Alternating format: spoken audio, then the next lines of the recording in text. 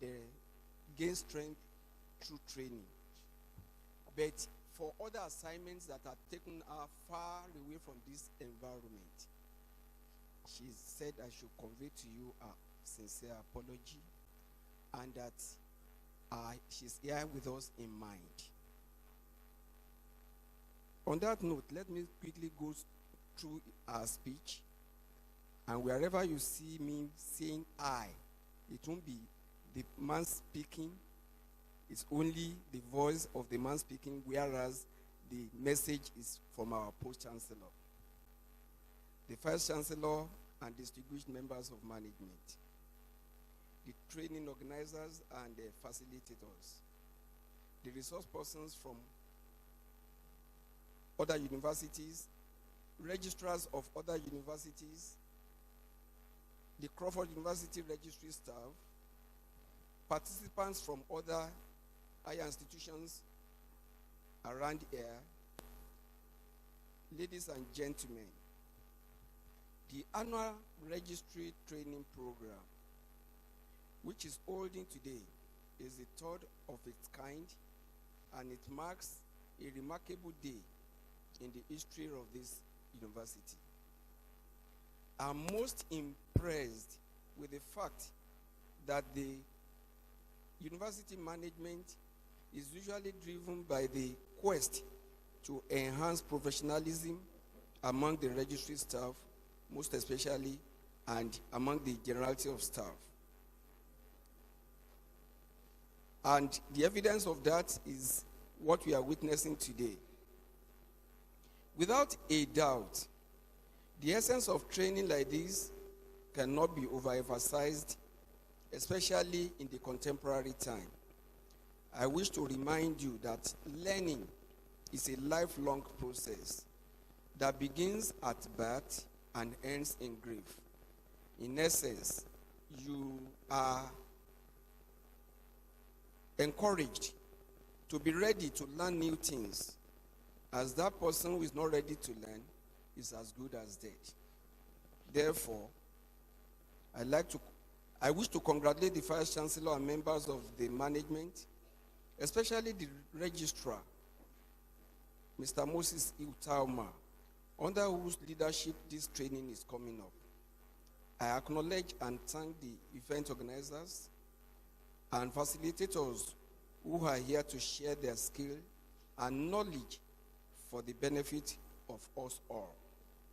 Ladies and gentlemen, we cannot shy away from the reality that the registry remains the life wire of any institution. Though members of the registry are non-academic in composition, yet they form the core of efficient delivery in the university setting. And this training is aimed at inculcating up-to-date skills that will enhance the service delivery of staff working in the registry department. In my view, if registry fails, regard that institution as a failure. And as we cannot even envisage not to talk of experiencing failure here, you should all unlock your mind and cue into learning new things in course of this training. I would like to urge the participants, most especially the staff of Crawford University, to endeavor to make the most out of this training, which, as earlier mentioned, is designed to enhance your expertise on your day-to-day assignment in the university. The university is expecting an upgrade in service being rendered to the generality of our students and outsiders by our administrative and the secretarial staff. While the council looks forward to an improved delivery in terms of administrative culture and exposure, I want to urge the management to pay maximum attention to the implementation of ideas that the actualization of the intent of this workshop promises. Council, in conjunction with the Board of Trustees, will remain ever supportive of the management in the process of actualizing excellence in all its ramifications for the advancement of this great university. I assure you that keen consideration will be given to plausible ideas that may require the support of the Governing Council under my leadership in connection with the recommendation of this training program. Let me conclude this address by once again thanking everyone, especially our participants from other universities and other institutions of learning, for finding time out to be part of this training program. I thank the organizers and all of you for setting aside all other commitments and for keeping a date with our university. We appreciate your presence at this event. May the Almighty God give you safely back to your respective destinations. I thank you for your attention.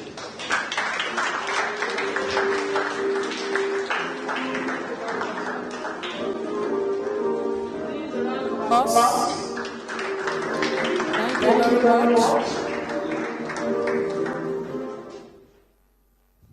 That was a beautifully delivered speech from our Pro-Chancellor through Professor Abisoye. Thank you very much, sir. Now we'll be going on to the next agenda. That's a short playlet from our Combs pupil. That word Combs means Crawford University Nursery and Primary School. We have our younger ones. Yoruba will say, Enyi Nimandi Akoko, Elders Soahelo. So they are here to present to us. We have their headmistress too, Mrs. Adenike Mamza. You are welcome. Thank you. Over to you now.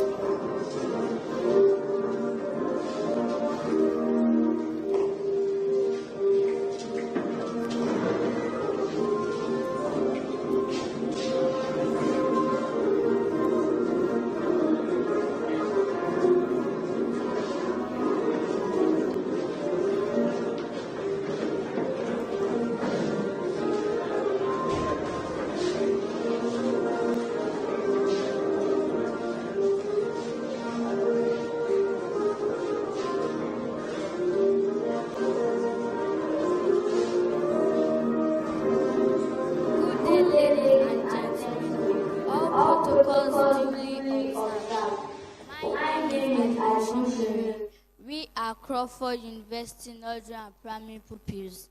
We are here to present a playlet titled Effect of Competence in Our Institutions. There are two institutions, Ayegbami University and Crawford University. As you watch this playlet, you will see the need to exercise the competence in our institutions. Thank you.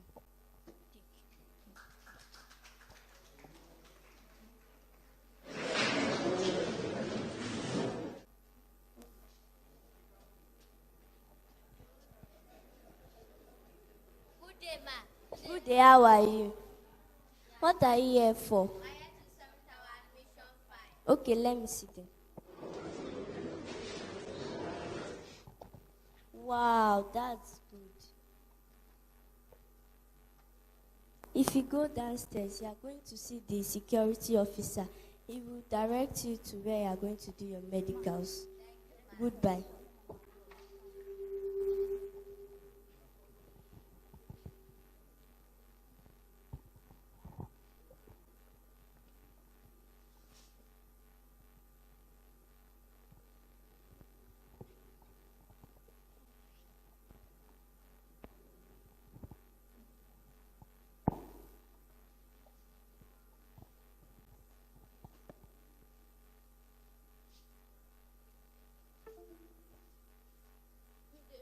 Good day, how are you? What are you here for?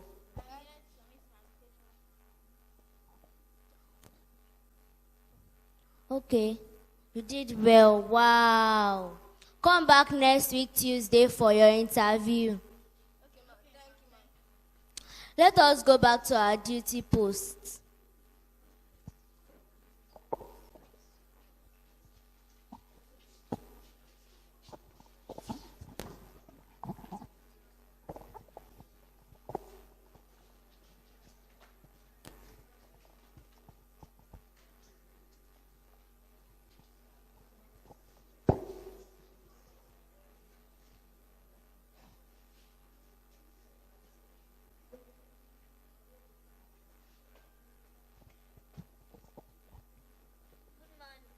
Good morning. What are you here for?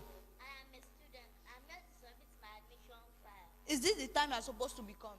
Oh, yeah, go to the next office. Good day, how are you? I'm fine.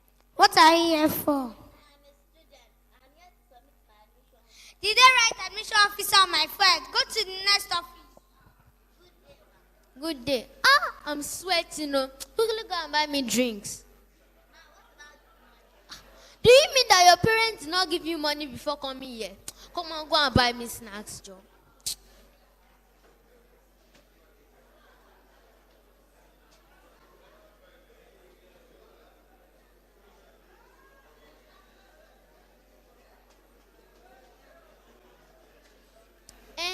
Let me see.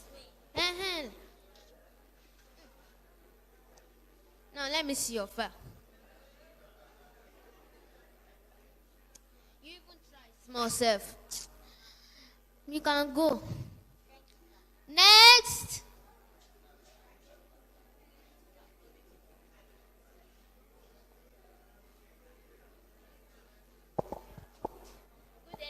Good day, how are you?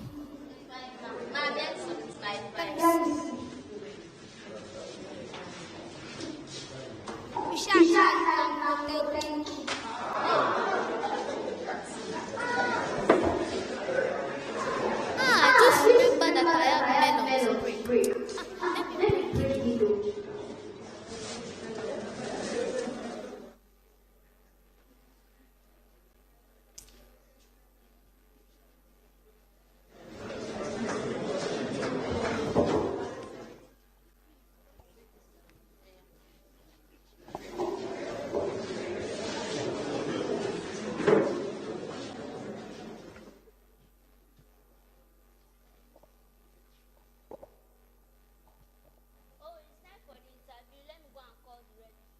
Okay, be fast.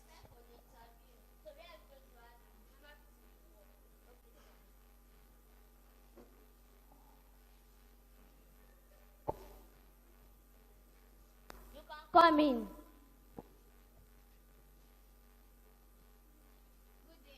Good day, how are you? The two of you are welcome. I saw your application letter last week. So what do you know about this institution? Tell me about yourself. What I know about this institution is that they are competent for the job. Okay. Why do you want to work in Crawford University? I want to work in Crawford Okay, University. what is the reason because of they are making you kind to work people. here? Why do you think about this position?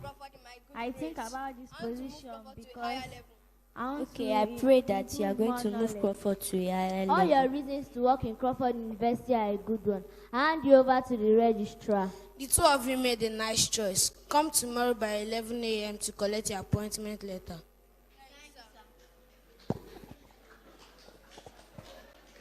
We thank God for the success of this interview. We can go back to our office.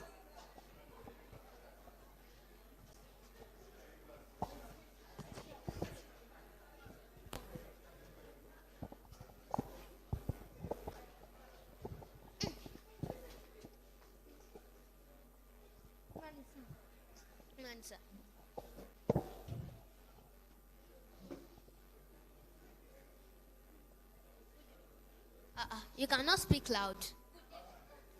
Good day. Okay, what are you here for?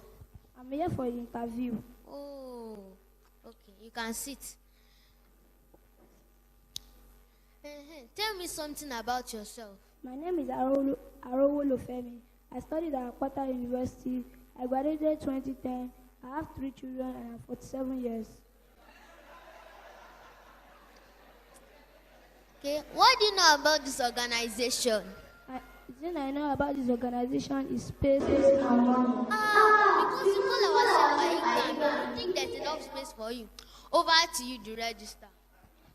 You are not competent for this job. Please, you can excuse yourself out. Sir, please, I can work very well. I need money. No, you are not competent for this job. Please, you can excuse yourself out. Security.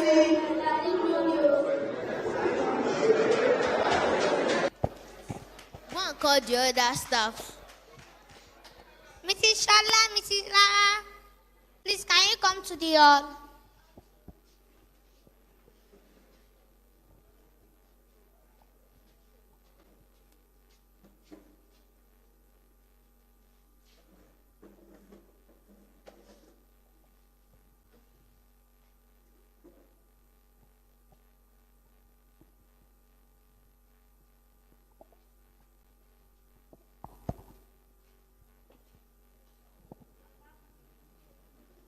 Good afternoon. You may have your seat. Thank you. I am from the NEC Compliance Monitoring Team. I am here to check your institution records. May I see them?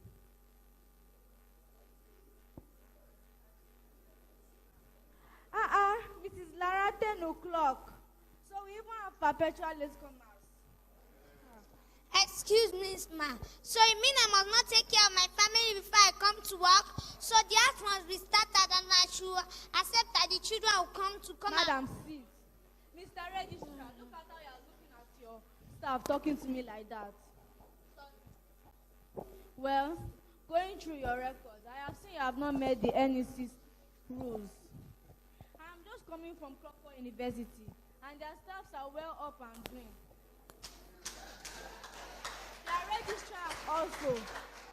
Their registrar also is competent, and the NEC have awarded them the commendation letter and has also awarded them 75 million naira.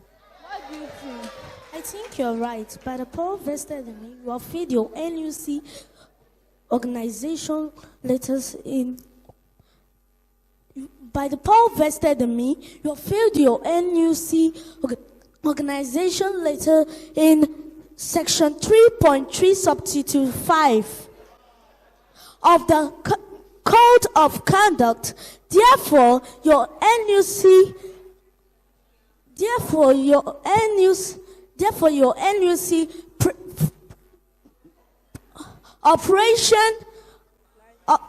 operation license has been withdrawn.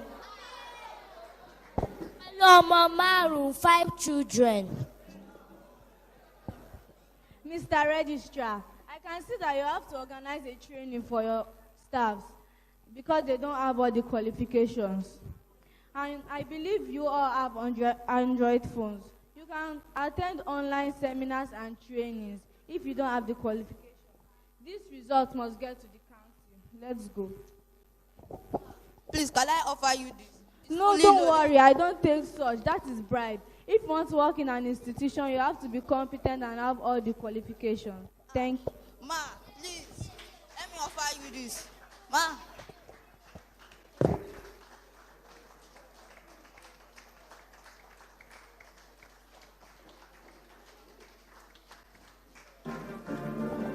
Let's give it to these young ones. Very, very vibrant little ones. God will keep them, make them grow, and be greater than us in Jesus' name. Thank you very much. We appreciate the proprietors.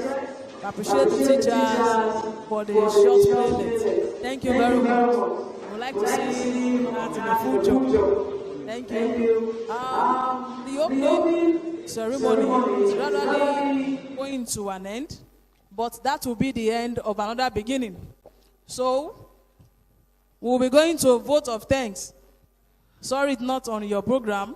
The vote of thanks will be said by the chairman of the local organizing committee, Mr. Onobanjo. a principal assistant registrar of Crawford University. A round of applause for him.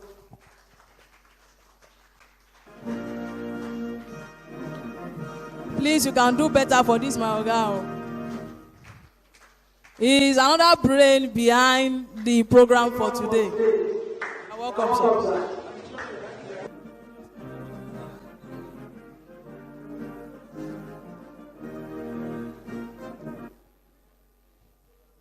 Thank you very much. The Vice Chancellor, other principal officers, we stand on the existing protocol. I want to sincerely appreciate the principal officers and every one of us who are here, one that's seated here, and those who join us online watching the program. Pray that Lord will be with every one of us in Jesus' name. So I want to appreciate you for coming. I want to thank everyone. But I'm very sure that as we begin the second section, which is the training really itself, I know we are going to learn a lot because of the resource person that is here, or persons that are here. So God bless you. Thank you very much. Without wasting our time, so let us. Thank you. God bless you. Thank you very much, sir. Now it's time for group photograph, stroke tea break. So we can rise and we'll be proceeding outside for the group photograph. Media, can give us a soft music while that goes on. Thank you all for coming. Please return back to the hall.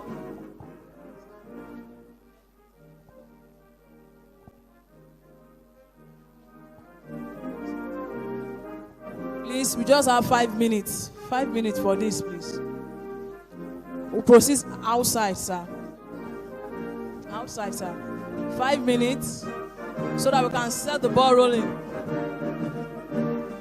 We have enough to dine today.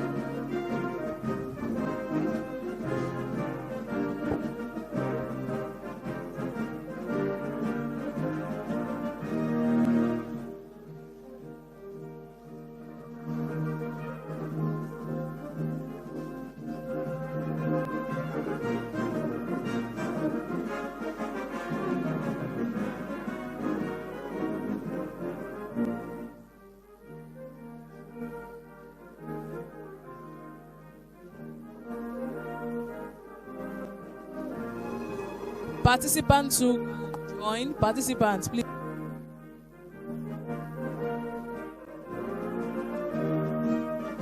Participants, please. Crawford University staff, you are part of the participants.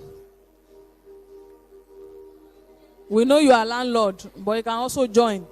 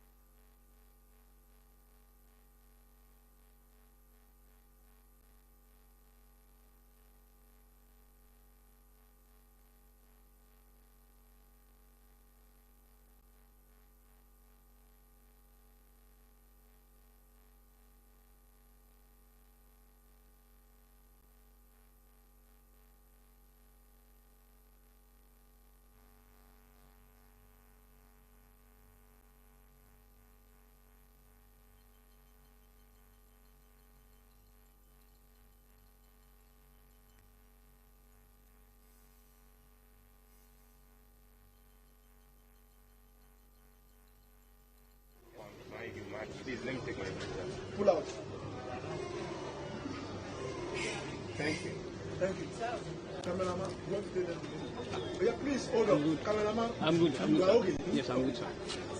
Other people, you can now join at the back door. No. I think like Anchor University. Anchor University. Anchor to join. Well, no, they join batch by batch. Batch by batch. Anchor. Yes.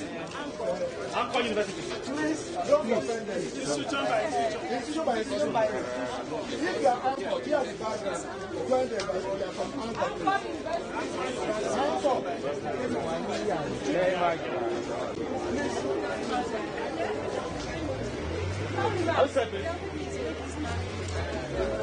Hello.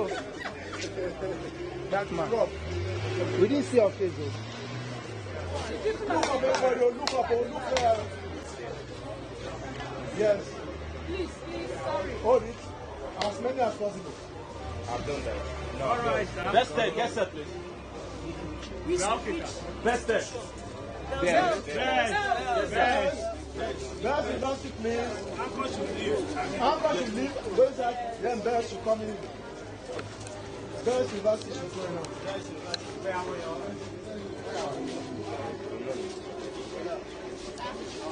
After Best, put it tight.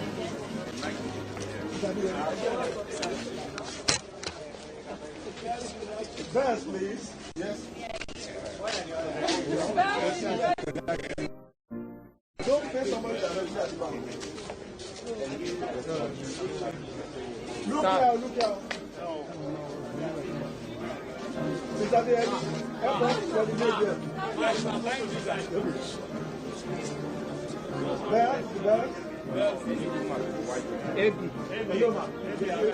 Hello, ma. Yes, you are good to go now. As many as possible.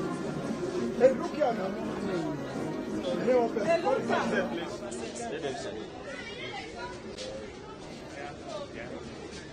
You are good to go.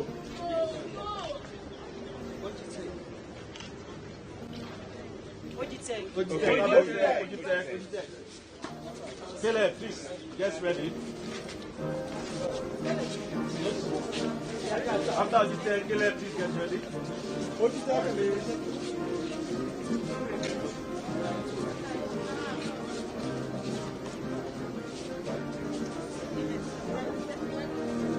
Hello, sir. Yes, sir. Can we go? Yes, sir. Yes. Come. Yes. That's okay. Yes. It's okay, sir. You are good to go. It's all right.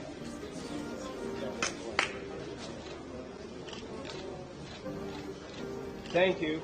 Okay. Caleb University. Thank you, sir. Oh, am I good? Crawford University staff, it's your turn. Crawford University staff, registry staff. Let's call it well.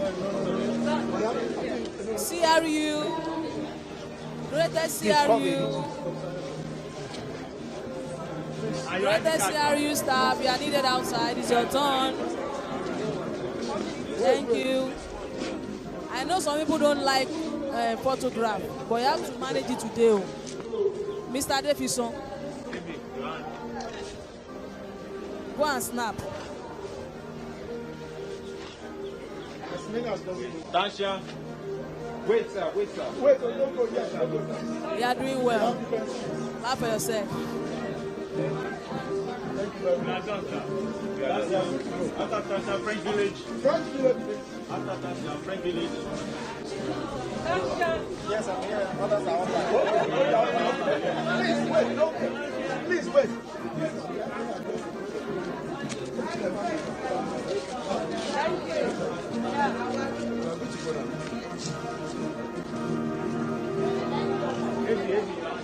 Please move out. Thank you, sir. Thank you. French Village. French Village, please. This one is a special one. Come and be in the video. Don't be offended.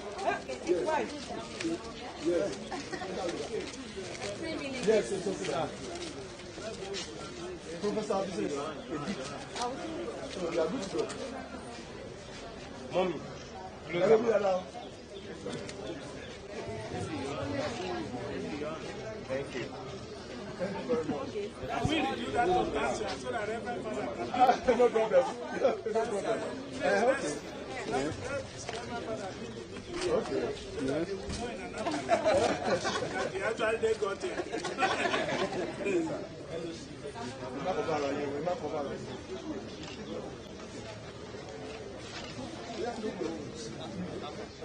Thank you, sir. LOC. LOC first.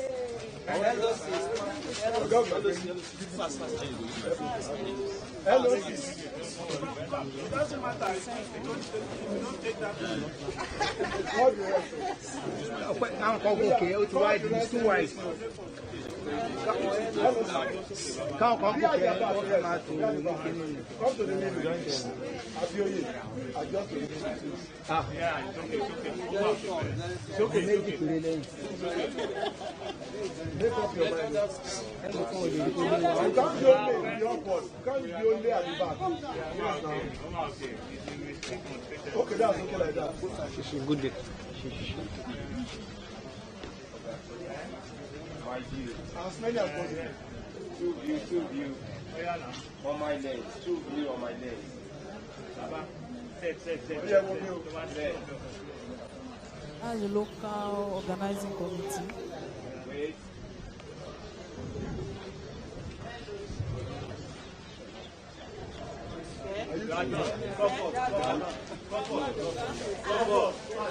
Crawford University staff, is your turn.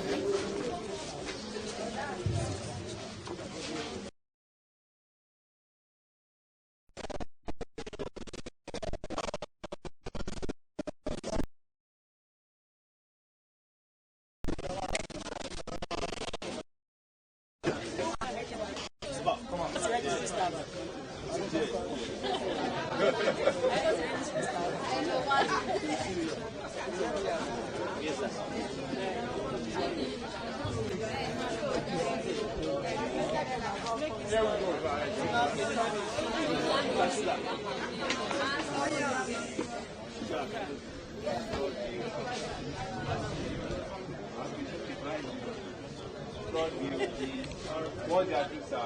Bashola. Let's hear more. Strong view. What's your view, sir? Please, leave, sir. Thank you, sir. Leave, sir. Thank you, sir.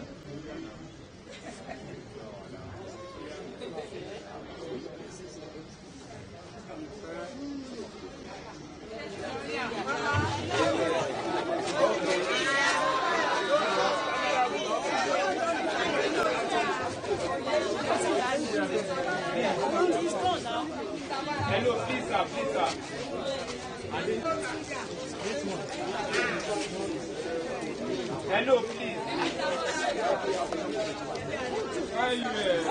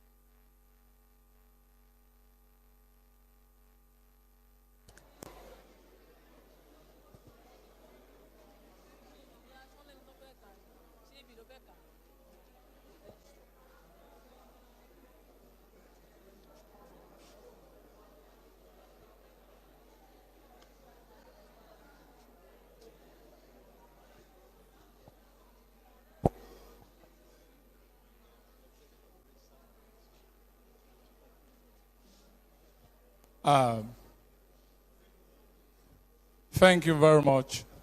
We are moving on. Shortly we'll be going to the presentation of the first paper. And before that,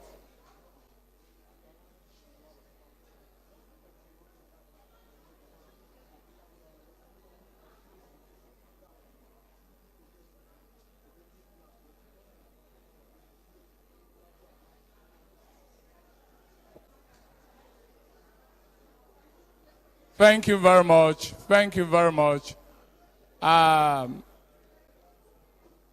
the separated table, please be seated. Please be seated. I believe those standing are the member of the LOC.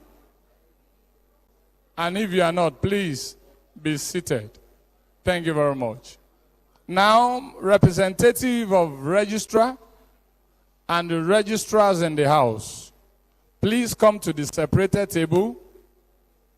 Come to the separated table. Registrars in the house of institution, Bells, Anchor,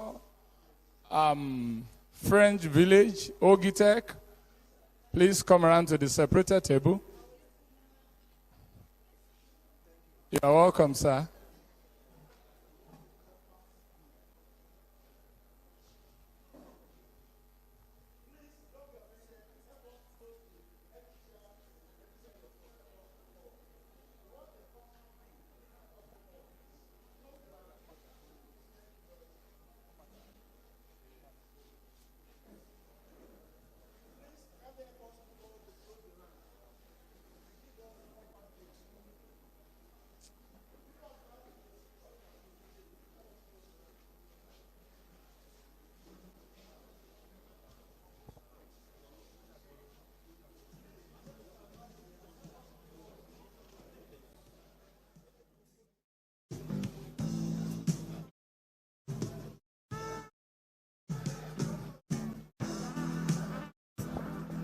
Thank you very much. And at this junction, please, as we are moving, let's mix up.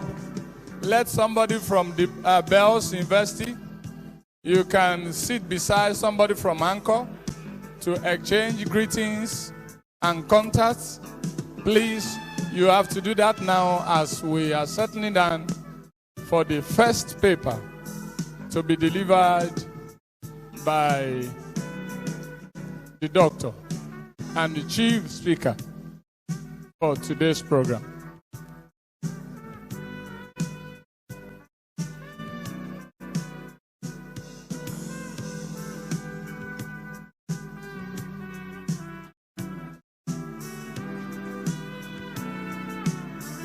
And please, if you are not a member of LOC, please take your seat. It is time to know ourselves, time to socialize as we are trying to settle down. Please mix up, sit beside somebody, exchange contact.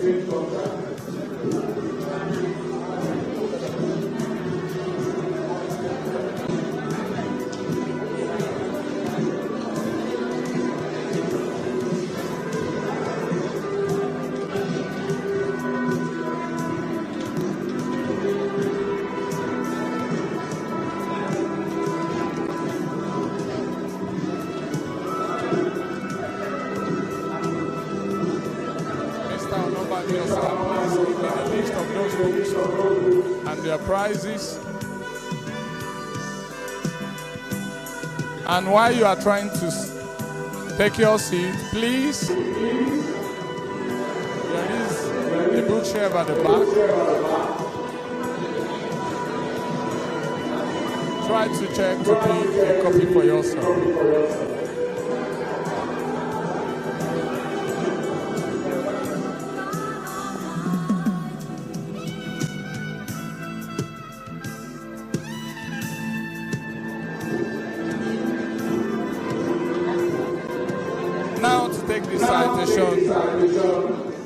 Of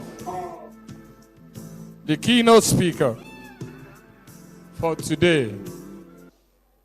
I would like to invite the registrar, the #1 indigenous registrar of Crawford University, Mr. Moses Itauma, to please take the citation of the keynote speaker. Mr. Registrar, sir.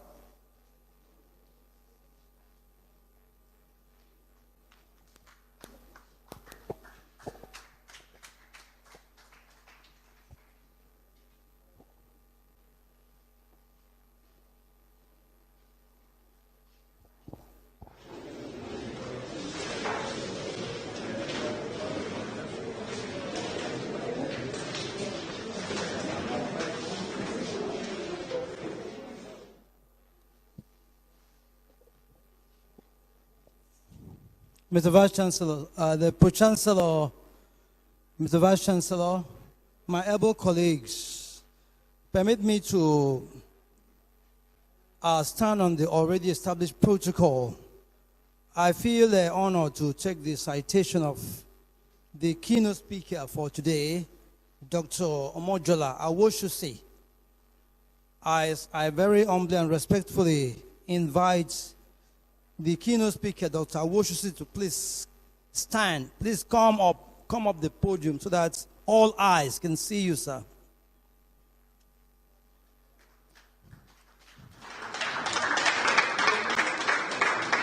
Please don't be stingy with your clapping. Don't be stingy with your clapping.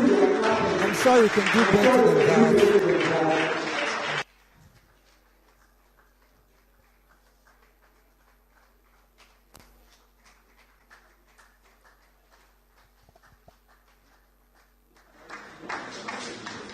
Citation of Dr. Omojola Awoshusi, keynote speaker at the 3rd Annual Registry Training Program of Crawford University. Dr. Omojola Awoshusi obtained Bachelor of Arts, Honors, English from the University of Ife, from the Obafemi Awolowo University, Ile-Ife, in 1984. He also has an MSc, Master of Science in Industrial Relations and Personnel Management from the University of Lagos, 1987, and PhD, Industrial Sociology from Adekunle Ajasin University, Ado-Ekiti.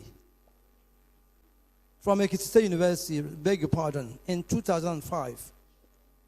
He holds postgraduate diploma in financial management, 1995, postgraduate diploma in education, 2011. Association of Commonwealth Universities, ACU, Certificate in University Administrative Practice, 2016, and Certification for Professional Administrative Practice by Staff and Educational Development Association, SEDA, United Kingdom, 2016. He belongs to several professional bodies. He is a fellow, Institute of Public Administrators of Nigeria, fellow, Chartered Institute of Secretaries and Reporters, fellow, Institute of Management, Leadership and Productivity Development, fellow, Chartered Institute of Corporate Administrators of Nigeria, member, Nigerian Institute of Management, member, Nigerian Institute of Public Relations, member, Association of Nigerian University Professional Administrators, ANUPA, Associate, Chartered Institute of Personnel Management of Nigeria, CIPM, member, Association of University Administrators, United Kingdom, AUA, UK, member, American Association of University Administrators, AAUA, and member, Africa Network for the Internationalization of Education, based in Kenya. Dr. Awoshusi taught in primary schools, secondary schools, and the College of Education before he joined the services of Ekiti State University in 1990 as an administrative officer and rose through the ranks to the position of Deputy Registrar in 2002. He became the Registrar of the University in 2005 and served 2 5-year terms. A round of applause. Thank you. He, along that line, served as the chairman of the Association of Registrars of Nigeria Universities, ANU, for 2 years. During his tenure, the organization, which used to be called Committee of Registrars of Nigeria Universities, CONU, became Association of Registrars of Nigeria Universities, ANU. He facilitated an educational tour of 36 registrars to Turkey in 2014. And during his term, annual fellowship for assistant registrars took off. The fellowship takes 6 assistant registrars, one from each geopolitical zone in Nigeria, abroad, for 2 weeks to understudy administrative system of one foreign university. After his tenure as a registrar, he joined academics. He was a senior lecturer in human resource management at the Osun University, Osogbo, 2014-2017. From there, he was employed into the Department of Industrial Relations and Personnel Management at the University of Ilorin, January 2018 to December 2019. Dr. Woshusi is currently a senior lecturer in the Department of Sociology, Federal University, Oye-Ekiti. He has published 4 books and over 45 articles in journals. His books on university administration, launched in June 2021, have been well received across all universities in Nigeria. They are 1. Management of academic and student support services in Nigeria university system, and 2. Perspectives and contours in university administration in Nigeria. He believes in regular training and development of administrators. Dr. Woshusi is widely traveled. He is particularly interested in making guided tours to universities across the nations. The universities he has visited include the University of Nottingham, UK, University of Derby, United Kingdom, Loughborough University, United Kingdom, University of Exeter, UK, University of York, United Kingdom, University of Warwick, United Kingdom, University of Lincoln, United Kingdom, University of Lancaster, United Kingdom, University of Cambridge.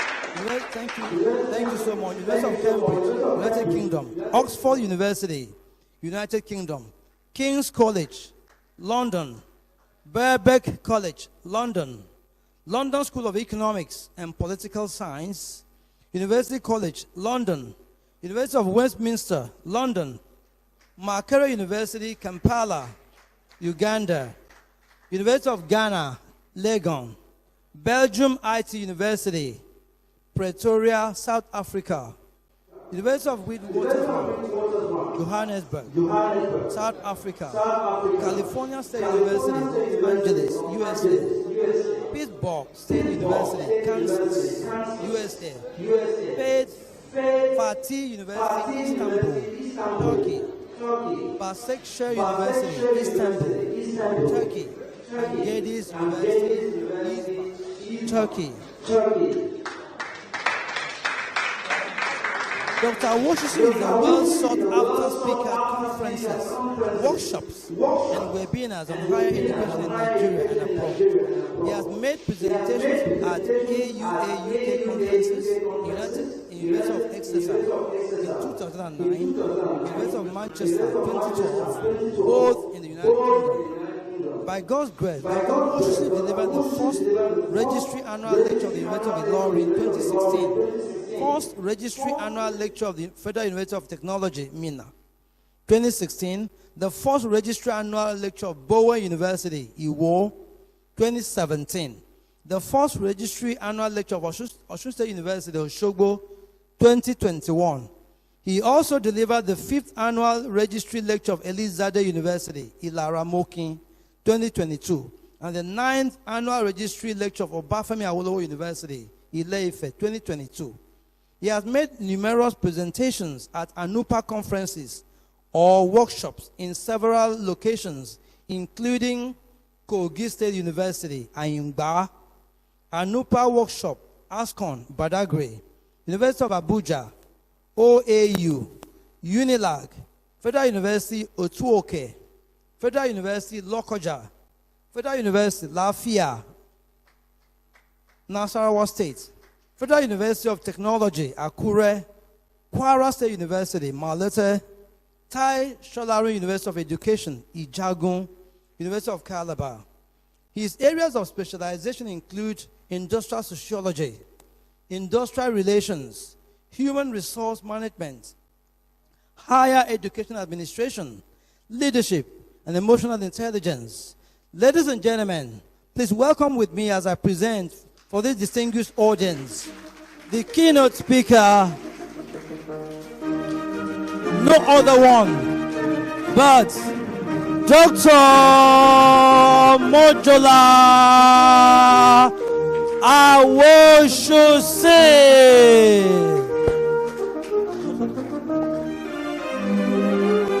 Let's have a seat. This bed looks too high up.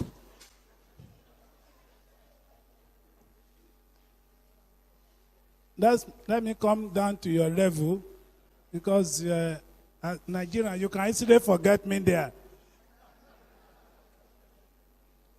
Well, before I start, I brought two of my books to this place. This one is Management of Academia and Student Support Service in the Nigerian University System. And this one, Perspectives and Contours of University Administration in Nigeria. If you don't want your university to be like that one that the students show, I think Ayegbami. No, a university should not be Ayegbami. You can't do whatever you like. So please, you can pick a copy of this. It goes for 4,000 per copy, but I've said it for 3,000 per copy. You know the Moses I'm talking about? Because there are many Moses. The registrar for Accra is also Moses. I'm talking of Moses in town. So good morning, ladies and gentlemen. It's already out. We were supposed to start at 11, so can we have the slide? Okay. The Vice Chancellor of this great university, I think the VC has stepped out. There's another training happening across the road there. And I think the acting Pro-Chancellor. I wish I could act as Pro-Chancellor for 1 hour. I will be more assertive than that professor. The professor is too gentle with the position. It's not a Nigerian. When you give a Nigerian to just undo something for 1 hour, so he handled it so gently, and we thank God for his humility. The registrar of Crawford and my colleague registrars for another university, we are here this afternoon to look at this topic. Maybe we should just have stopped where the nursery primary school stopped. I wonder how they were able to present the Nigerian university system so succinctly in that playlet. So everything that is disturbing us today was revealed in that short playlet. We could see evidences of corruption, evidences of laziness, evidences of tardiness, evidences of lack of compassion, which is a major problem. So not if somebody has to come from Oka to University of Lagos, not know anybody, and he comes to your office, the next thing is that I'm tired. So can that person be more tired than somebody who came all the way from Oka to take up an admission? So the children have helped us. The topic is advancing professional competencies for university administrators. Key imperatives in the 21st century private university in Nigeria. I had difficulty with the limiting it to private universities because there is virtually no difference between a private university and a public university. When it comes to the international rating, I'm sure you are aware that the third best university today in Nigeria is Covenant University. Are you aware? In 20 years' time, the best of Nigerian universities are going to be private universities. If you keep on running our system the way we are running now, it is only in the private university that you have standard being kept, benchmarks being, discipline being maintained, people dressing very well. Everybody in Crawford University must have reported for duty now. Is that not right? It is not going to be so in Ibadan, in Lagos, or Nsukka this morning. I'm sure you know, where is the Reverend Father from Anambra? So in Anambra State, they talk of Monday is sit down at home. Initially, I was thinking it doesn't affect university, but you can't go to anywhere. So that means there are universities that people will not be there throughout Monday. So they will, on Tuesday, you have to watch very well. People going today, so you may not be there early. You can see evidence of lateness in that other university. And when the AUC came, what happened to them? Their operational license was withdrawn. What is competence? It's knowing how to do it. It's expertise, it's skill, knowledge, capability. And when you want to sum it up, you call it skill. There are three species of skills. Functional, transferable skills. Any skill that you can transfer. The skill of how to be a good registrar, you can transfer it. For as many people as can listen to, those of us who have done it before, you can transfer. Speaking skills, organizing skills. The other one is personality traits, attitudinal skills. These are skills, you develop this one through genetical configuration. Some of us today, we behave the way our fathers were behaving, or maybe our mothers. Some of us men, when you look at us, we're actually trained by our mothers. So we take more from our mother than our fathers, even though they call us men. Speaking skills, organizing skills.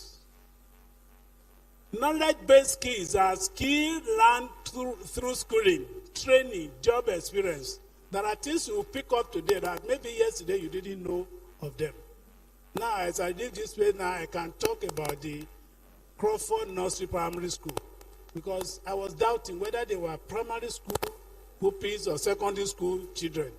So it was a little difficult for me. But since you insisted that they are primary school, I agree with you. Because the quality, their vocabulary, the diction, and the content they created appear to be a little above primary school level. And let me tell you, when I was in primary school, I couldn't have been able to participate in that drama. It would have been impossible. Because the kind of primary school we attended, primary 1 to 4, they taught us in Yoruba language. And we started some, the English they were teaching us was an opposite. Past tense and present tense. If you can answer that, you pass your exam. Types of skills, hard skills. Can you say hard skills? They are learned in school or at work. But soft skills are learned on the street. Soft skills, they are learned where? On the street. This is the reason why the richest Nigerians are not professors. Are you listening to me now? This is the reason the richest Nigerians are not registrars. And this is the reason that you will not say when they want to appoint commissioner, they will pick a former registrar, a former VC. Because we don't understand the street language. Are you following me? So what we carry in our head are the things the teachers taught us in school. But there are things that people who didn't study as much as we have done, they will speak the correct language. So soft skills are learned. Particularly those of us who are Yorubas. The body language, the way to be acceptable in a particular society. Some people, you say things exactly the way you see it, and it may not be right. Are you listening now? How many of you studied the man who was organizing a photograph outside? What did you learn when we took photograph? There was a particular man who didn't carry camera, but he was actually the one who took all the photograph. Do you notice it? So the man will see, oh, you are there, move to this side. He was able to accredit all of us by our sizes, by our positions, by our hierarchy, just talking, and coordinating all the cameramen. Do you notice that? That is knowing how to do it. The problem in Nigeria is that not putting people who know how to do things in positions. Are you following me now? That man seems to understand the language of the camera. He also understood the human beings who are going to face the camera. Now, the first type of skills I want to look at this morning is attitudinal skills. This is a major problem for those of us who are administrators in Nigerian university. Attitude. When you have poor attitude, it's like a bad tire.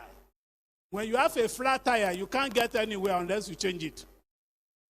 If your tire is flat, no matter the quality of your engine or the quality of your vehicle, what happens? You have to change that tire, otherwise you will not move. Attitude is a settled way of thinking and feeling about someone or something which is reflected in one's behavior. The totality of a man's attitude will amount to his character. Your attitude can be positive, it can be negative. If your attitude is that Nigeria is bad, nobody can build a house again, nobody can buy a new car, there is no way you will never be able to buy a car because your attitude is that nobody can succeed any longer in Nigeria. For as over 25 years ago, people have been saying nobody can buy a new car again in Nigeria. Have you heard of that? Are people still buying new cars? You may not have been one of those who bought, but people are buying. You follow me? Now, the fact that you say things to yourself that you cannot make it, you have the attitude that you can't do it, I can't do it, I can't do it.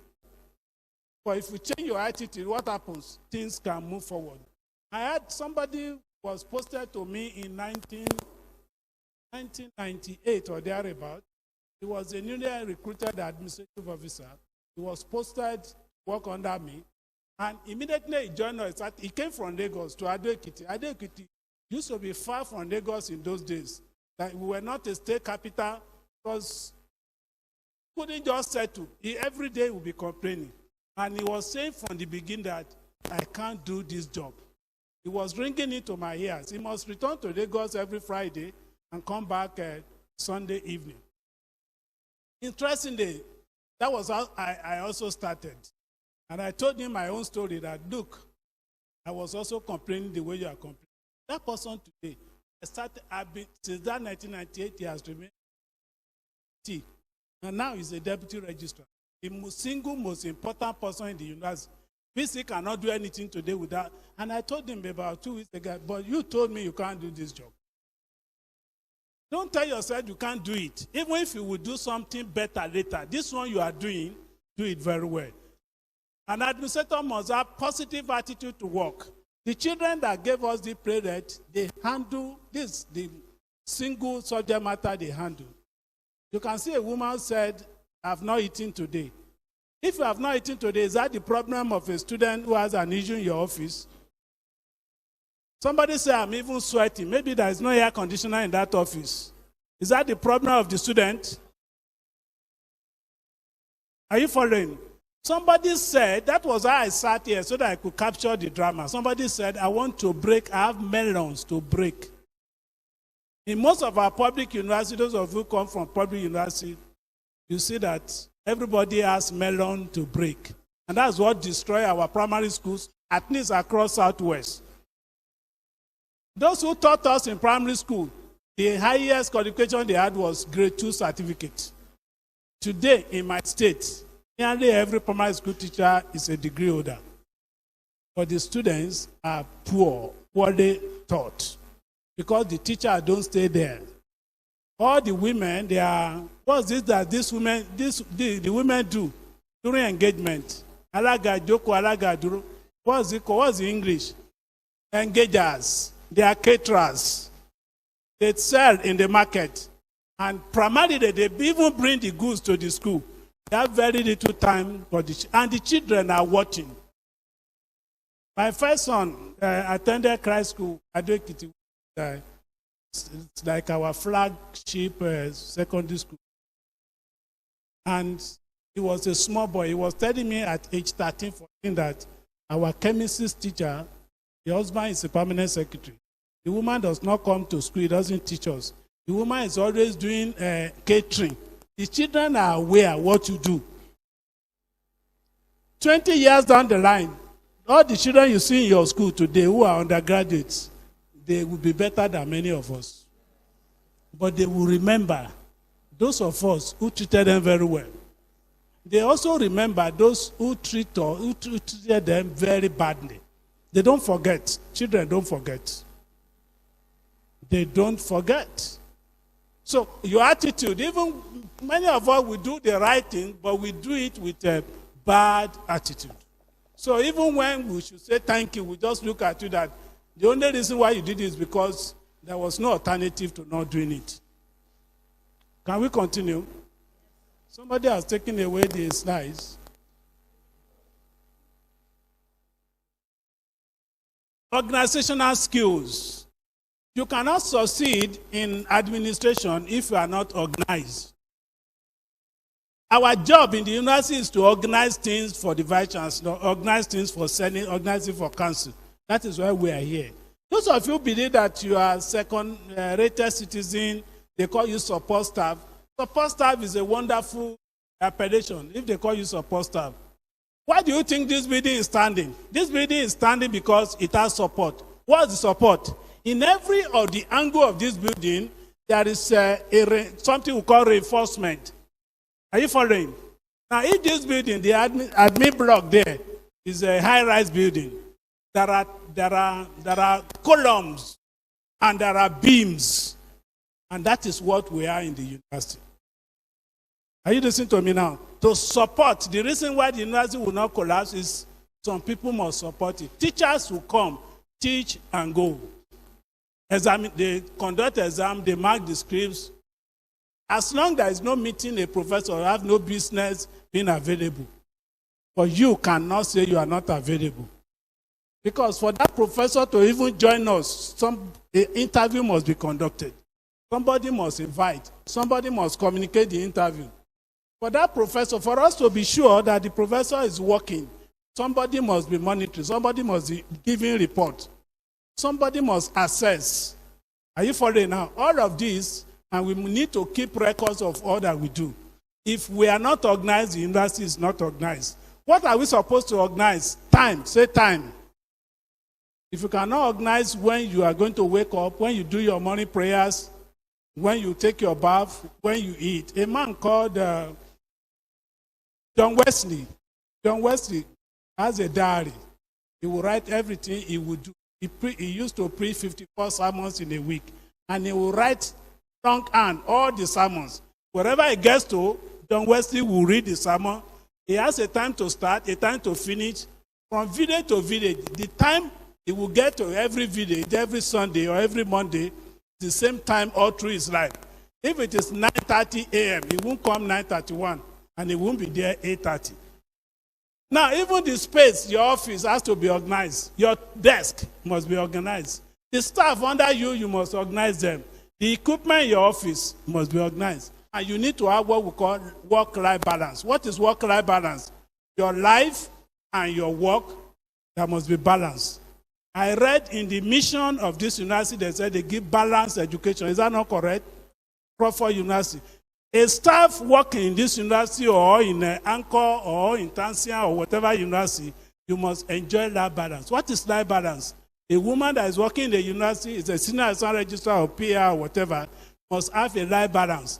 Your life is more important than the work. Are you listening to me now?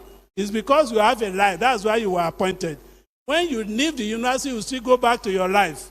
Is that okay? Because you cannot be here forever. Even if you want to work in best university forever, it will get to a point they say, go away. If the biology of your body, if you don't recognize that you can't do it again, the university will tell you the age of, please, we would like to have your back. So you have a husband, you have a wife, you have responsibilities to carry. So you need to balance so that the work will not affect life. The life also must not affect. The woman was saying, I want to break melon, was trying to make her life to affect the work. You need to service your children, service your husband. If you need to make food for people, you need to go to the market, all of this. You have to still be a woman. Is that okay? But you are a senior assistant registrar, you still have to do that. You need to balance. Is that okay? Some of you women, you don't eat well. You don't eat well because when you get too busy, you don't eat. It will tell on your body. At a point, you will now say, I have a headache. When your husband needs you at night, you say you have a headache. The man will not be happy. And many things will collapse in the process. What am I talking about? Work-life balance. Can we continue? We should not allow any of the things that we do to affect the work we do. Our work also, when it gets to a point that you can no longer cope with the work, maybe because of distance. If your family is living where now? Maybe Magodo, and you are working in Agbara to navigate, and you now say, okay, let me get a room in Agbara so that once in a week I will go to Magodo. But before you be getting to get to a point that one day you get to Magodo, they have locked the gate. So when you get to that point, you have to take a decision. My life or the work. Do I get another job that where they will pay me less so that I can keep life? Communication. Can we say that? Now, one major competency that nobody, if you lack it, you cannot be successful. In fact, there is no way you can be registrar. It's a matter of time, you will leave this job or the job will leave you. If your communication skills are not right and not at the optimum level, you cannot go up in the job. Now, communication is divided into about 6 or 7 or 8 divisions. Let me try to take them. Oral communication. What do I call it? Now, you must have a good command of the language that we are using. Language we use in Nigeria is English language, unfortunately. It's a pity that we are not using your mother tongue, which probably in which some of us are not even versed in our mother tongue. Correct pronunciation is very important. People talk of Senate. It's not Senate. There is no Senate. It's Senate. What do I call it? Senate. Say again. Senate. The Senate of this university. So a PR should not say Senate. We are going to Senate. It's not Senate. It's Senate. You hear people say Arsenal. There is nothing that is Arsenal. It's what? Arsenal. Leicester. Dobro. So English is a difficult language. It is not regular like French. In Yoruba, when something is pronounced one way, if that syllable is merged with another, it's regular. The same thing with French. You know French, the garçon, that is a boy, Abi. Now a handsome boy, what do you call it? Beau garçon. The adjective comes before. The noun comes before the adjective. The adjective comes before the noun. Now, in English, there are adjectives that come before the noun. There are adjectives that come after the noun. In French, it's regular. So is Yoruba. So for you to be able to speak well, for this university to be able to send you to London, to go and represent this university, when you get there, your pronunciation is very important. Is that okay? There are words, if you don't know how to pronounce, this computer can teach you. The dictionary can teach you the pronunciation. Is that okay? Is that okay? Now, many of us, I will talk about cultural intelligence. To annoy people unknowingly, if you pronounce their name and you are laughing. If you don't know how to pronounce them, ask the man. Oga, please, what's your name? Did I not ask you that this is your Itauma? How do you pronounce it? I asked you. So that when I come here, I won't call you a name that is not. Are you listening to me now? Many Yoruba say Emeka. The Igbos people don't say Emeka, they say Emeka. Say Emeka. Yoruba people say Okonko. There is nothing like that in Igbo land. Each time you say it, the Igbo man is not happy. It's that you don't know the pronunciation of my name. Are you following now? When you are an admin officer and the professor is now Professor Emeka, ask him, how do I pronounce this your name? When you capture it and you are now MC here, pronounce it correctly. The man is happy. Are you following me now? So it is our job. Everybody in the university may be pronouncing the name wrongly. The registrar must not pronounce the name wrongly. Are you following me? You must learn how to pronounce words correctly. By the grace of God, when I was registered, I must have had about maybe 145 professors in my university. There was not a single staff at the university whose name I didn't know, whose initials I didn't know.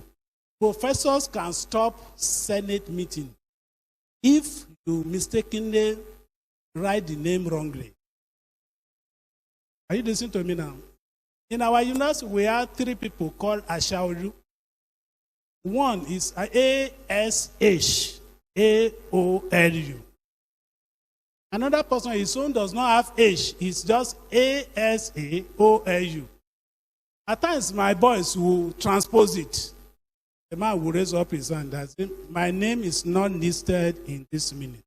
Professor will not just say there is a mistake. He will dramatize it. Excuse me, Mr. Chairman, Vice Chancellor, observation. I attended the last Senate, but my name is not listed here.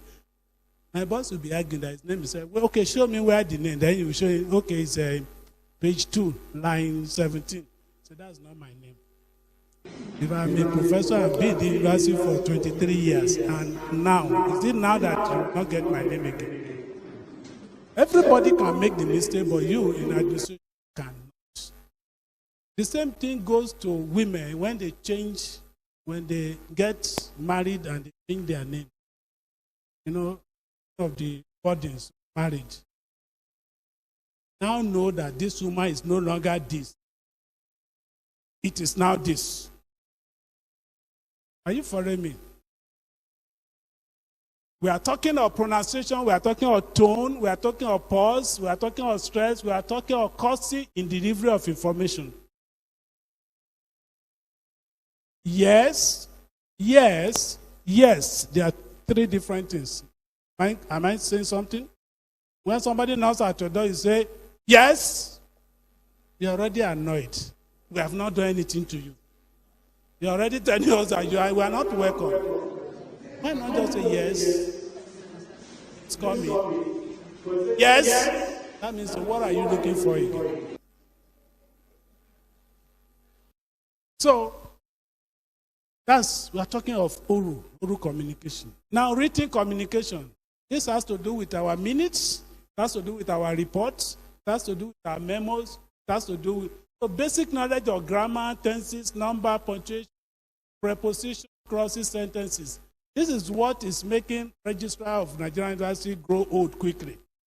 When you see all of them, they already have speckles of gray hairs. Why? Nobody will give you minutes.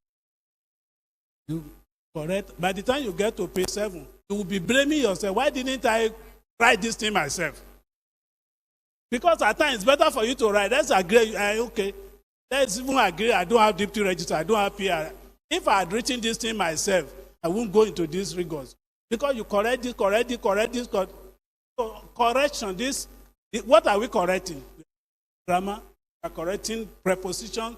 We are correcting clauses. Spellings. Usually we write supersede, liaison. Some difficult English words that we use regularly. And everybody master it. If you don't need to have read English to master this. If you don't know it, go and buy Brata Grammar. Non-verbal communication. Understanding the use of body parts, facial expression, gestures, hand movement, eye movement, head movement, sitting pattern. Includes the art of dressing, shoes, socks, muffler, neatness of your fingers, feet, avoidance of body odor, and all of this. Non-verbal communication. When you're a woman, you're attending an interview, you sit diagonally and you cross your leg. Because every panel you go, men will be there and they will sit like this. Sit diagonally. You put one leg on top of the other. So when they are, and you don't dress garishly, you are not looking for multicolor because it's not a pageant. But you need to, we just want you to be smart, corporately dressed, but not gorgeous. The moment you dare gorgeously, you're already bribing us. Your mark can only go down, you can't go up. Non-verbal, don't point. When you are talking, you are in front of the vice chancellor. On no account should your finger be going like this. What are you pointing to? You can mention, you can give your point without gesticulating. Some of us, we can't talk without touching people. Have you seen people when they are talking, they have to touch you? What I'm saying is, how many people have, do you have a friend that does that? Let me see your hands up. So it's bad mannerism. The person will be pressing on your body like this. It's bad mannerism. Or you poke your fingers in your nostril. Are you okay? So that's non-verbal. That is a way we look at you, we know that you are angry.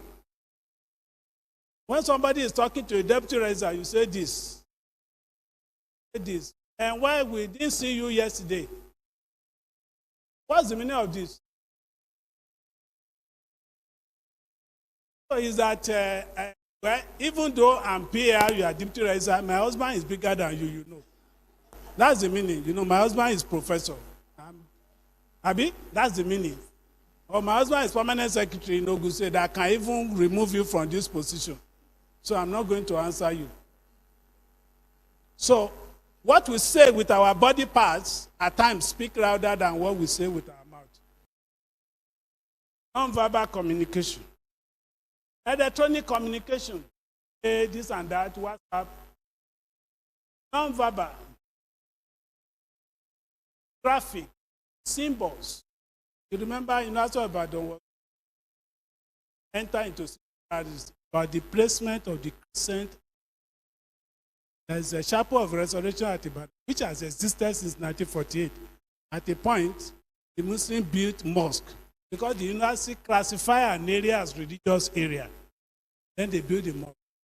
The mosque people now say that each time they want to pray, they have to face the east. Facing the east means they will face the direction of the chapel.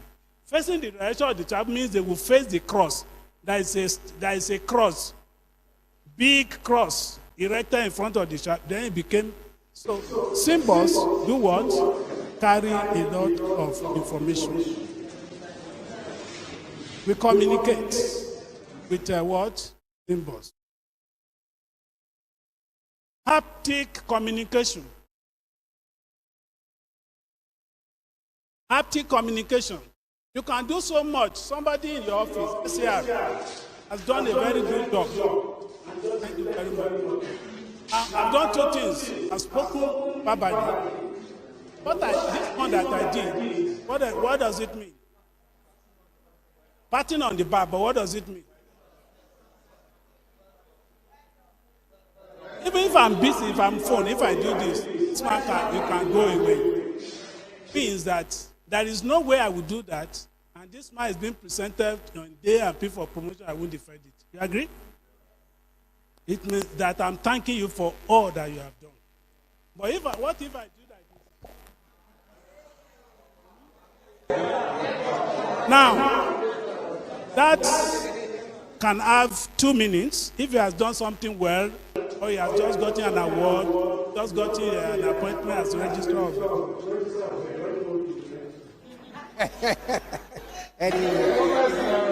No. Whatsoever you say, the Bible says, you have it. So you mention a big place. Now, if you got that, what I want to, beyond writing to you, what I want to show is beyond saying it with my mouth. But suppose the mother has just died and I do this.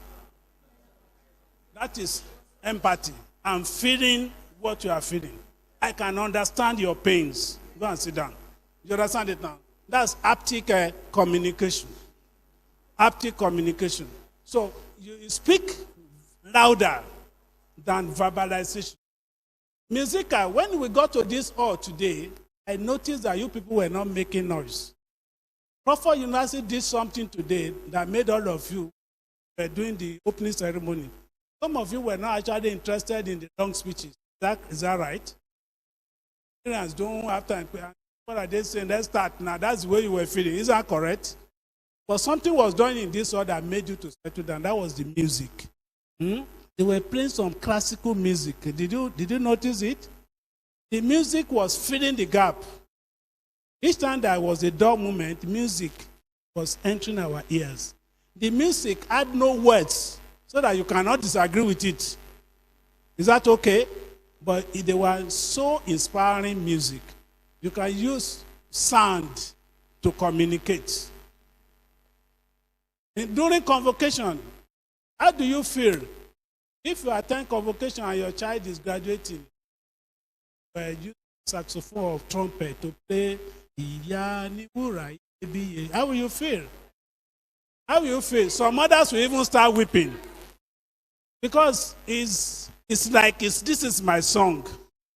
You are not the only mother there, but you will not remember how you gave birth to the child, how he had problem, the day he cried my goat tree and the day broke, how you slept in the hospital. But you now say this is a day of joy. So what is that? Musical. Now, for you to communicate very well, there are certain skills. Knowing how it is done. The fundamental of it is keys. What do I call it? KIWS means keep it short and simple. Professor like to say, the registrar who employed me told me that this is not literature class. He told me when I was admitted, I said, I wish you see. Always like to embroider what you write. This is not what it is class. You don't need to use 5 adjectives to describe the same thing. Just one is enough. Is that okay? Keep it short and simple. Now, this is an area where you have problem in Nigeria. We don't have listening skills. That's the product of that Ayegbami University. Not before the person talks, they're already talking. As you are entering, even when you ask somebody, before the person could land, they are talking. That's the Ram University problem. Those children, if you ask me to analyze that playlet, you'll be surprised. Is that the people lack listening skills. Listening skills. A girl wants to communicate to you. Just enter your office. Maybe one lecturer is trying to harass her. The girl is looking for somebody to pour her out to. And he now look at her and say, this mama, let me go on. The moment the girl enters, what again? Is it about, no, registration has closed. We are not talking about, they allow the girl to talk. Not, you don't even know whether it's registration. No. Didn't you see the notice? Registration closed 4 p.m. yesterday. In fact, now I'm going to the market. The girl came. Okay, you can come tomorrow. You want to say something? Come tomorrow. The girl comes tomorrow. Come in the evening. The third day, you were not even in the office. So listening skills. Okay, how do you listen? Please come. What's your name? Michael Crawford, how do you listen? When somebody is talking to you, I'm talking to you, how do you listen to me? Okay, yes. This man is very good. Now, when somebody is talking to you, look at him eyeball to eyeball. And try to, when he's making points, appear as if you are not, even if the man is talking rubbish. So when you are nodding, the man is happy that I'm communicating. And that's what Nigerian women don't know because they won't allow you to talk. I want to marry you, I have not said anything. You said, no. Now, so as you are nodding, it means I'm getting the points. You are really making sense, even if you are not going to accept. But the moment you drop your eyes from my eyes, you are not, go and sit down, sir. You are not listening. And the worst is that somebody is talking to you, you are pressing on your phone. That is, you are disconnecting. Listening skills. Tell somebody you must acquire listening skills. Can we continue? ICT. Soft skills. Now let's go to soft skills. You know I told you that soft skills are learned on the street. You remember? Soft skills. We also call them interpersonal skills. Call them relationship skills or human skills. Soft skills are reasons. It's one of the reasons that people will remember you in the future. All the people you see here today from Anchor, you need them tomorrow. If you are in Crawford University, God has brought you people from Bells University that these people will help you will help them tomorrow. But most of the time in Nigeria, lose all of the people that God bring to our jurisdiction. How do we lose them? Somebody gives you his card, you don't call back. You understand? Somebody tells you his or her name, you forget the name because you didn't record it. Are you listening to me now? Me, God has given me the talent of remembering names. And I try to capture the name the first day I meet you. And this telephone has helped us to keep track of those things. But let me share what are the soft skills. Now, those who lack soft skills are always conservative, stiff, unbending, asocial, lonely, and they always find it difficult to navigate the troubled waters of university administration. They always stand like this, like a rock tree, they don't bend. And when big storm comes, it breaks them. Are you following? If you don't have emotional skill, you cannot relate well at home with your husband or with your wife. Most people lack relationship skill. They can't keep friends. Some of you now, your friends in secondary school, you have forgotten them. Some of them still remember you. Where is so and so? Where is the other? Where is this and that? And when somebody calls you, hello, who's there? Because you don't see the name, you don't have somebody in your contact, does not make that person an anonymous person. Somebody who has been searching for you for 10 years, and somebody now gave your number. The first time he said, hey, call him, I'm very busy now. This is the way you disturb people. And this person could be a special advisor to a governor or somebody who has been looking for you. And look at you, assistant registrar in a corner of Ogun State somewhere. This was your classmate. This is somebody, you were living in the same room. We got federal university in my state by the reason of somebody who served with Goodluck Jonathan in Osun State. They live in the same room as copper. When they wanted to start university, it was the man the president called. Are you listening to me now? You don't know. The people that you have met before, they are the people. God is not going to come down. He said, men shall give to your bosom. Did he say, I will give to your bosom? He said, give. Shall be given unto you. Good measure, pressed down, shaking together, and running over. Men. It is men, no? It is men. It is men that suggested the name of this vice chancellor that is the best. Abi? Where they will make you register, you will not be in the committee. Are you going to be a member of the committee? If they want to make you a number of a video, you cannot be a member of the panel. Some people have to sit down. In that panel, somebody must speak vigorously about you. When they say why, the man will say, why not? You know Gamaliel? Read your Bible, Gamaliel. When David was running away from Saul, what happened? He had two friends. When they were talking in the king's palace, he had two friends. One was, what was his name?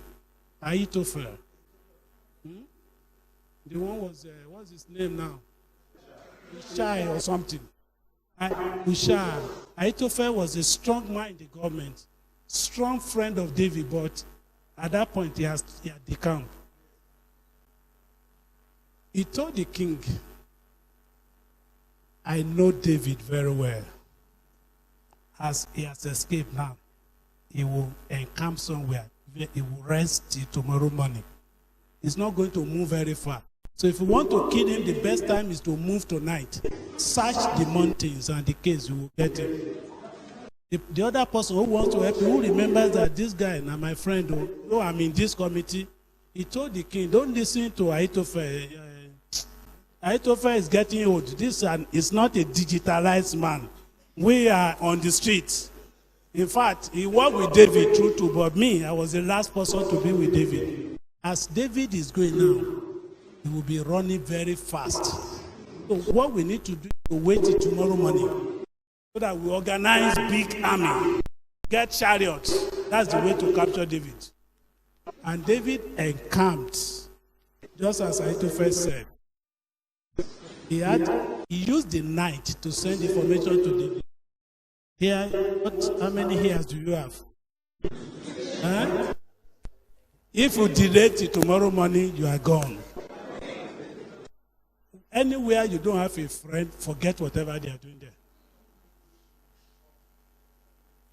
Anyway, you must have a friend, somebody who remembers one good thing you did, who can speak for you. Because only one person can be registered for 716. If the shortlisting is done very well, as many as 3, 4, 5.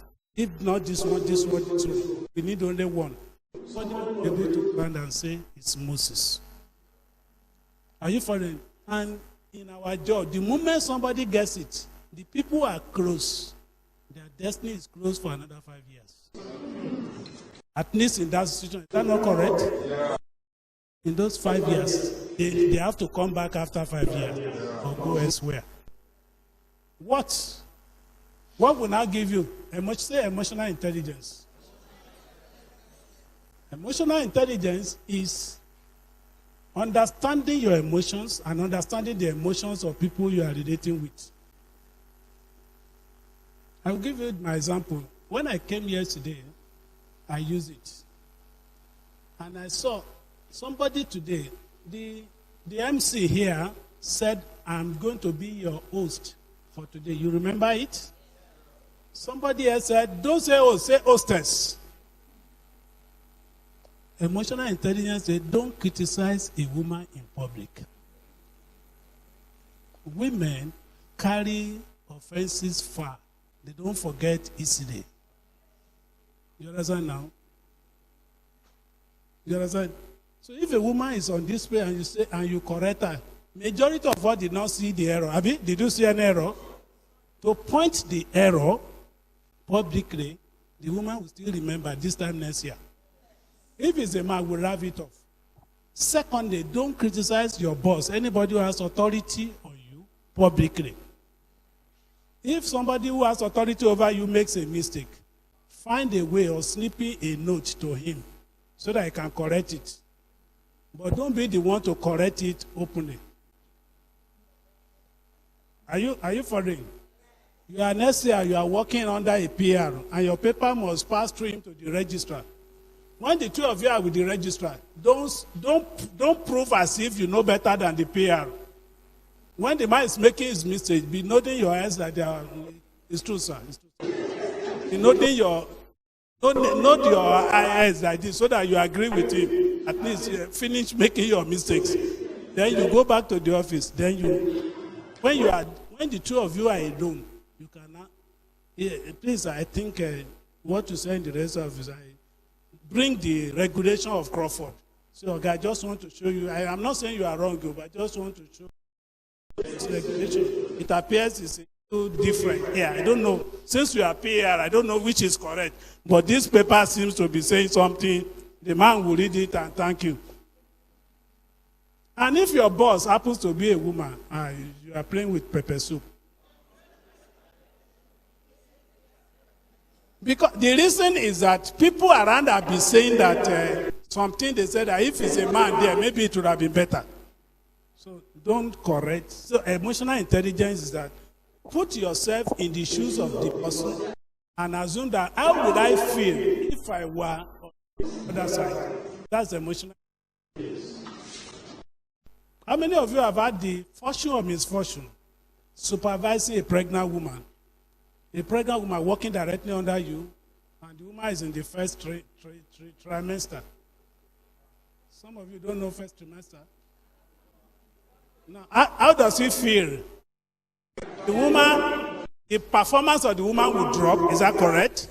The productivity will drop. The woman will be getting annoyed occasionally or regularly. The woman will be transferring aggression as if you are the cause of the pregnancy. And you don't know anything about it. So emotional intelligence, if you are a man, the emotional intelligence is that put yourself as if she's your wife. You understand? If you have been able to accommodate all these drawbacks, the answer is yes. So accommodate this one. Advise her to go to the health center. Are you listening to me? Advise her to maybe you can take some days off. Don't condemn her work at that point. If you have another alternative, somebody can help you. If you can do part of our work, do it. The woman will be eternally grateful to you. That's emotional intelligence. But you can offend the woman for the rest of the two of you working in the university if you want to prove that you are the boss. You are just coming. I gave you this thing to type since yesterday. The registrar is waiting. VC wants this thing now. Look at the way you are even dragging your feet. Am I the one who asked you to go and get pregnant? What is your problem? Are you the first woman to be pregnant? What is it? It doesn't work. Can we continue?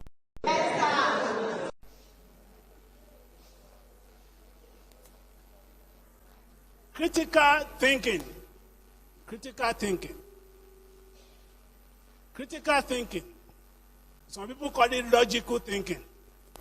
When they ask you bring up a paper, you have an issue in the university, say, bring up a paper. Not a problem. Ability to analyze the situation as we have it now.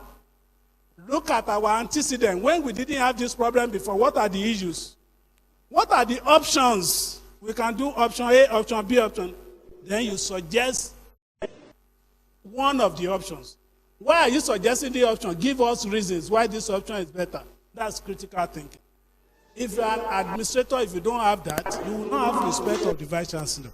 The vice chancellor had on his table problem here from the hostel, from finance, from paying salary, and NEPA, this and that. This problem is the only one they are committed to you. It's expecting recommendation that will solve the problem. Since you have given 3, 4, if you look at them, you are making his job easier. If you cannot get to that level, you are not yet a leader in the university. What's the next one? Social intelligence. Social intelligence is close to emotional intelligence, but it is small. It's not about emotion. It's about being intelligent on the street. Are you okay? Studying the environment and knowing what is the best way to handle the situation.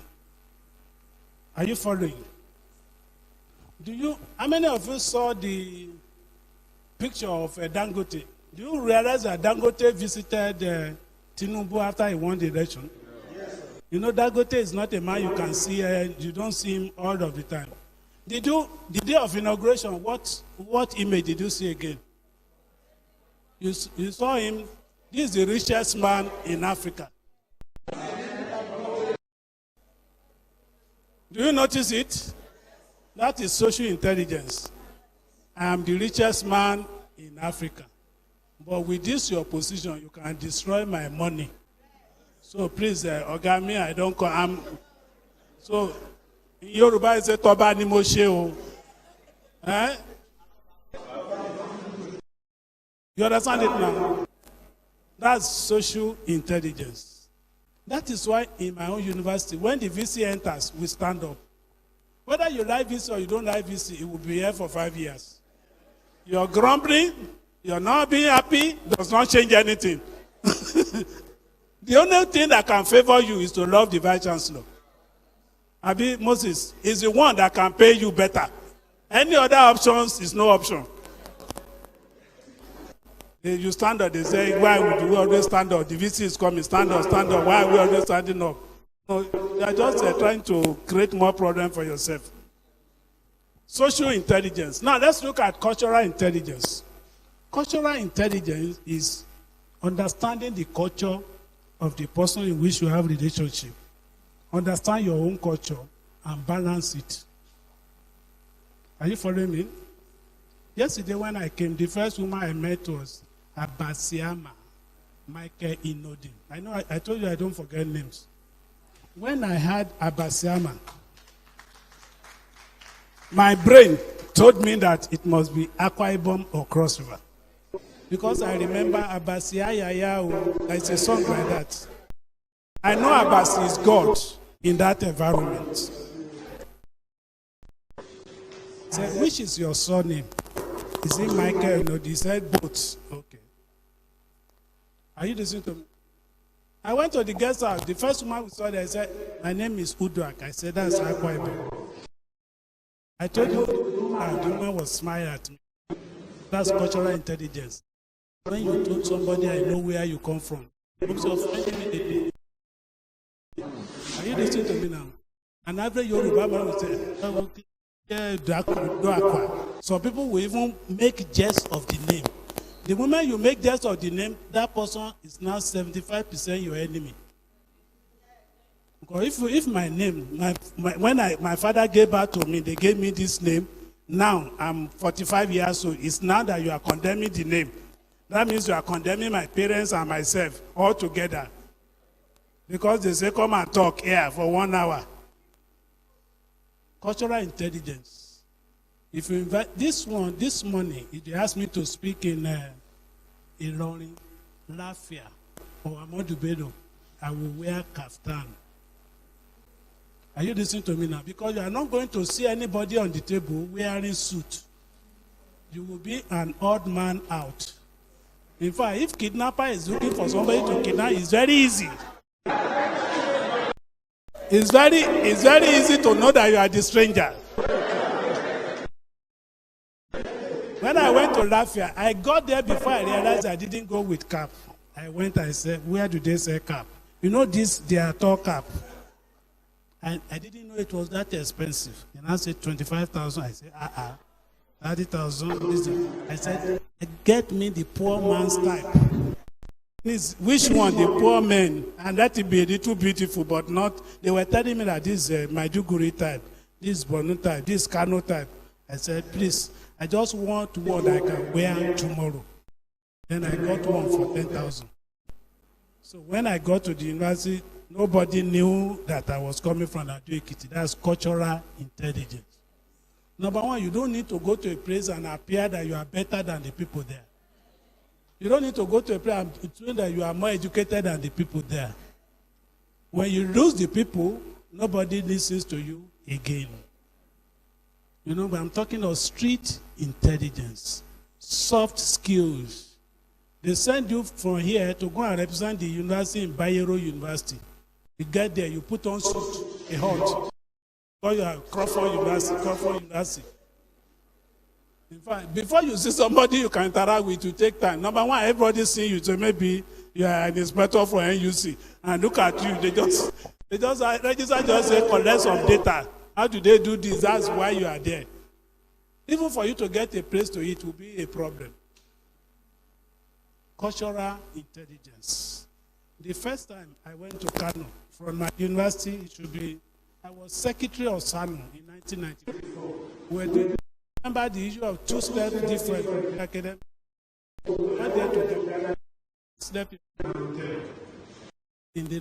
I got there, I went with public transport. 8 p.m. I had a knock on my door. I woke up first. I thought it was maybe 5 a.m. I saw a woman in front of the door. The woman was smiling at me. I didn't know the meaning because I didn't have the cultural intelligence. I didn't know some parts of Nigeria, women will knock door to say, I'm available. I didn't know. Are you listening to me now? But now, so we are talking of what? Cultural intelligence. In Yoruba land, you have to be chasing the woman and do some things and even spend some money. If I knew, I shouldn't even have opened the door at all. Eh?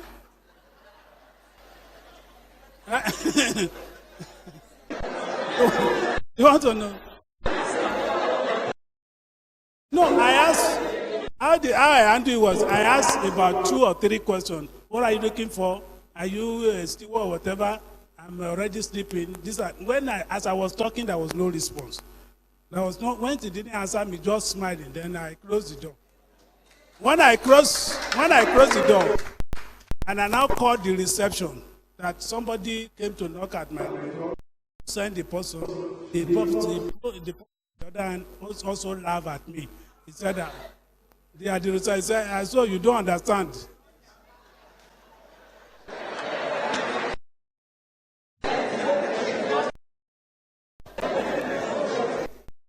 So can we continue?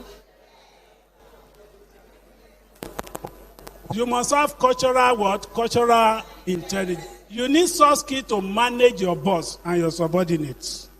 You need soft skill to manage your boss. Don't tell me that your boss is difficult. Every difficult person has his soft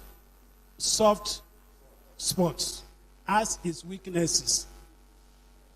Every man has weaknesses and strength. If you are working with somebody who just like punctuality, all this one is that you are there, then give that person punctuality. Make sure you get there before him at all times. Some people, their interpretation of punctuality is that you must be there before me. Not that if reception is 8, if you get there 7:50 and you come 7:58, he still believe that you are late. He wants you to, we are going to a place, is your boss, he wants you to be there before him. Some other people, their understanding is that whatever, when I give you a deadline, you meet it. Keep on meeting it until you become number one subordinate of that person. That's sweet intelligence. You may not even be very good, but the person will accommodate you. Now let's look at where we are going today. Digital proficiencies. Can we say that? One difference between the two universities we saw in that play was, do you know that one of the universities was using laptop? The other was completely analog. All the names of the students were inside the laptop, but the other people, they were just carrying files around. What is digital information? Digital information comprises data which are created by or prepared for electronic systems and devices such as computer, TV, calculators, iPad, mobile phone, and other devices. Digital information refers to data, facts and figures, records, photos, and whatever. It could be text message. It could be short SMS. It could be number, music, video, motion pictures. It is digital information. These are the features of digital information. Easy reproduction. Can we say that? Easy distribution. Easy modification. You know modification? Somebody sent a page to you. You only need one paragraph. What do? You cut off what you don't need. You use what we need. And you can add to it. Is that okay? Somebody can send 10 pages to you. All you need is a diagram inside of it. You can cut it, paste it where you need it. Flexibility. A variety of different types can be represented digitally. Images, movies, difficult to intercept. A digital information cannot be intercepted. If you send it from Nogise to Anchor University, it will get to the receiver without any interception. Is that okay? But if you carry file, messenger, carry this file from register office to bursar's office, how many interceptions will be there? Between the registrar, the messenger in the register office will read it. When it gets to bursar office, he will give it to another messenger who will record it and first read it. Even though it's a sensitive information, the messenger will give it to the secretary of the bursar to read. So 3 people, illegal people, have read it before the bursar will see it. But if it's digital, register to bursar. If it is WhatsApp, it goes directly. Unless you make the mistake of sending it to a wrong person. If it is email, who receive it? Unless somebody has the password, which is unlikely. Traditional information versus digital information. In traditional form, forms are content and inseparable. In digital, content can be detached from form. Is that okay? An information may be in letter form. It can be in letter form. You can change it to memo form. Is that okay? But the method we were using before, that memo, you can't change it and you go and start retyping. You can't do any cut and paste. Only information source can be accessed by one information source can be accessed by only one user at any point. Digital information source can be accessed by many users. As we speak now, 1,000 people can access the website of this university at the same time. But in the past, when the bursar is looking at a file, the registrar cannot look at that file at the same time. When VC sent me the file of Mrs. Abasiama Michael Inodi, when the file is before the VC, registrar at that point does not have access to it. But if you have fully digitized, the same file, 3-4 people can be reading it at the same time. So, what is digital literacy? All of us in the Registry of Nigerian Universities must be digital literate. There was only one computer in University of Ife when I was an undergraduate. It was a mainframe. It covered like from there to here. It covered a whole room. And I never saw it in my 4 years because I was not in the sciences. It was in the Department of Physics or Maths. But today, so for that reason, we didn't capture digital literacy early enough. But today, I try to teach myself, even all my 10 years as registrar, we were doing analog. People would type for me. I had 2 confidential secretary typists alone. I had a total number of 40 hours.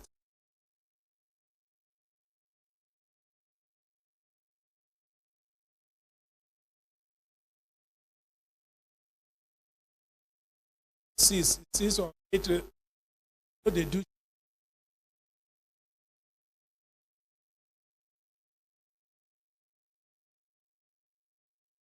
So things are shrinking.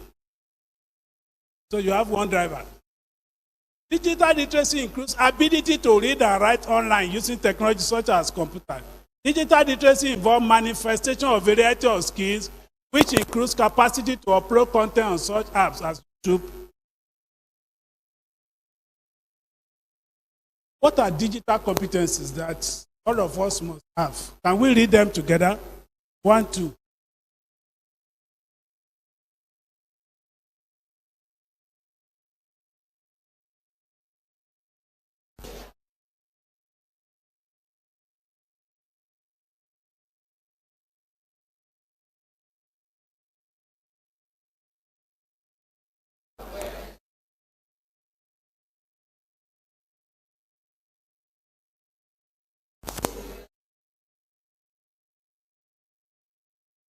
Very much. We're going to look at this aspect of digital literacy one by one. Standard office accommodation. This is the elementary, preliminary that everybody have.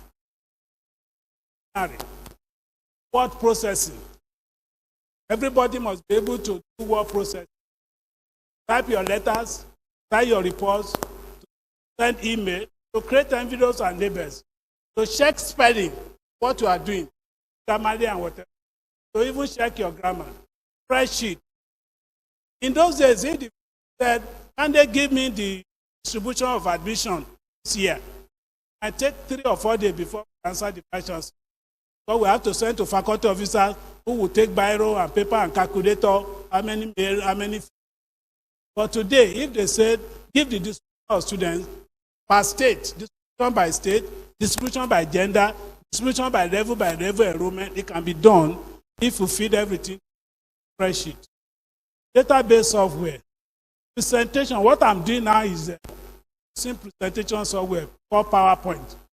And I thought myself, I was ready as somebody, but at a point, I know myself, so sat down with the laptop. Nothing anybody should be helping you to do. Digital presentation is not just PowerPoint. PowerPoint is just one out of different methods. Is that okay? There are other types you can use. There is Google Slide. There is a Canvas. There is Prezi. So, good design of PowerPoint. Not too many tests. Slide. I have to say a few slide. And what I say with my mouth now is much more than what you can see on my slide. Fewer slide, better, restricted animation. Online tools. There are software that can help you. Imaging editing software. You can use video, you can use cyber city. Now, those of you who were born before, because there were since was.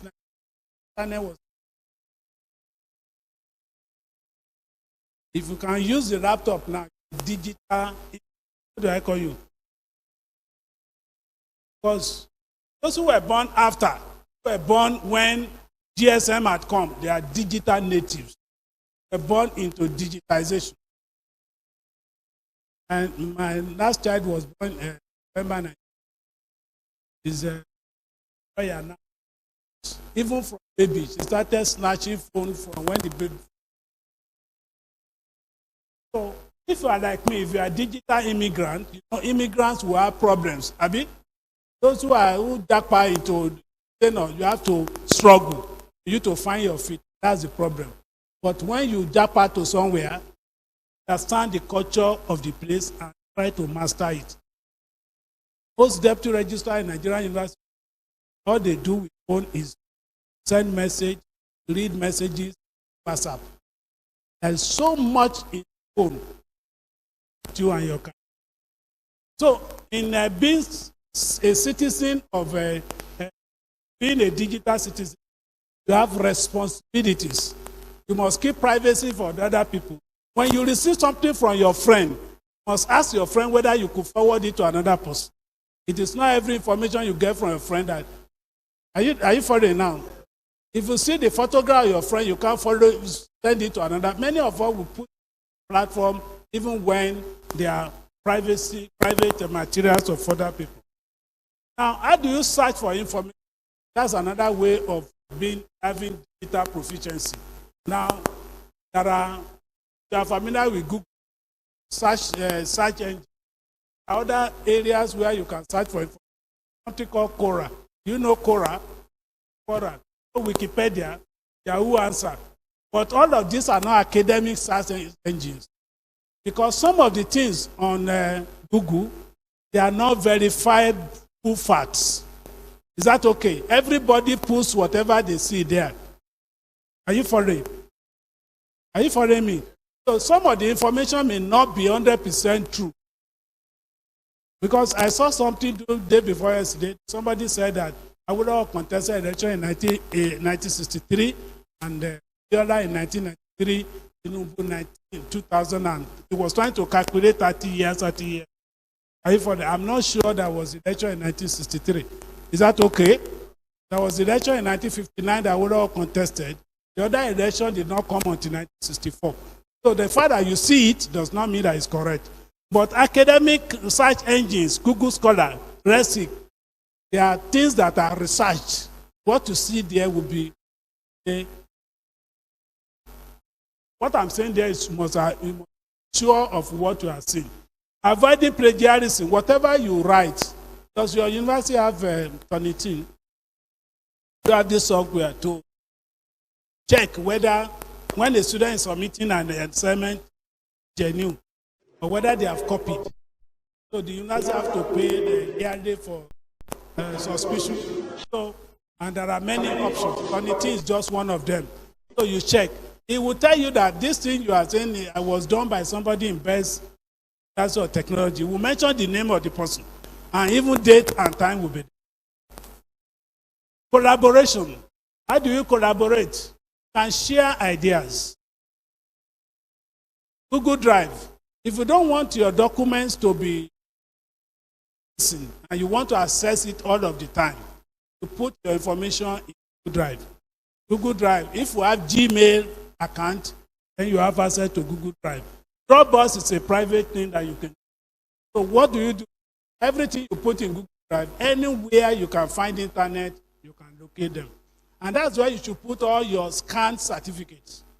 You travel from here to Abuja and somebody wants to help you, say, can we have photocopy of your certificate? You say it's in Igbesa. Can we have your CV? It's in my laptop in Igbesa. No, gone are the days. Wherever you are, as long as they are standing ID, you're able to access.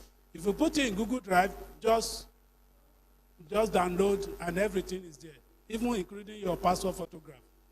For your primary school, everything is intact. Is that okay? So that's how far digitization has helped humanity. If you want to go fast, go alone. If you want to go far, collaborate with other people.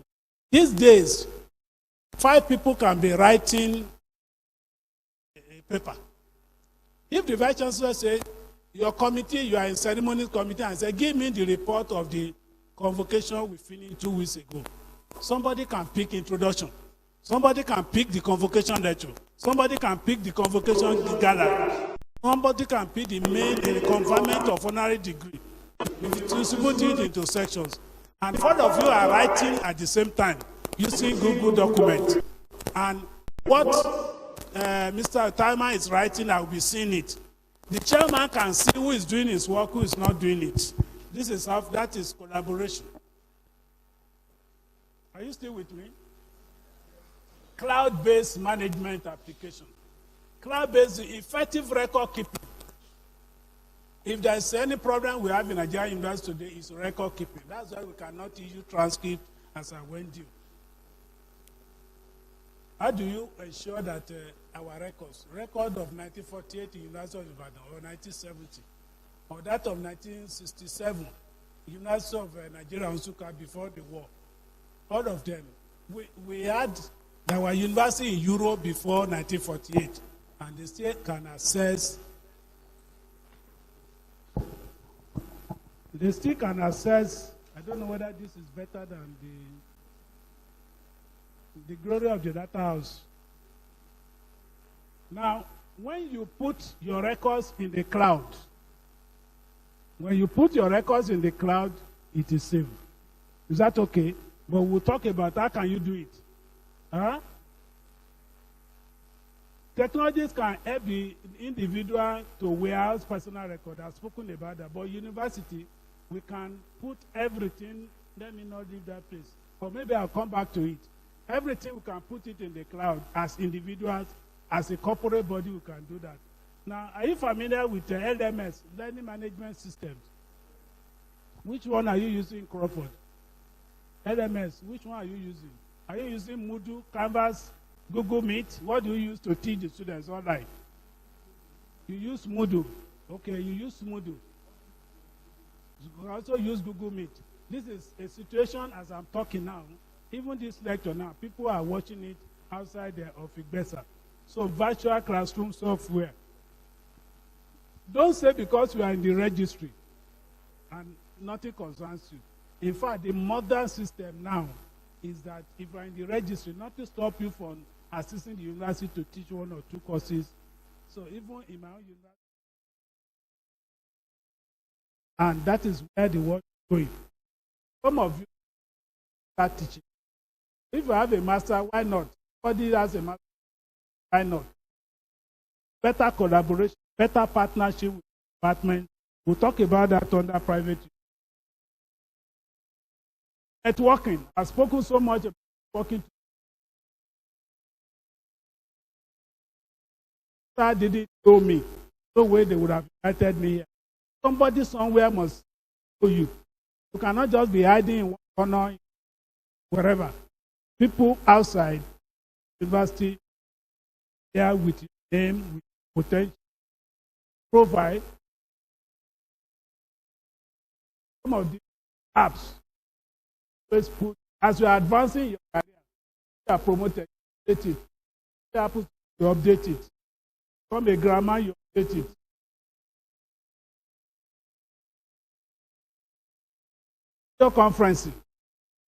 Video conferencing. Nigerians are very.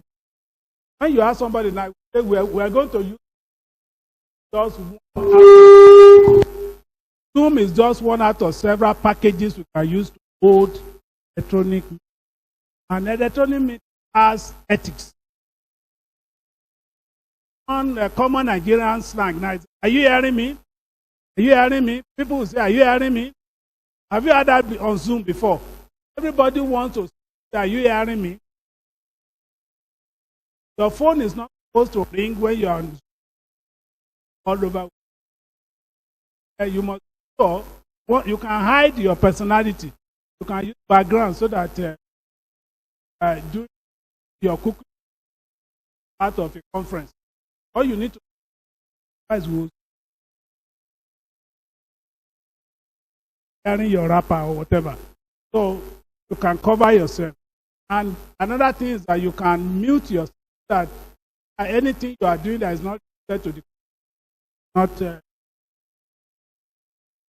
and you can gather data. A monkey. for people to this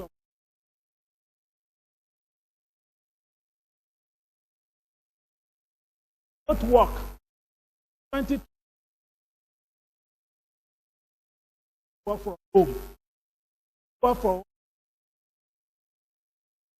whereby admission officer at home should be able to access some information how many students can work, and that's what CAPS is doing. HR officer should be able to do it. If there is a system whereby at home all the files of all the staff are there, rules and regulation, condition of service are also on that system. On the internet, you can do things. For organizing it, to do. Many of you are familiar with do. In public university, when you call a meeting, at times you hear that parts of the committee attend. We have faculty board. We'll be calling them, yes, because we don't harvest information from people and know their convenience before we fix our meetings. What Dudu does is that Dudu, if you are a secretary of a committee, you propose 3 dates, 3 different times per day. Tuesday, 9 a.m., Tuesday, 11 a.m., Tuesday, 1 p.m. Wednesday, the one that is suitable for you because you know you are busy. You have a Senate meeting, have A&P to attend. You want a time where you can be available. Chairman is also available. Then you give the members options. You are now say members should pick the time and day that are suitable for them. Anyone that is suitable for you, send it to, and you will now see common ground. That's where you put your meeting. That time and everybody will be. Let's look at cyberbullying. Cyberbullying is harassment on the internet. Cybercrime is activity target or using internet. Typology of cyber blaming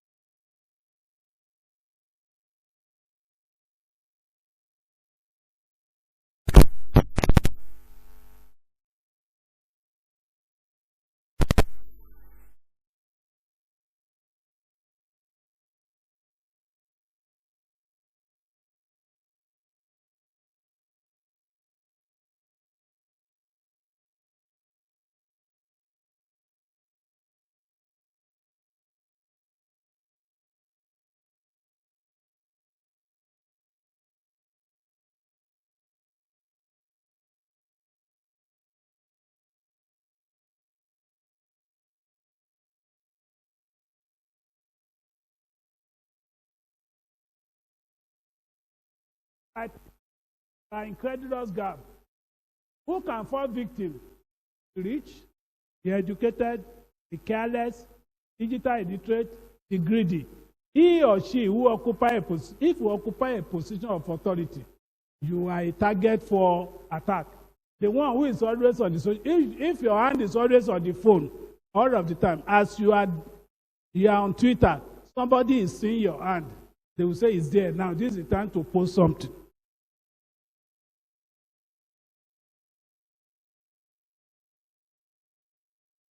Now, there are two things that we can do in our institution to optimize digital literacy. Can we say digitization? Digitalization. There are two different things. Digitization is scanning all the analog documents, scanning all of them using high-grade scanners and storing them. That's digitization. Digitalization, at that point, when you have scanned everything, you don't use paper to do anything again. Anybody coming for admission, submitting script, submitting certificate, everything is now done online. Then when you are replying, you do everything online. That's digitalization. So digitalize without digitizing is a problem. So both must go together. And for digitalization to work, we must begin to use electronic document management system. What do I call it? Document management system. This is how it works. This is a component of EDMS. There are 6 basic components. Capture of document, can we say that? Storing and archiving methods. Indexing and retrieving. Every document you scan, you must index it. Personal file of Mrs. Michael Inodi. Because if you don't index it, when you are looking for it, to be difficult. Student file of Abe John Daudu.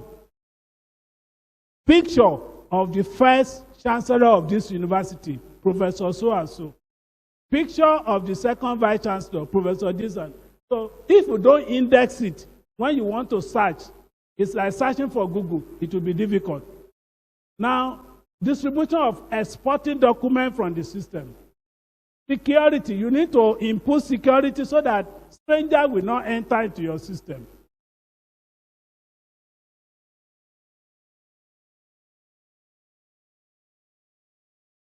Hello?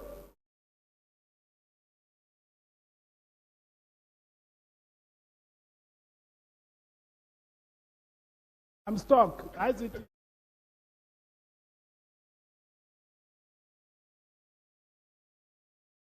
Way it works. The document are stored physically. We used to store things in cabinets. You remember? Okay. From there, we scan those things. Scanning station. Situated at a remote central site. Then, where all this is a document. We now have electronic documents, email are viewed, uploaded. From there, we now have intranet. How many of you are familiar with intranet? What's the name? Which university? What is called intranet?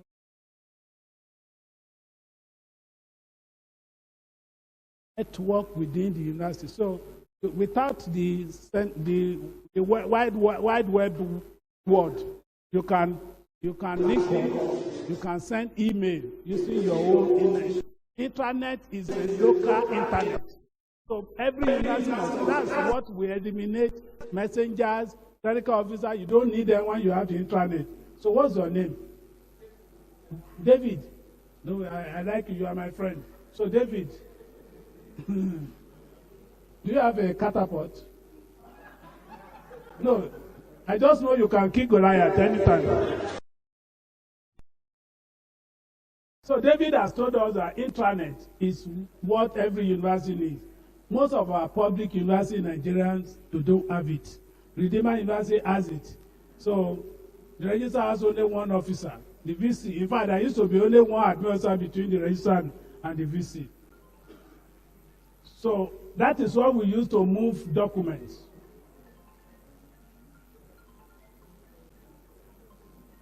I've explained cultural intelligence before. Let me not go back to it.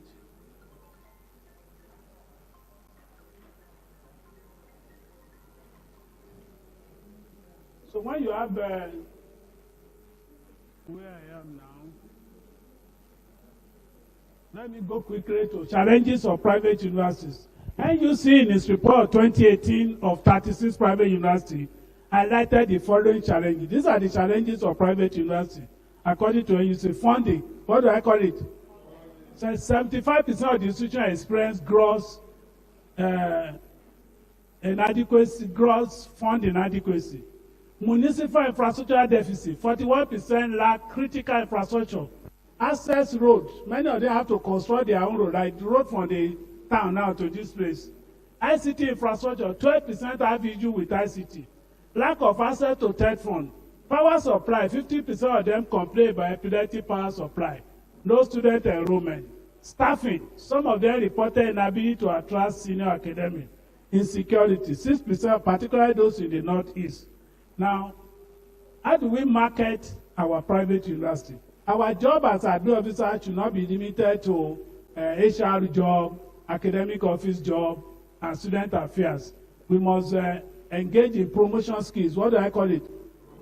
Promotion skills. Everybody should be an advertiser. If you are in Crawford, you are in Anchor, you must be an advertiser of the university. Now, parental skills. It doesn't matter, even when you are not married, you are a parent. The moment you are working in the university, when students ask you, they must be able to come to you. You must be able to provide a cover for them. Partnership with university partners. We must be able to partner with parents, partners with community. Collaboration with the faculty. Communication skills. We have spoken so much about that. Fundraising skill. There is a staff in Redeemers University. I think it's a principal assistant registrar.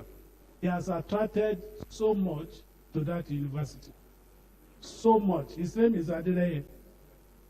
He can penetrate anyone in this nation.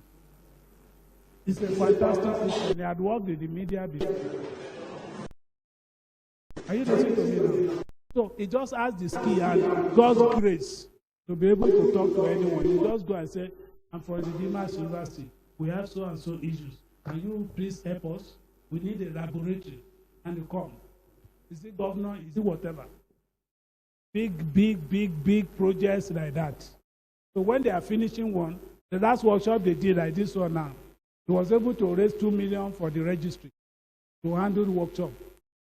You understand this? So as long as, particularly those of us from Christian University, since we are not going to cut off anything from it. So God will raise many of such people in our universities. So as long as you are doing something important for the university, they cannot say you are not important. Are you following now? So if the vice chancellor see that it's because of you that one parent is saying that, what can I do? What can I do for you? All these children, they will report us to their parents at home. They will mention, they say, one Mr. Tafa, one Mr. Moses. If not for him, when I had issues, was the one who intervened. And the parent, can you give me his number? The person will come, what can we do for your university? When they come for outing, when they come for matriculation, when they come for they want to see our behavior. God will help us. So our private university, I told you, in 25 years' time, they are going to be the university. They are the university that people out there are seeing. We are the ones that can send people on sabbatical because this is where academic calendar is stable. People who want their children to go to school and graduate as a schedule, this is why they send their children. And do you know that your products are going abroad and they are doing fantastically well? They are doing very well. When you go to, the first time I went to Crawford University, just see a child say, good morning, sir. This one said, good morning, sir. I was wondering, do they know me? I didn't know that they didn't know me. It was just a culture that maybe they told them, anybody you see, they will bend down, greet you. Oh, this one, bend down, greet you. How will you not know somebody who greets you? They will greet you, and none of them were in ties. So when they attend interview, they are welcome. They speak good English. They answer good questions. They are well comported. They don't sag. Why will you not give them job? When they get on the job, they are smart on the laptop. So this is where the world is going and where Nigeria is going. God needs you and me. How do you make your skills better? Improve your skills. Tell somebody, improve your skills. Learn new things.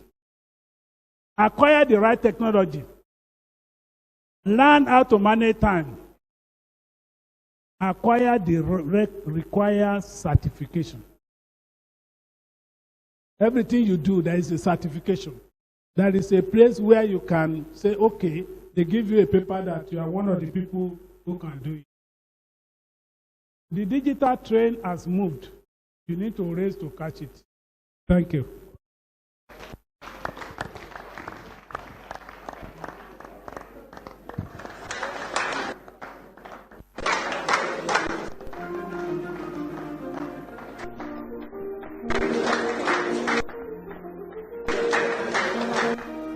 I believe you can do better.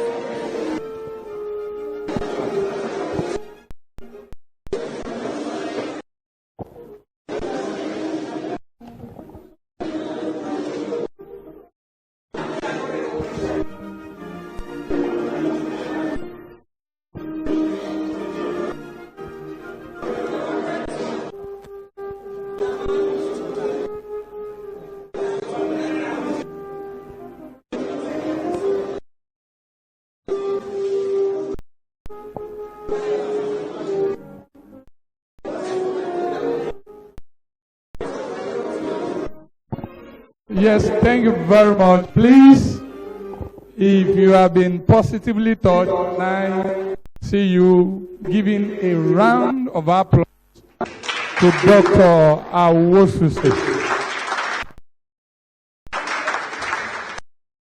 Yeah, there will be a slight change in the order of the program.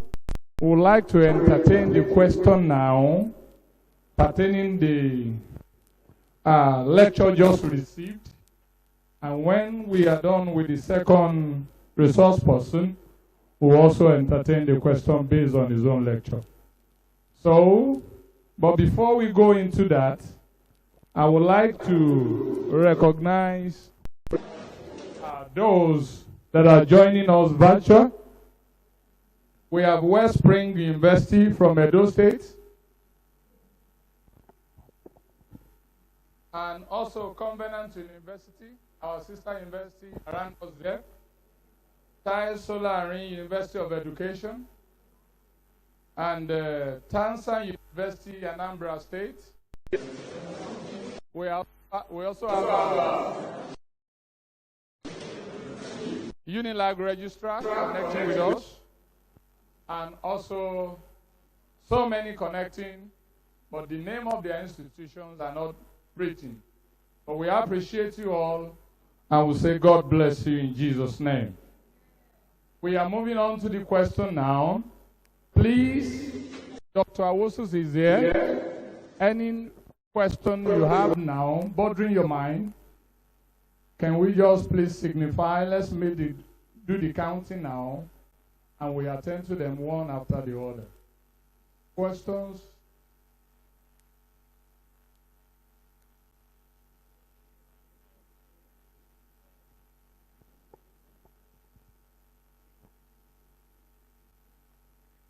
Wow, the lecture is well understood.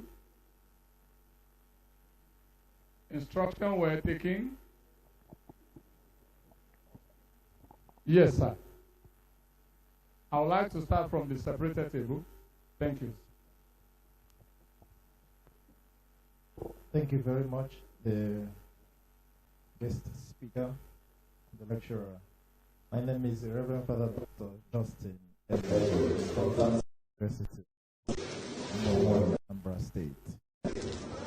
Mine is an aspect of the lecture that talks about the way we react as workers in the university.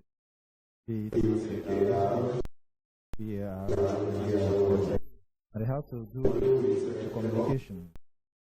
Now, in my time in the university system, I found out that there is this problem.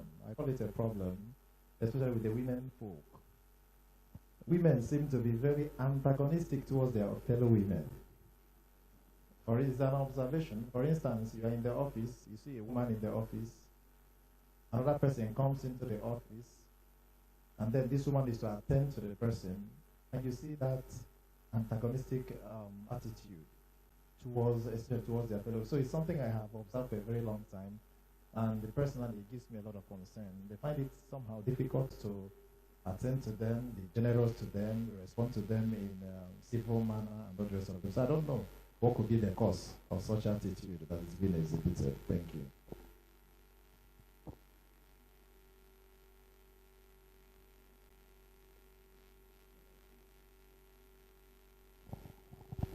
That's well taken. And please, I would like to announce those who are joining on Zoom, please try to type your question. We will have it here and we'll present it to the speaker. Joining on Zoom, please, you can just type your question, send it to us, pick it down here, and it will be attended to. Any more questions before? Yes, ma. Excuse me, I'm not done. Please, I'm representing the Registry Village, Badagry. My question is, and this concerning because as a former registrar and a member of AMA, there are a lot of pillars they built. I was a beneficiary of what I told him earlier. And he mentioned more than 4 times in the lecture that very soon is not able to talk global standard because of the fact that we have competencies issues. Maybe digitalization, staff, what you have, as the pillar you have, the foundation you have laid, won't you, sir, please state how the public universities be able to meet up with the best global practices so that they will not lag behind. Thank you very much. That is key. Yes, ma'am. Tell us your name and your institution. Thank you. My name is Mrs. Ledina Olanireti Aikabeli. I'm being staff in the Ogun State Institute of Technology. I have one as a question, the other one as a contribution. The question is this. Sorry, before the question, staffing is very, very important. And when I say staffing, at the point of employment, that's where I'm going. How do you minimize, having mediocre and non-standard staff within your institute? Now, this is where I'm coming from, which we cannot roll out. We have people in power. We have people who are parents that he was talking about. There's some parents who have made donations to school and they want somebody to be employed. And if you're not careful, you employ somebody that is not able to meet up with the standard of what is required in the institute. So how do you minimize that? How can you do that? Because you can't have people, being employed by one relationship to the other. And the contribution is this. If you look at the university, the man came and said he wants to be employed. The woman was like, why do you think you should be employed? And on and then eventually gave a statement. He said, you cannot be employed. He said, I need money. I have 4 children and I need money. Now this is where I'm going. If your institution has a staff that has attitude of not being committed to the work because of wanting to work rather than they are there because they want to make money or they have other ways of making money, then possibly the people you will attract into your institution are this type of people. Thank you very much. That is taking both the contribution and the question. Yes.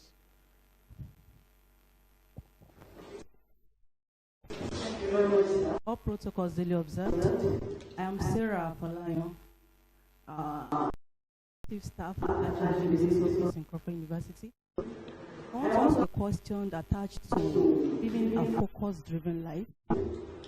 At the reading of the presentation of the guest lecturer, I noticed some things that are interesting to me. He's a man of diversified interests, from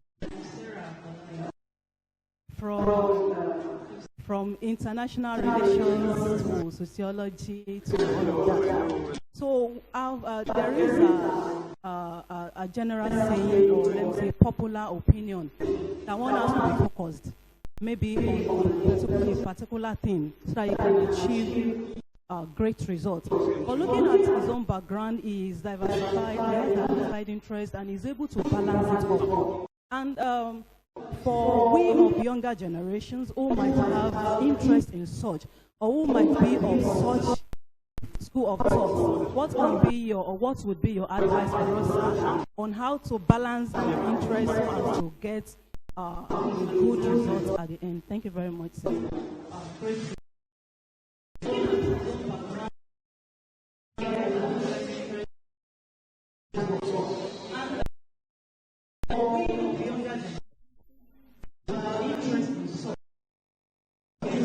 Media, please. Okay, thank you.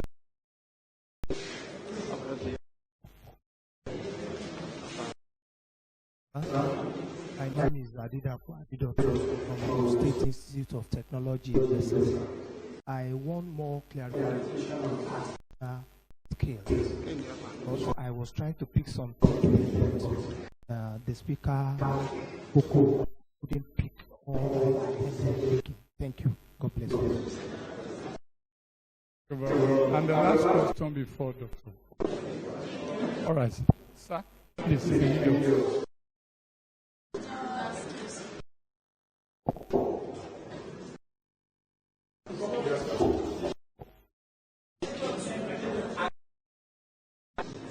From of technology, okay. Yes, the last question before. Thank you. I'm Moses.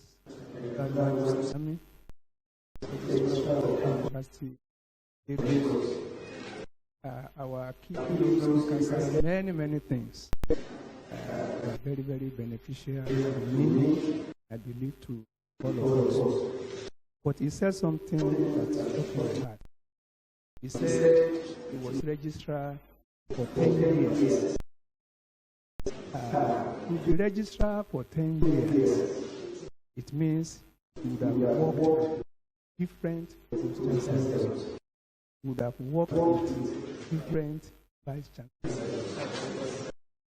You would have worked with different governors. To be able to stay in office those many years, and someone who was possessed qualities that more than just skill. A lot of things would have been even to be able to keep your staff and then get them not to petition you for misbehavior. I mean, somebody possess some things. As we are growing up in the registry, how do we relate with our students? Especially those who have power over us. For somebody to have for that your time, I think we have benefit from how he was able to relate it. It can't be in of everybody. Thank you, sir. Thank you very much, sir. I would like to give the chance now So, Doctor, I also say we do justice to those questions in a moment.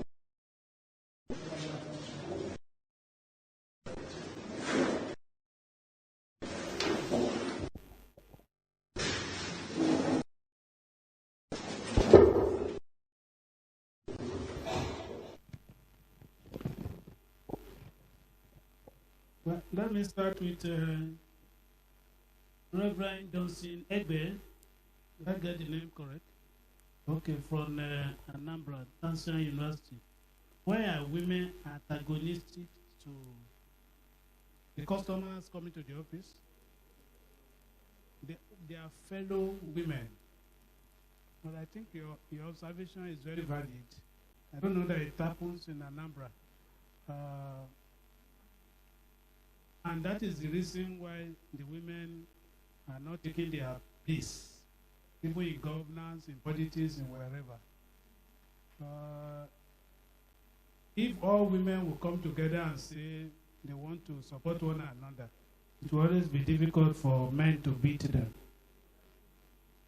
The truth of the matter is that when a woman is a principal of a secondary school, she focuses more on the women who are teachers in the school, to the point that the women will see her as Margaret Thatcher. Before you know it, they will start calling her a witch, because all the weaknesses of women that she has passed through, she finds answers to those things and begin to use it to probably maintain discipline in a manner that the women will not like her. I don't think I have any reason can explain why it is like that. But it must be the attitudinal problem, psychological problem, an attempt to say that if people think I can't do it, I want to prove to them that I can do it. There is nothing for you to prove. Just be yourself. Even women that are Christians, that are naturally good, when they're in positions, they behave as if they are no longer Christians, even to other Christian women. So it is an attitudinal problem. Women have this attitude of wanting to defend themselves so that they will not say that things are slacking because the woman is there. They first concentrate on the men to show them that me, I can be your boss in this space. What can really prove that you're a good leader is carrying everybody along. I think the women here will learn. I think we need to send the message back to the Reverend Fathers and Pastors and to keep on praying for the women. And women who are guilty, they should go to Reverend Father to go and make their confessions and change. Mm-hmm. When I joined the university, the first person I worked with was a woman. She was a PL and I was an admin officer. We didn't have accommodation and we had only 2 rooms. Council affair was just 2 rooms. The woman occupied one of the rooms. 5 or 6 or 7 of us have to crowd in the other room. She uses bell to call us. You know that bell? They will whine in like this. So if she has to press the bell twice before you come, it's a problem. She gets to work early, very industrious, very diligent. And whatever you are doing, if you don't finish, the whole university will feel, they will go. And our university was 15 kilometers from town. The woman will not go. Even the husband was tortured. Because the husband was a professor, will come and park, waiting for Mama to finish. Mama will punish us, punish the husband, punish all of us, punish the driver. Cancel folder if the folder is wrong. And she was a painter.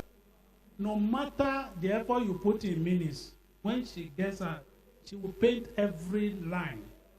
Change it. If you say her gently, she will say as soon as possible.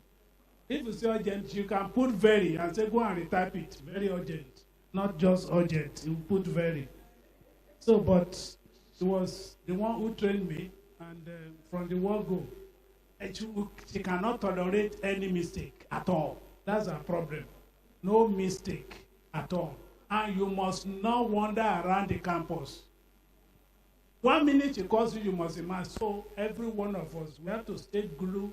And there was no catering services, no restaurants. So if you want to eat in your house. The woman doesn't eat outside. You can't say you want to buy, say you want to kill yourself. She has brought her food. She will eat her food. Everybody, if you want to eat in your house. So you can imagine a woman gets pregnant in that office. I don't need to tell you what they went through. Mrs. Elegbele, please state how public university will meet up with global standards. There are three characteristics of best world-class universities. There are three. SAMI 2009. Go and Google for it. I want you to read characteristics of world-class university.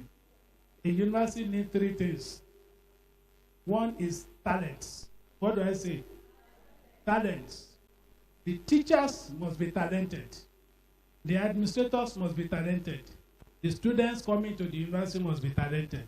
When the people inside are talented, that university will meet global standards. Number two, this institution must have good governance. Good governance.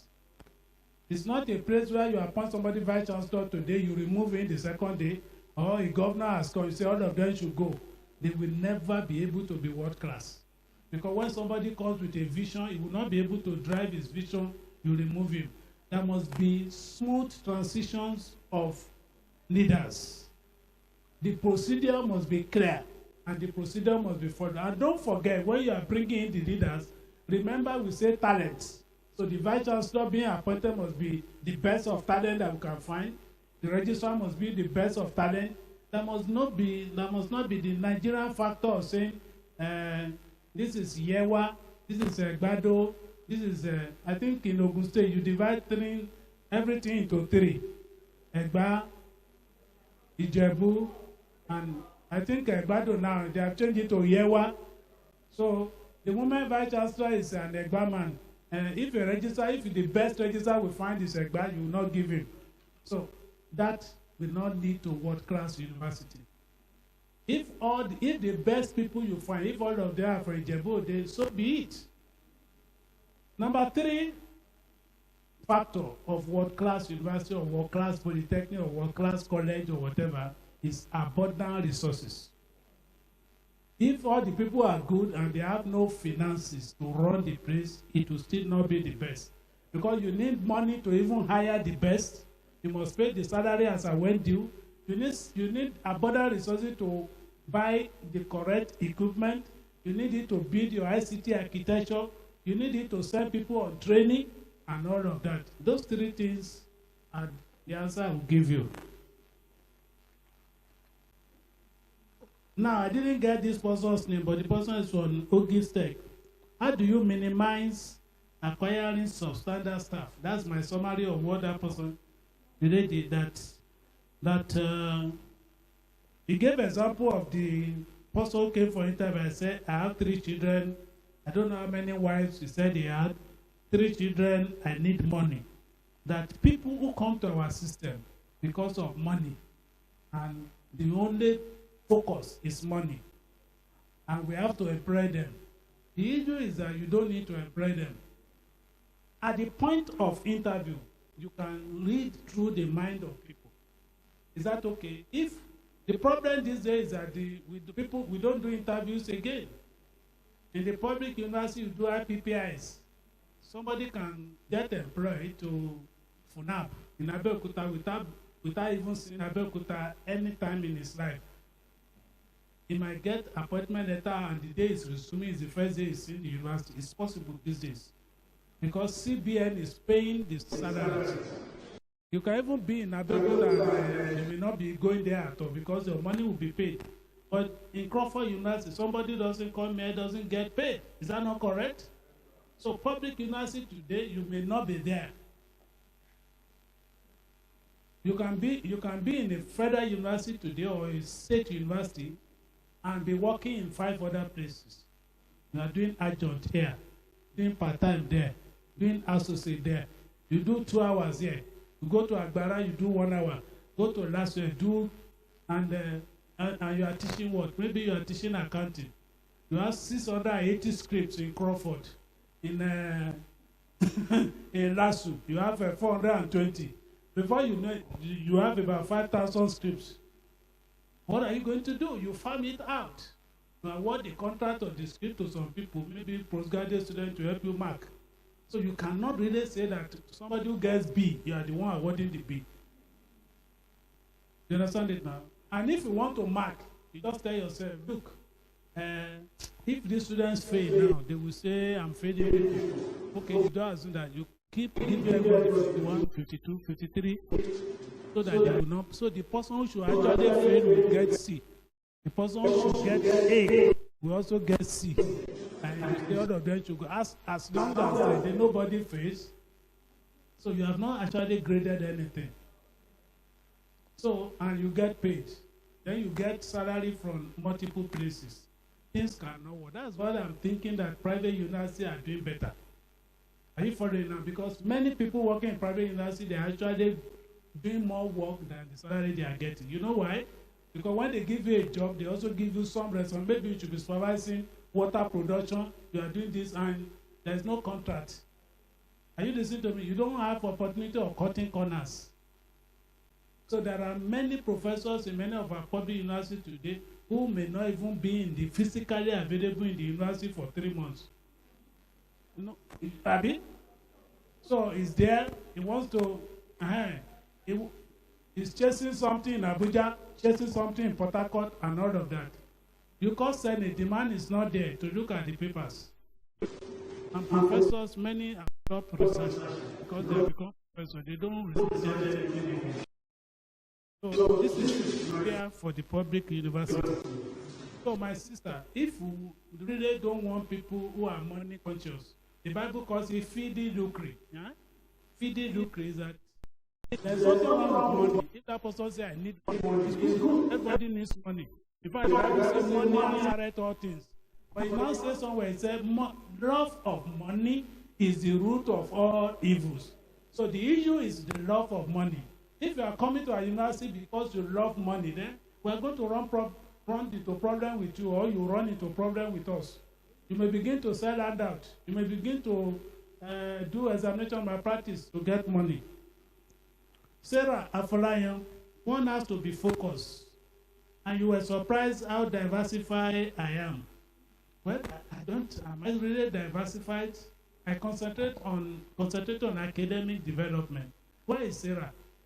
Okay, if I want to tell you, I didn't go to secondary school. Even for 1 day, I never entered secondary school 1 day because my parents didn't have money. I went to primary school. I went to a school called Modern School. Those days, 3 years. They were teaching only 5 subjects: English, arithmetic, nature study, general study, and Christian religious study. No mathematics, no science. That was the school I attended. Are you following now? I did my GC at home. So when you say I'm diversified, I was wondering whether you were talking about somebody else. But I knew that the way to succeed in this Yoruba land is to go to school. But the money was started using upstairs. I went to teachers' college, did GC at home. I suddenly found myself at IFE. Then I graduated. Then I saw that it's good to do masters. I also went to UNILAG to do that. Now, why did I do PhD? So, because people say I'm good in English, those who want to do PhD, they will bring it to me. I should help them read. You know, when they are doing different, they will say, give it to somebody who can help you read through. You know, some people have done very good job. They say that, but they have problem with one. So I read the first one. I read the second one. I said, is this what they call PhD? That means I can do it. I didn't know that it's this easy. Then I gave it a shot and I finished. So the other things I gave you concern is professional development. I went to Institute of Public Relations so that I can speak well like this, that I can market myself. You understand it now? So I went to Institute of Personnel Management. So I was a very good staff officer, employment, selection, interview of people. I studied that. Are you following now? So those things you can do it, and you don't need to leave the university before you do it. Are you following now? So in fact, some of them you just register and you make some payment, and you attend their workshop and training. So if that's what you call diversification, that means I'm diversified. And I learned that there is an association of university administrator in the UK. I went to LASU for training at the General of Commonwealth University. Popularize it. I went.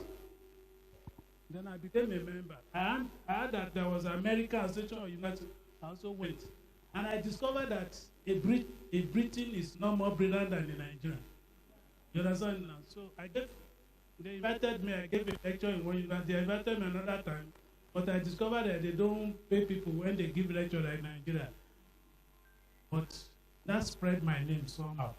So if you want to shake the world, you must first shake yourself. You understand? What you don't know, you can't tell another person. I kept on, even to I left registered in 2015, but I keep on learning. When ICT came, I don't have a certificate of ICT, but laptop. I started Tokumbo laptop, you know. We bought Tokumbo laptop, then we were able to buy a new one. And later, I discovered that the big one, the type that they are using in ICT, I knew that this one is smaller. There are even smaller ones like this. So God will take you there. So Sarah, you will soon be more diversified than me in Jesus' name. Adedapo. Once more information on attitude. What I want to say again, I say attitude. Poor attitude is like a flat tire. If your attitude is poor, you cannot get far. People don't like those who have poor attitude. Are you following? Now, it is in every profession, not in administration alone. In Yoruba land, if you are learning tailoring, are you listening to me now? Or you are learning bricklaying, your guy who is teaching you can ask you to follow him to the farm. You know there is no bricklaying in the farm. The man is testing whether you are subservient. You can get to the man's house. I can bring out all the old to watch the closed. Testing. Are you listening to me? What of those Agbero people that you see? What do you call them? The boys who run after vehicles. Huh? They are not out. Conductor. A conductor originally comes to learn how to drive. He will sign. But for 3 years, they will not allow him to sit behind the steering. He will be collecting money. They will be watching him. When he has done it successfully, they will be watching how much of the money he will be stealing. If he's stealing manageable amount, nearly the man himself has told him before, so he can manage some margins. So one day, he will, after about 2 years, one day will give him the vehicle. Go and watch the bus in the river. You understand it now? Follow this person. This one is a senior conductor. He knows that along the way, it is the senior conductor that will give that man the bus. Okay, try it between this place and Atom. So make the watch. He knows that even there is not likely to be accident. Backward, forward, until the man himself will never say, take the steering. Is that okay? So, attitude, the way you show, when you begin to fight the guy along the way, but if you can use emotional intelligence, you know the conductor, all the way when the student say, Babao. That is what the man is expecting. If somebody wants to fight the man, he wants you to go and slap the other man. Go anywhere that I have a fight, you fight for me. That is the man they respect. Is that okay? So attitude is, I want to show, are you serious with this job? Can I trust you? Do you love money more than the work? Are you okay? When you give your STR assignment, we want you to want you to go to UNILA. The first thing is asking that how much is available. The restaurant, how much is available? If you say, okay, take 2,000, okay, how do I go to UNILA with 2,000? You begin to, another person would have gone and come back to tell you that, that was fair problem. I even thought it to be 2,000, but invariably we spend 2,300.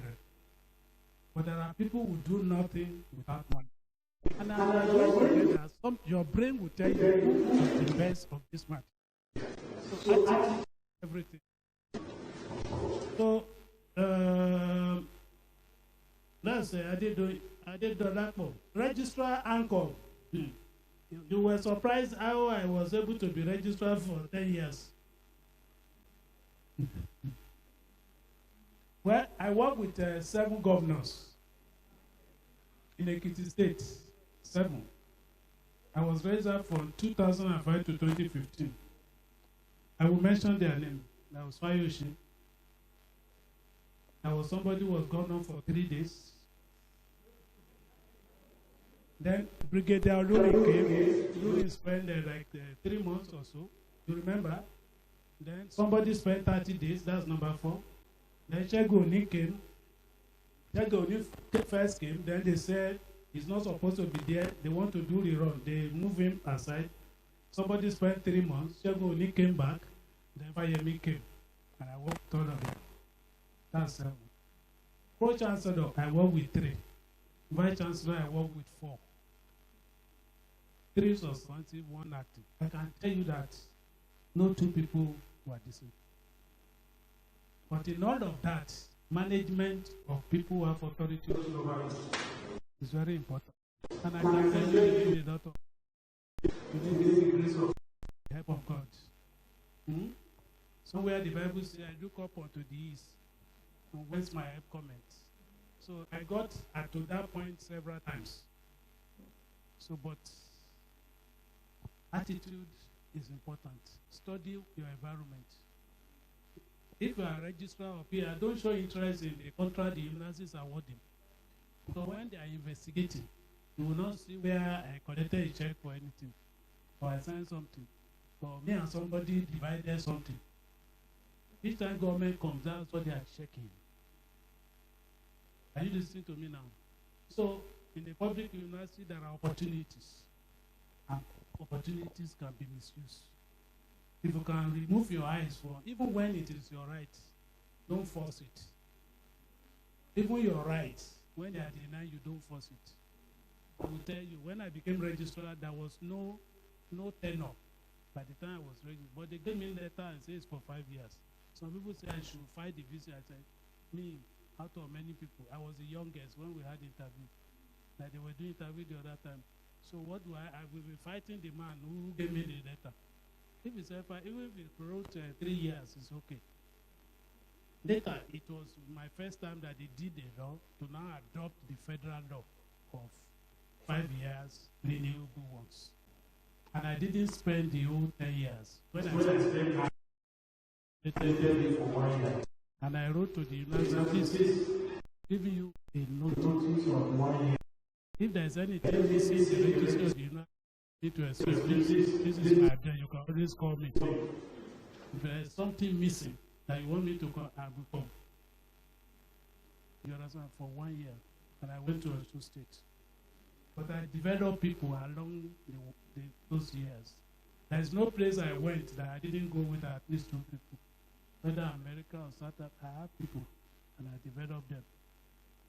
You understand? So that the university will not say there is nobody is indispensable. You understand? So I wish away 1 year and I left the job. I retired at 56. When the retirement age for non-teaching is 65, I wish away 9 years. So when you can remove your things from certain things, many things will come.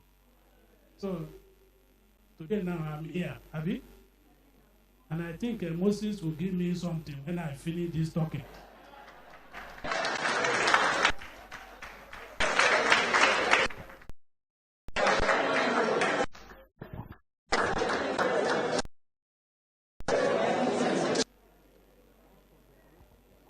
Thank you very much. A round of applause. Dr. Osusi is a man that you will be under his lecture and you will never be tired. More grace, Daddy, in Jesus' name. Shortly before the second speaker, which is going to last for just 30 minutes, I would like to recognize the following joining us virtual: Adeoye Victoria Adetutu, Presidency Administrator, Covenant University; Adegbe Misola O. Benson, Assistant Registrar, Vice Chancellor's Office, Covenant University; Shojobi Olufunke O., Assistant Registrar, Petroleum Engineering Department, also from Covenant University; Adeteju Ojesomi, Mass Communication Department, also from CU, Covenant University; Oluwatosin O. Onoyemi, PA Registrar, also from Covenant University. Still on recognition, Adekola Mori Yike Fumi, PA Director, CSIS, Covenant University; Alabi Olumide David, PA Dean's Office, School of Postgraduate Studies, also from Covenant University; Ochim Modupe Rachel, Departmental Officer, Political Science and International Relations, so from CU; Enoch O. Alabi from CU, and so many others. We say thank you for joining us. May God bless you. Shortly now, I believe Professor Patrick Onu-Ayalogu is in the house. I would like to invite Mrs. Abasiama Enodem to please come to the podium for the citation of the second speaker. Mrs. Abasiama, please.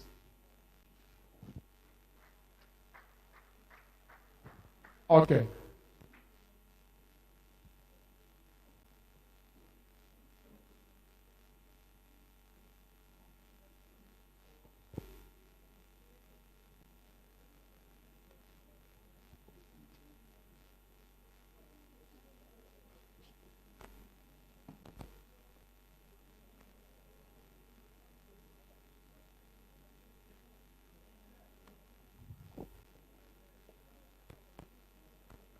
Chairman, LOC.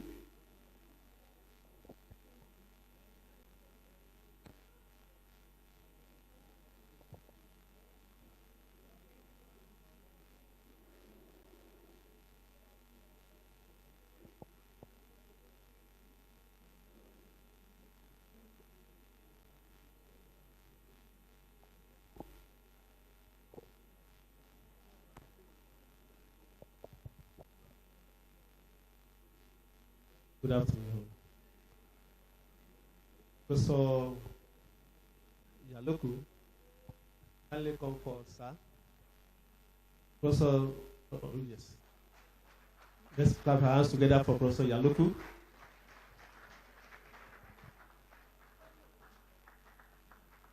Thank you very much, sir.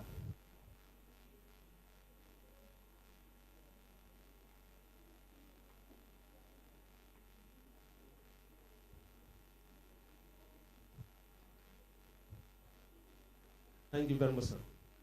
Professor Onu-Ayalogu had higher education in University of Ibadan and University of Benin City.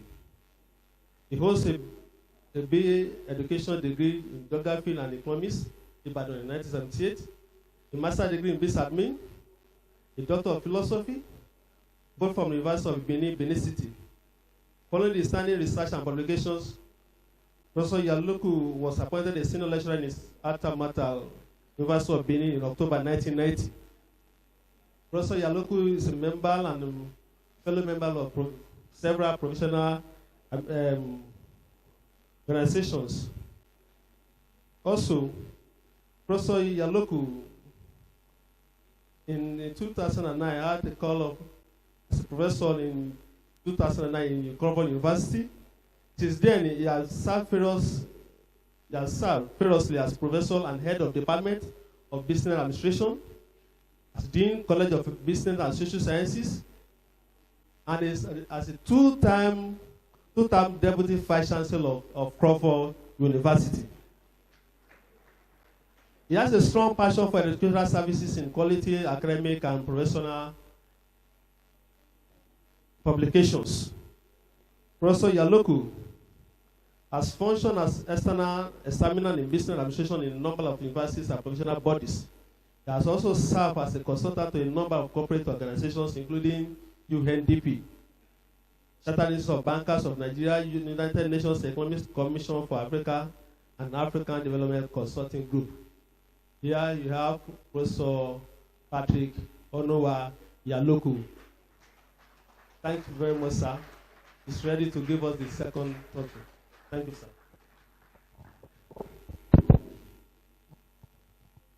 The chairman of this very important occasion, the VC of this university, the registrar and other members of top management, respected registrars from other universities, professors here present, members of the registry and other administrative members of the university, other members of staff of Crawford University and other universities here present, participants from various universities and allied tertiary institutions, respected members of Crawford University here present,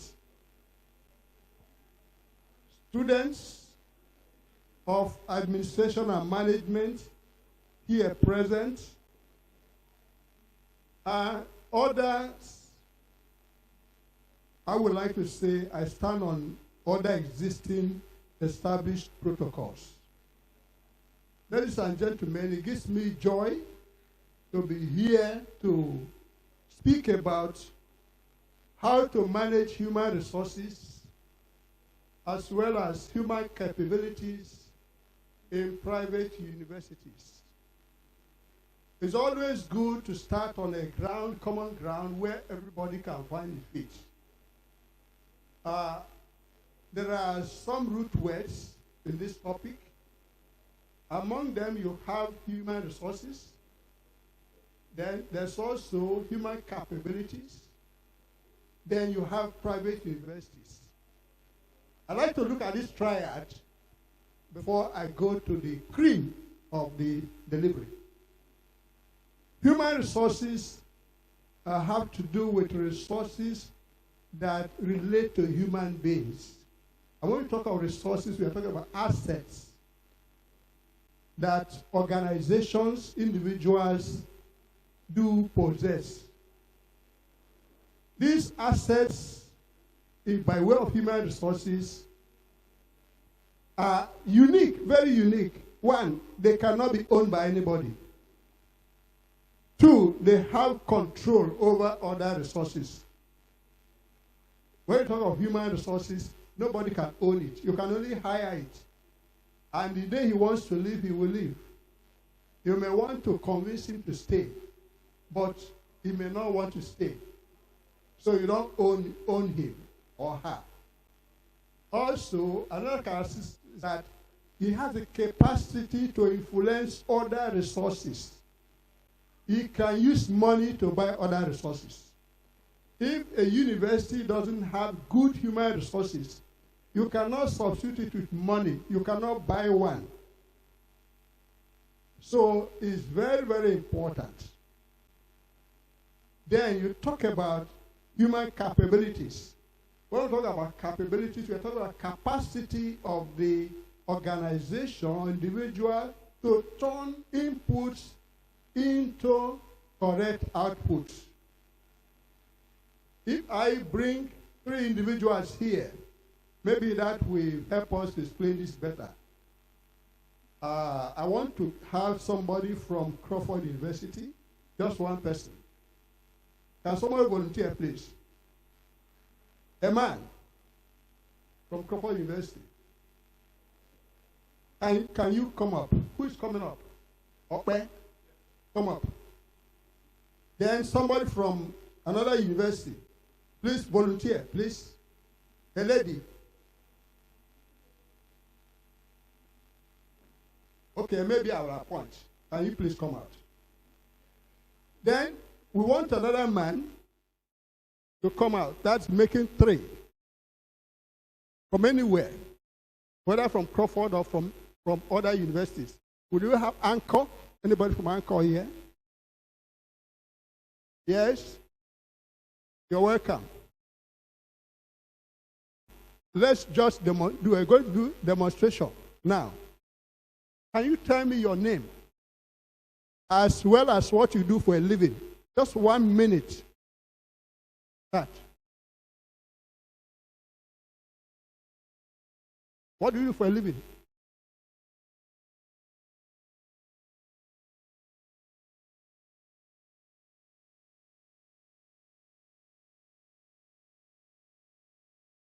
Olajumoke from the state. Adetunji Shola Moses. I work with Anchor University as a counseling psychologist. I've seen 3 individuals. 3 of them are collectively called human resources. They are from different universities. But when we come to the second element, human capabilities, you listen to them, say what they said. I'll go further from there.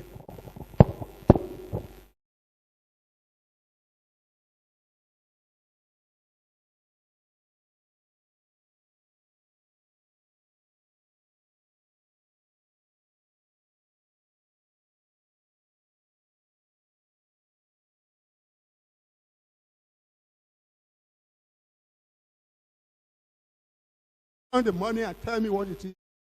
From there, can you count, please?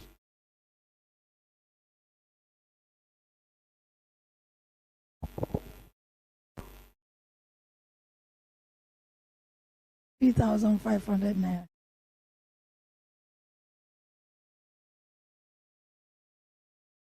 3,500 naira.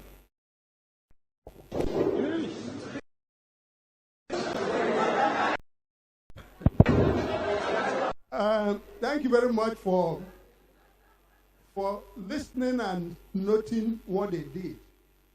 I started by saying, give me your own name. Tell me your name as well as what you do for a living.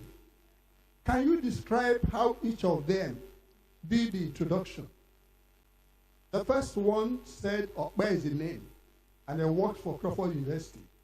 The second one said that her name is this. And is an administrator, isn't it? Then the third one said what? Can someone remind me what he said? Counseling psychologist. Then I came to the second position. I said, count the money. The first one, can someone describe how he counted the money? Yes?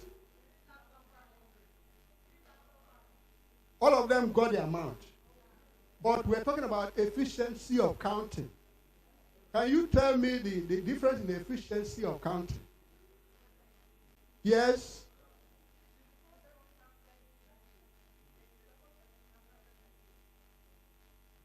The first, which one is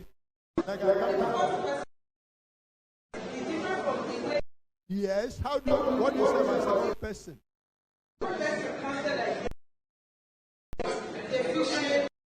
Is she speaking? Is she speaking? Yes. So you can see, please, thank you very much. Can you get back to yourself? You can see the difference in the way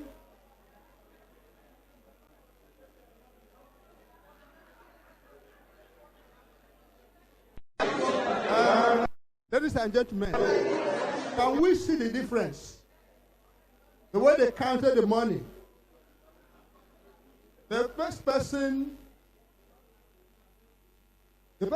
counted the money quite all right, but the method was not the same way the second person did. The second person took time and held it like this, and you can see that what that meant is that second person was able to save time. Are we getting that? In any organization, a human resource is seen to be more useful when you can save time in producing an effect or producing a result. When you can save costs in terms of time, money, or energy, then you are more efficient. All of them are effective because they've been able to do telling us the total amount. So they're all effective, but not all of them are efficient. So we need a human capacity to be both efficient and what? Effective. To be able to deliver. And as members of the registry, a lot goes with being able to not just tell us the answer, but being able to do the job faster and being able to tell us how you can improve from day to day. That will take us to the importance of human resources and capabilities. Can I get this? Who in this? So, talk about the capabilities. I mentioned the uniqueness of human resources and human capabilities. In terms of importance, they're unique, like I mentioned earlier. And not only that, they determine the strategic direction. That means they tell us what will give us what I call the end result, or call it the vision, or what the mission and what the goals do. Tell us what we want to achieve at the end of the day. Without human resources and capabilities, you cannot achieve the vision and the mission and the goals of this organization or any other organization. So, that being said, human resources also provide a source of profitability for every organization. You may say your organization is a mission school, but I tell you that every organization is always wanting to make sure that the profit is there. In other words, that your earning, what you get, is more than what you spend. So it's very, very important to have the right resources and the right capabilities. They are very important. But in private universities, we discover that things are not always equal. And we know part of the reason why. So there are many issues in private universities. One of them is that there's poor enrollment to begin with. If you have high enrollment, inevitably you are going to have more profit, isn't it? Also, you have problem of lack of subvention. Government does not give any subvention to private universities. They do that in some other universities. When I was doing research, I discovered that it's only in this country that many things are not done properly by government. But I think the VCs are working, they are struggling to make sure that they extend subvention to private universities. Then you have the problem of poor staffing. More often than not, because there's no money to fund institutions, they just pick whatever is available or what they can afford. And of course, you have low admission conditions. If you look at the cutoff, some universities admit with 160, whereas most private universities, public universities would take like 180 upwards. Then you have problem of meeting staff welfare, as well as indiscipline among students. Why is this so? Many of our students are leftovers after the other people have selected them. Their father may have money, their mom may have money, but many of them don't have character. So these are the characteristics of private universities. And all these things affect human resources results. We look at them and we take them one after the other. I also want to mention that we are going to use the system of inputs, process, output. If you look at private universities, some of the challenges are because of bad inputs. Others are due to poor processing. Others are due to wrong feedback. So you look at this in terms of both the inputs, processing, and then to a lesser extent to the output. Or sometimes to get out there, you see that some of our people are performing well, even though we struggle to get them out. So what are the challenges? The first one is recruitment, poor recruitment. Like I mentioned earlier, some universities are paying their staff less than what federal universities pay. And when you do that, you are going to attract poor kind of people. So that's a challenge. I know some private universities that are paying very well, like where I was employed before I came in here. They're paying very well, but I was asked by my own daddy in the Lord to come and assist here. So I had to drop the money and then come in here. In fact, when I came here, what I was earning was very much lower what I would have been paid there. But not everybody can do that. So we have this problem of poor recruitment.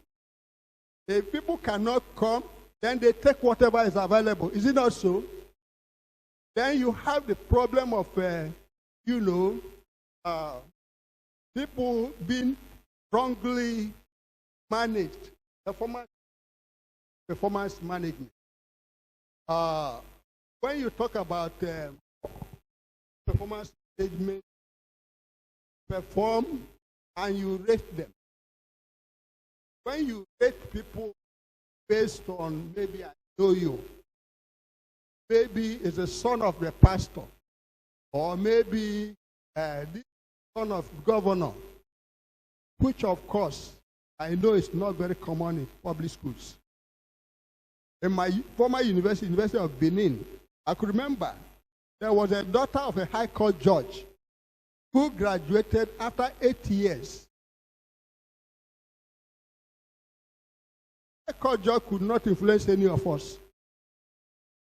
To graduate, but the story is not the same thing with private universities. They will tell you that they are paying fees, isn't it? How can he stay 10 years? How can he stay 9 years? But that we know has not been the truth.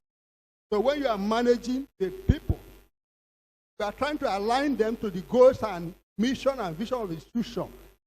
Getting a difficult course of ethics to practice. Come into it.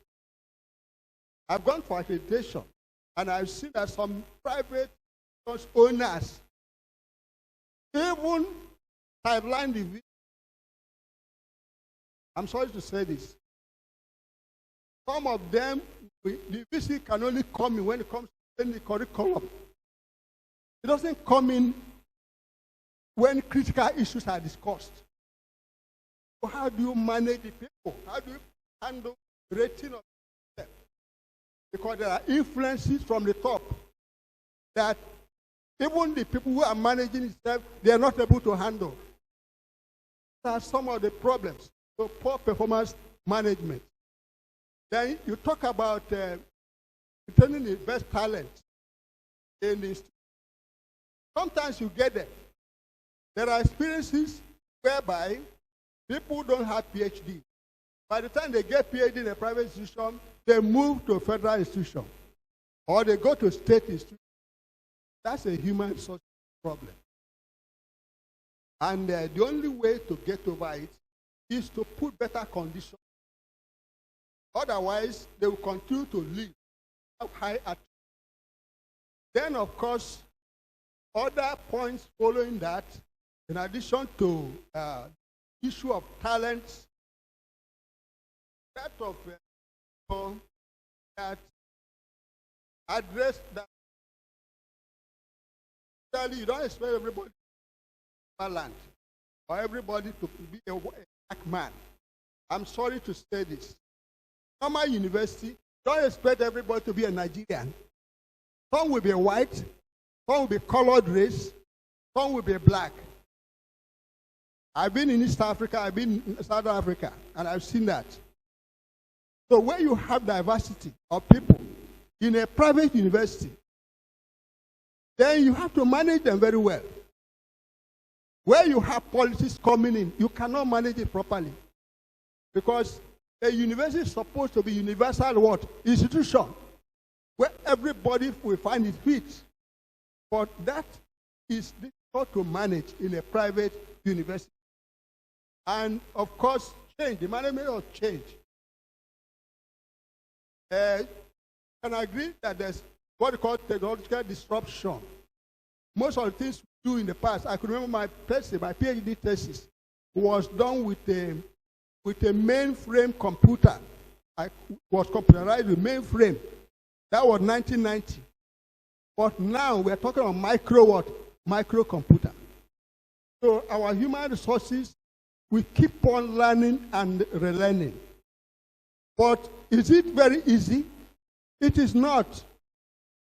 Sometimes people will say, do you expect this fellow who is 62 to do this? Then when you begin to hear that, then policies begins to do what? To come in. So there is need to manage change. I usually tell my colleagues, if you cannot fit in, the best thing is to go and study, go and learn it somewhere. Because change must come. I could remember it came when I took up a job somewhere else.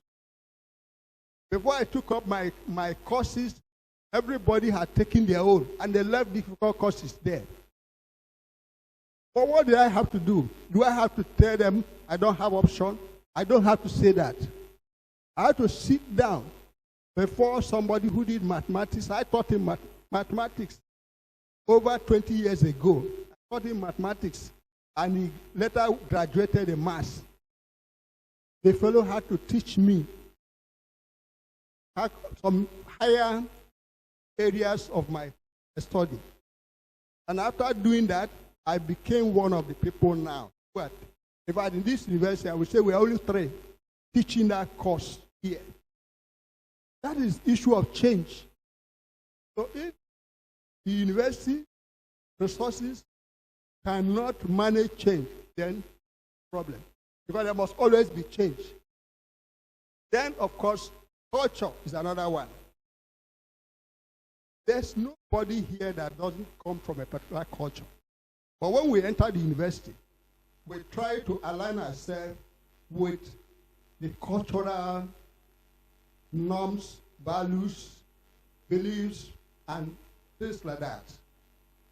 If I go to Covenant, you'll hear, bless you. That is the norm about how they greet. You come to another university, they say, God bless you, not bless you. Are you getting me? You get to another one, they say, they speak one language, different from the other one. It is well. So that's part of the norm. What are norms? The internalized elements that people have been living with over the years. So they die hard. But when you come to the organization, you drop whatever you are doing at home. You imbibe the culture of a particular institution. So maintaining that culture is not always difficult. Some people want it to be changed. But by the grace of God, my prayer is that if you come to an institution, first of all, find out what the organizational culture is. And that culture must always be in line with the vision, the mission, and the goals of that university. And when you get it, through proper learning and relearning, you'll find that members of the council, the people at the principal level, begin to see changes in terms of how far we can change the culture. It doesn't change overnight. But inputs from here and there can give rise to change of culture. Then, of course, talk about remote working. Remote working is another that is coming to the system. The advent of COVID-19 has shown us it is no longer the same face-to-face all the time. But one of the things we did before I came in here, how to handle module writing for distance education. Thank God I did that years ago. Somebody came from Open to come and teach 1 week to write modules, wrote 2 modules before I left. So remote working has become part of our life. And we must be ready to do that. And to do that, you need new skills to be able to handle remote learning.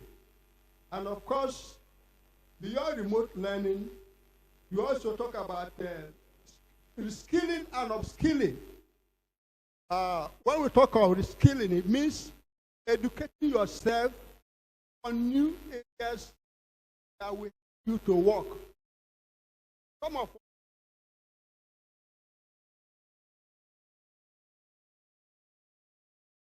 I started from Abraka, for example, and they asked me to do a course. I said, no, I'm not doing that. I had to leave for Benin, and then I wrote for business. That was what took me from what I was doing before to business administration. So when it comes to reskilling and upskilling, it is your job. Nobody will do it for you. So my advice is that as administrators, some of you can do like Professor Ijoma. Professor Ijoma was the president of Students' Union at Nsuka. I was very small at that time. He later rose to registrar of at Nsuka. And even came to Polytechnic, Federal Polytechnic, to become registrar too at Akure. I was to be there.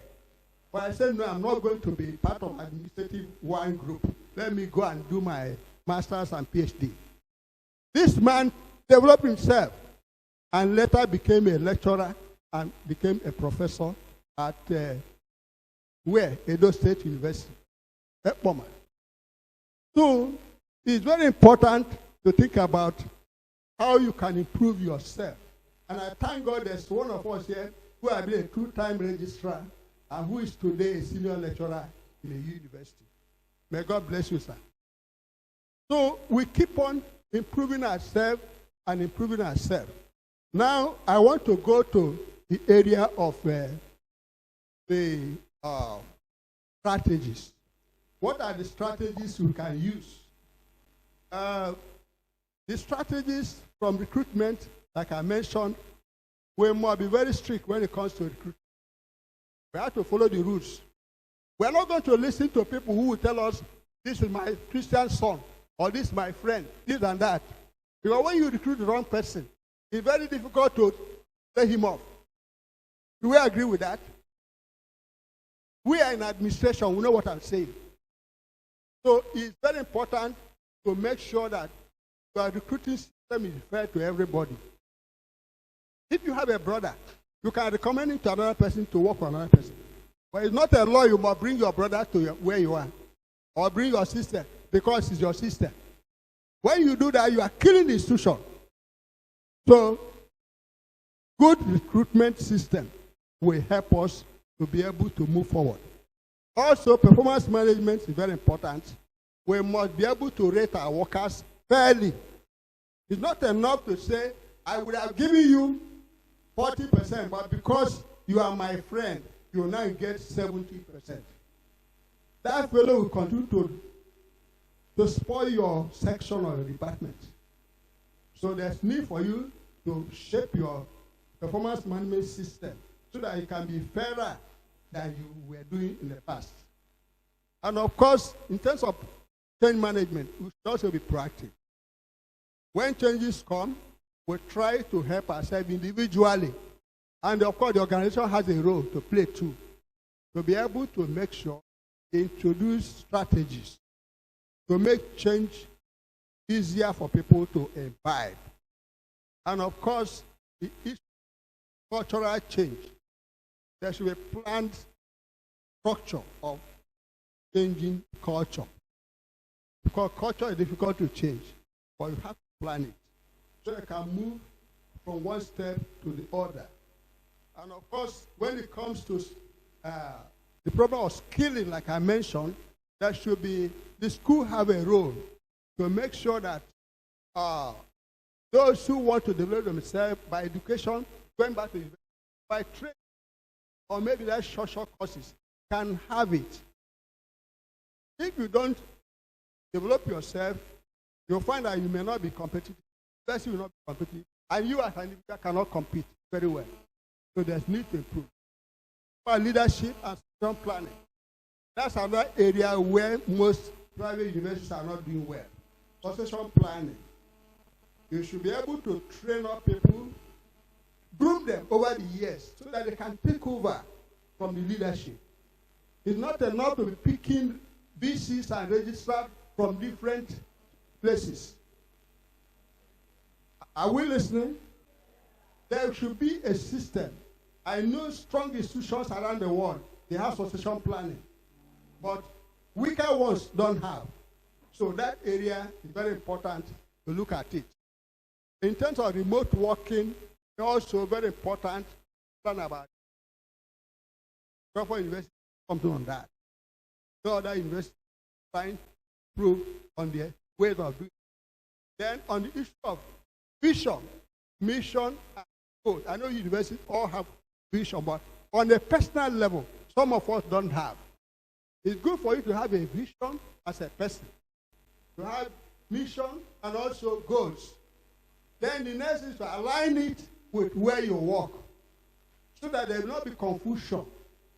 When you align your personal vision and mission and goals, then you will flow. And I'm sure it's not a very difficult thing to do. Then the last is particularly the most important of all I will say today. I have seen this. You have seen the three people count, isn't it? Count money. You've seen them count money, isn't it? You've also seen them express themselves. Those are very profound, very important, what they did today. And there could be lessons from there. All of them tried. None of them failed. We are not here for exam. But I've only given you an example. When you get the same way, when you get 3 PhDs here, they cannot perform equally. Do we agree on that? But more often than not, when performance outcomes come out, either your students are not passing very well, or the department is having scoreboards. There's no peace in your department. Then there's a problem of leadership. Many people will give reasons why their people are not performing, isn't it? They will never ask themselves, what am I doing to improve members of my department? Or maybe you'll find that you are not changing fast in terms of computer studies. Why don't you call somebody who is a guru to help you? Pay him.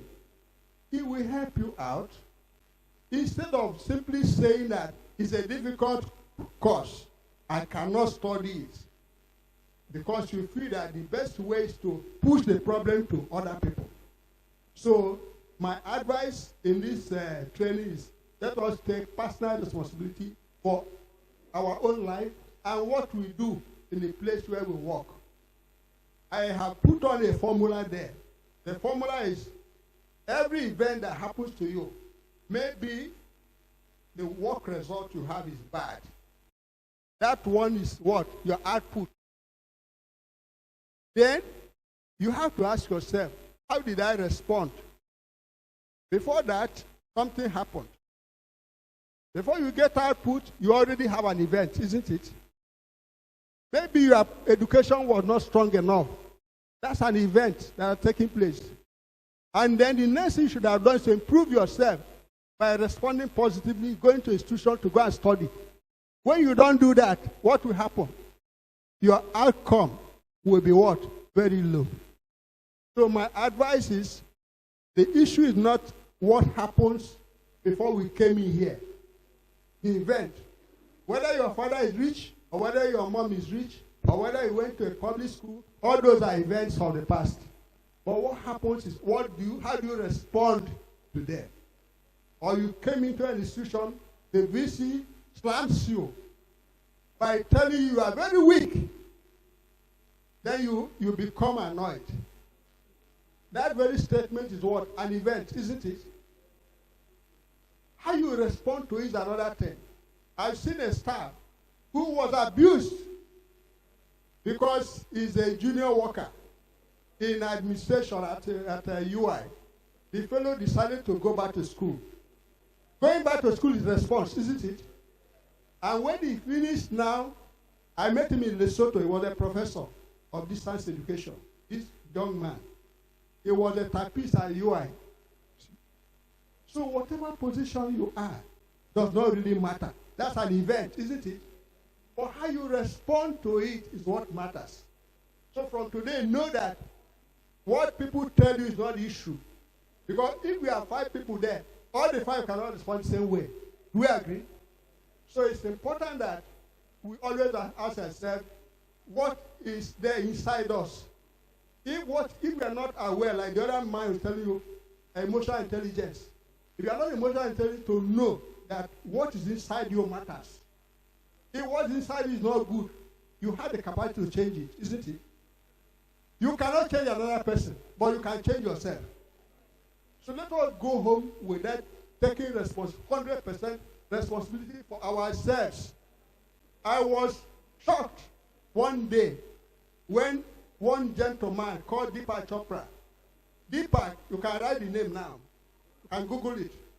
Deepak is D-E-P-A-K.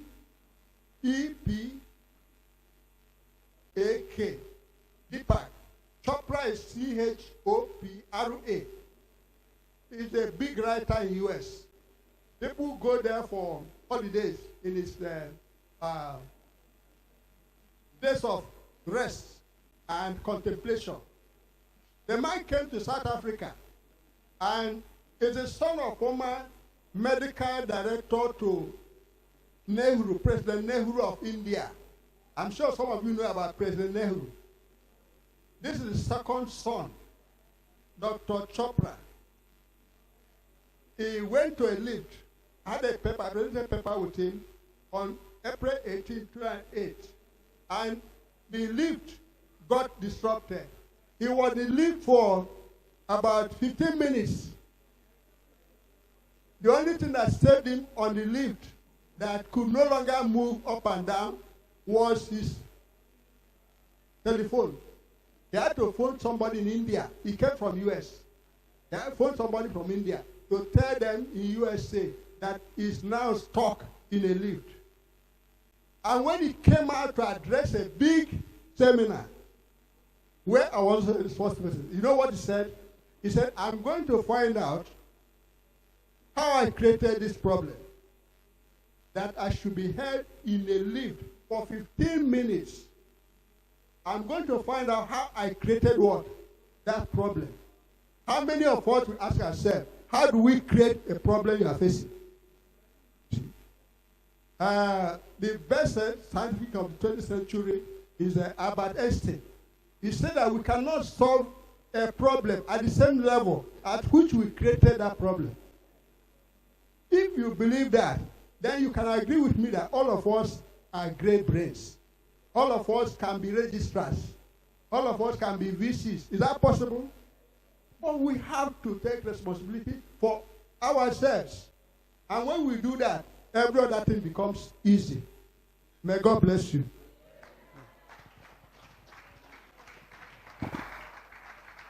Applause for our professor.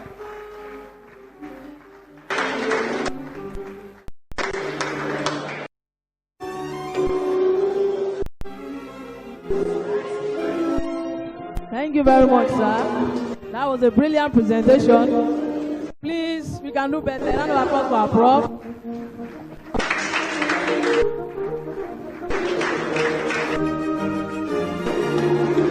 Up next, now on our program, we should be having the question and answer. But because of those that are traveling far, we've decided that you write down your question, you submit either myself or my colleague will get across the answers to you. Thank you very much. Now we are moving on to presentation of goodwill messages from our participants.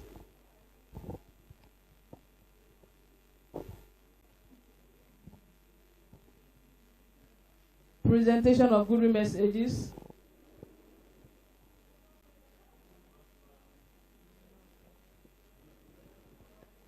LOC Chairman.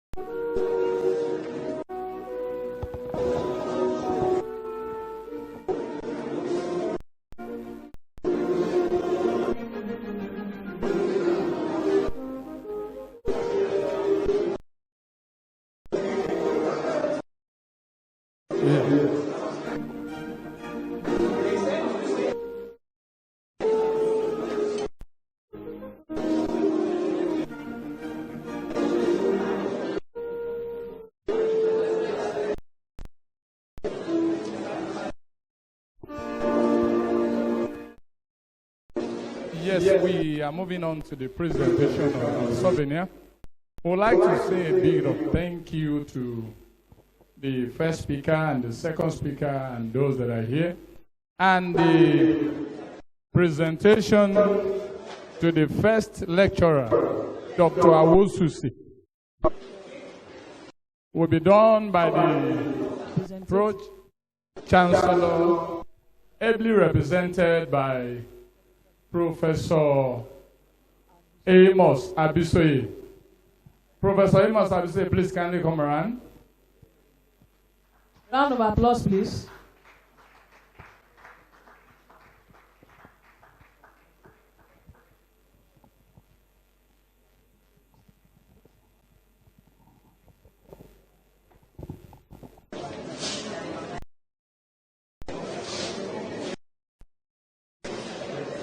On behalf of the Pro-Chancellor, Professor Mudupe Azukia, for whom I stand proxy, we like to register with you, sir, our profound appreciation for having found time to share out of your wealth of experience with our people here, and on behalf of the council, of which my principal is the chairman, we register our appreciation with you.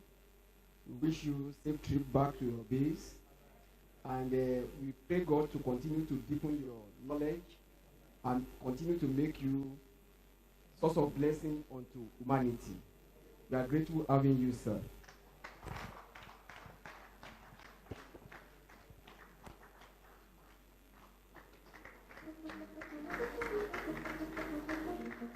Please celebrate Dr. Awosusi.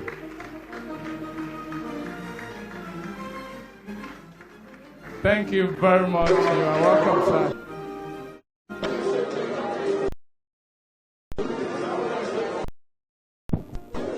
And to the second speaker, I would like to call the host, the chief host of this training, and that is the Vice Chancellor, Crawford University, Professor Ruben Jia Omowale Kolo, to present to the second speaker, Professor Onowa Yaloko.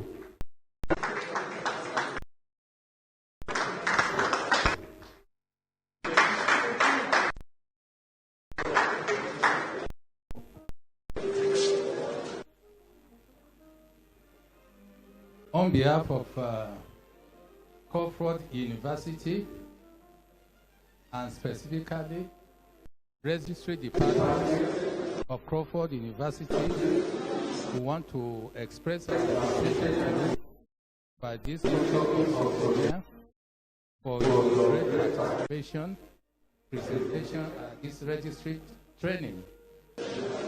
I know that you are organizing other training there, but because of your versatility that have recognized in you, you are also built to make your presentation here. We know those of us as chairman and council chairman all over to general, so you are up to that level. Call you General of Crawford. So we want to show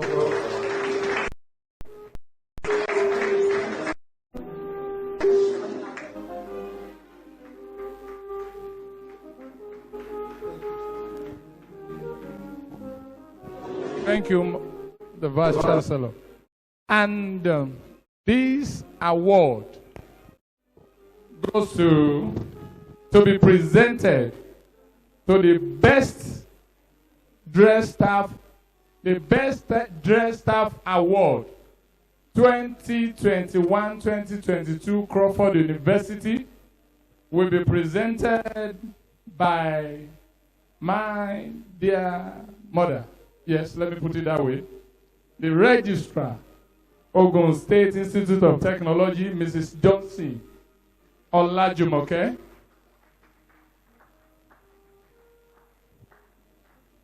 Okay, please come. The best dressed registry staff 2021-2022. Wow. I'm blushing.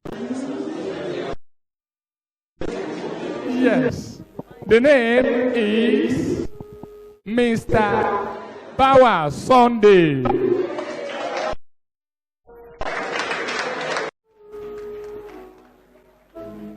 Mr. Power Sunday. Best dressed registry staff. Congratulations, sir. And I want to add a voice. All right.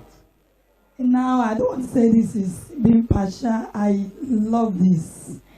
I love this. I love this. Thanks to Crawford University Registry, recognizing good dressing, proper dressing. When you dress well, like I do to all my people, it does not matter what you do.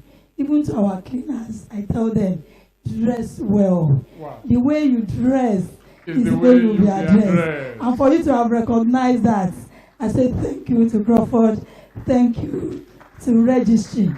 But I want to add my voice. Maybe for subsequent ones, let's do it. Let's be gender sensitive. Let's do it. Best dressed male, best dressed female. So on behalf of the Registry Department, we appreciate you because you dress well to work. And on that note, we are awarding you this. Best dressed staff 2021-2022 session. Congratulations. Crawford celebrate power.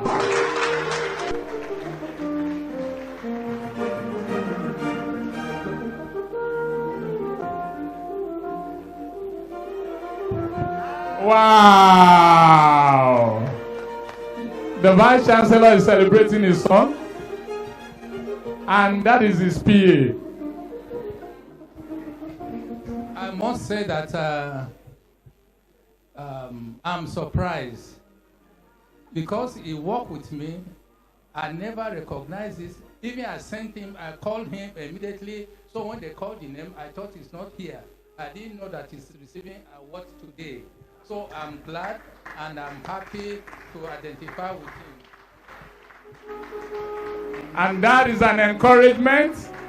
The Vice Chancellor standing to recognize his personal assistants. Bauer will celebrate you. I would like to borrow this from the former governor of Lagos State. The reward of hard work is what? More work. Thank you very much. It needs to add more. And I will recognize, need the presence of the registrar, Bells University of Technology. Please kindly come for the presentation. The next presentation is Punctuality Award of Registry staff members of Crawford University. And that award goes to Mrs. Modupe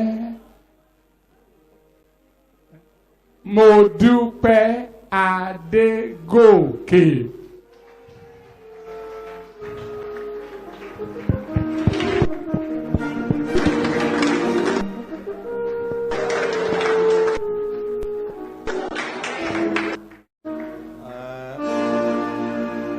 Congratulations, madam, for the registry to have singled out as the most punctual staff.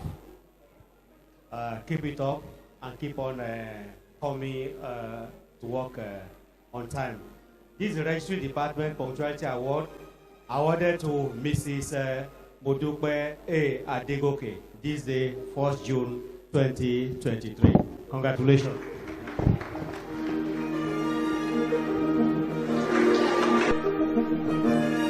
Madam, smile. Madam, smile. You are receiving an award.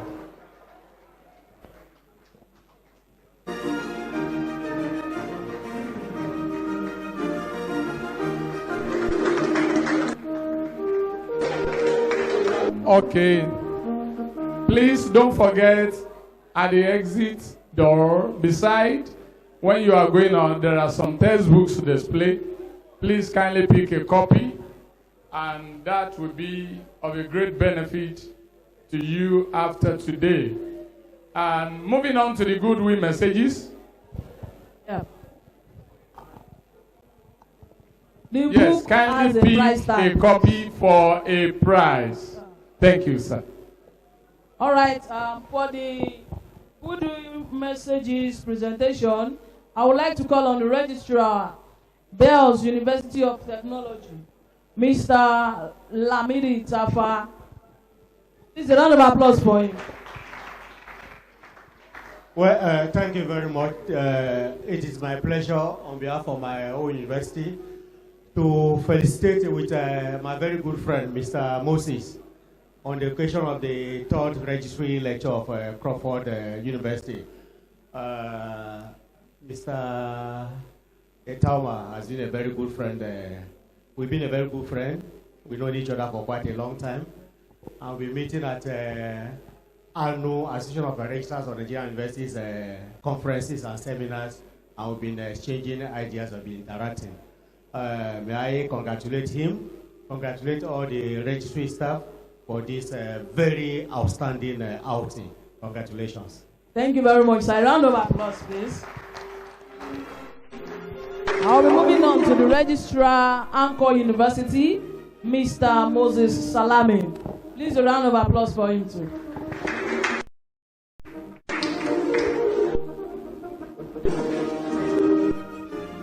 On behalf of the Vice Chancellor of Anchor University, Professor Samuel Oyebandele, and the entire management of Anchor University, I want to congratulate the Vice Chancellor and my registrar.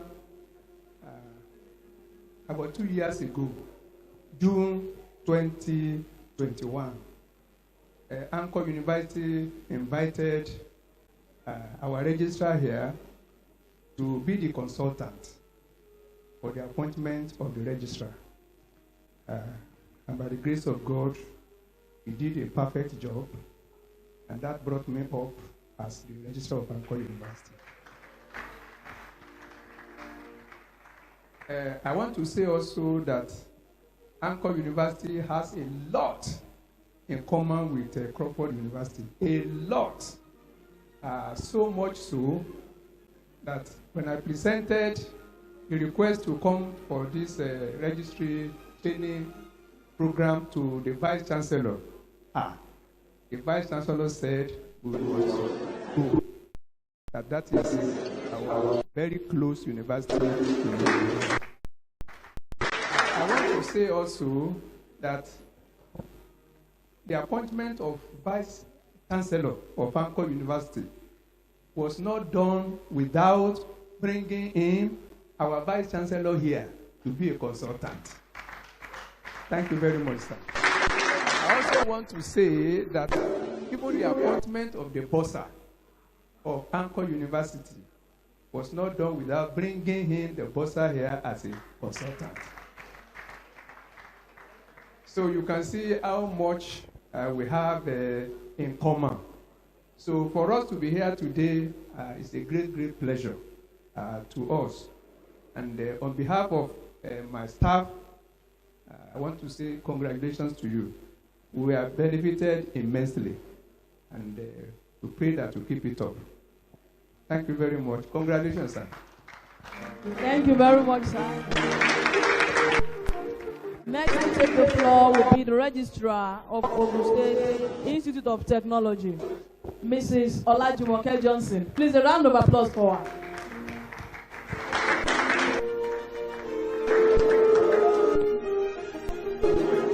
Thank you for having me, and good afternoon.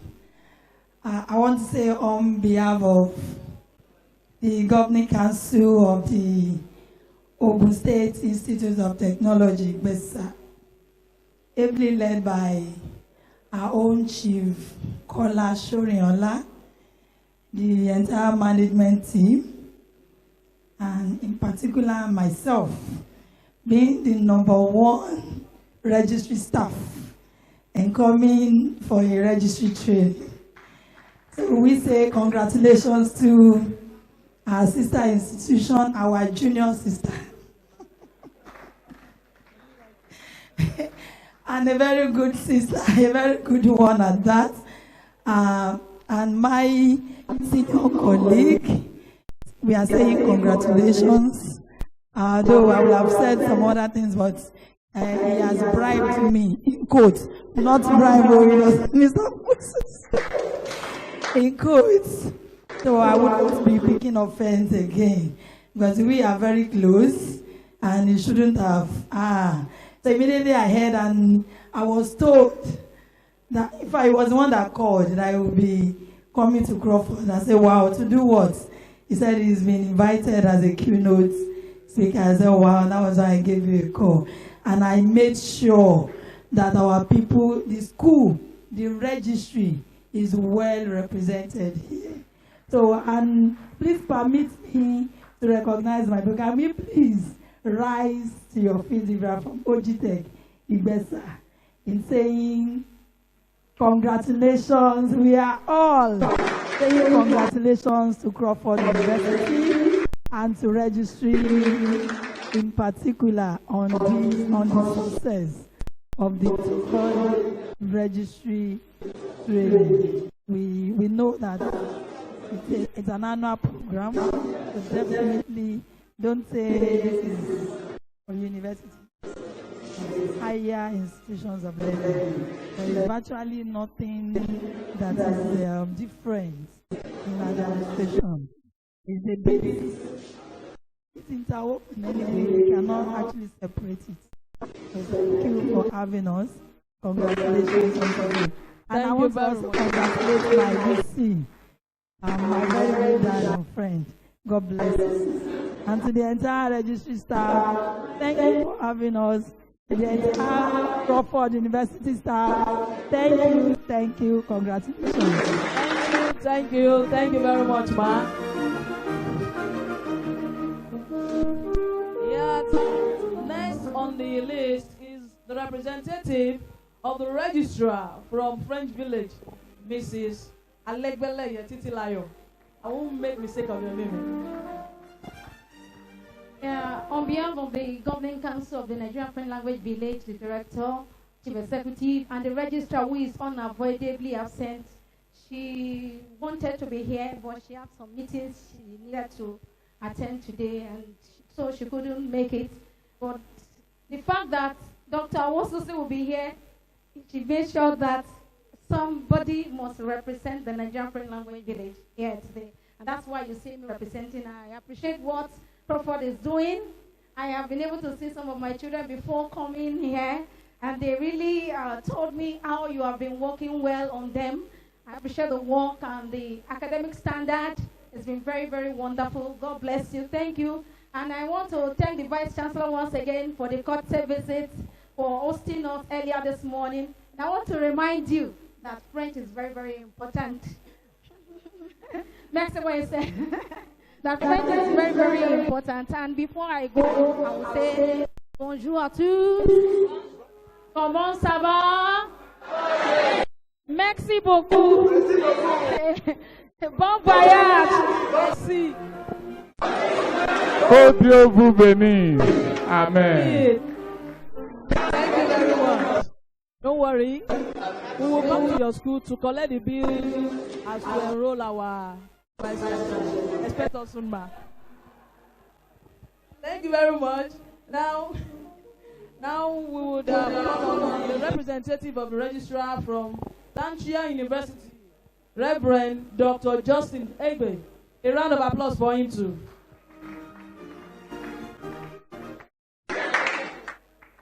Yes, I want to join my voice to those of my colleagues in appreciating God, first of all, for this wonderful opportunity, and congratulating the registrar of this school on behalf of the Vice Chancellor of Tanzania University, who made our presence possible today by releasing the necessary funds and support, and also on behalf of the registrar of the university, whom I'm deputizing for. I want to thank each and every one of you for hosting us, and I want to, in a very special way, appreciate the Vice Chancellor of this institution for his simplicity and availability, because he has been here all through. That is rare to see, maybe when you go to other places. So, Vice Chancellor, sir, I appreciate your simplicity and your humility. I also appreciate the registrar, the hardworking registrar of the school. And I must commend the staff of this institution for their decency in dressing and appearance, and the serenity of the school environment totally. I think I enjoyed my little stay here, and I want to come again and again and again. So I want to thank all of you, and may God bless us all through Christ our Lord. Thank you very much, sir. Please, a round of applause for him. We'll be expecting you next year, sir. Thank you very much, sir. We appreciate you all. Thank you all for coming.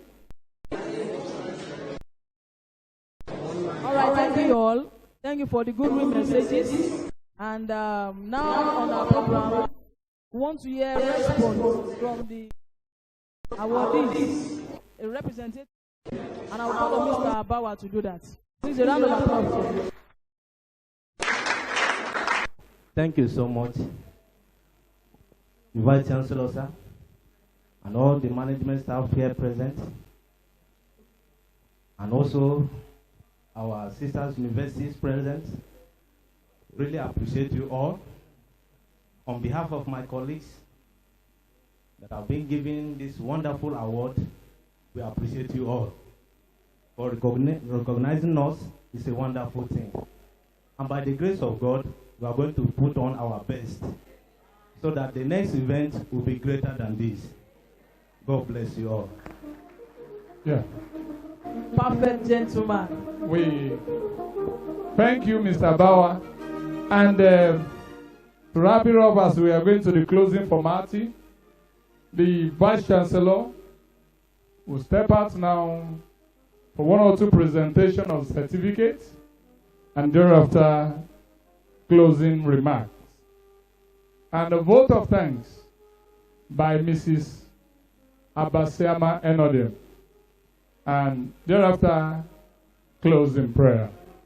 Thank you for your patience. Vice Chancellor, sir.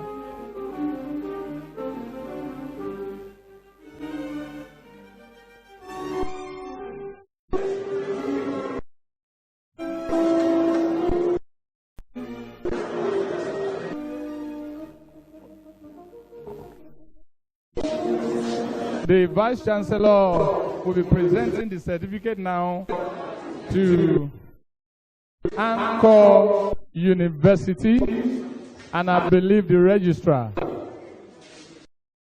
is here to collect the certificate on behalf of Anchor University, Lagos.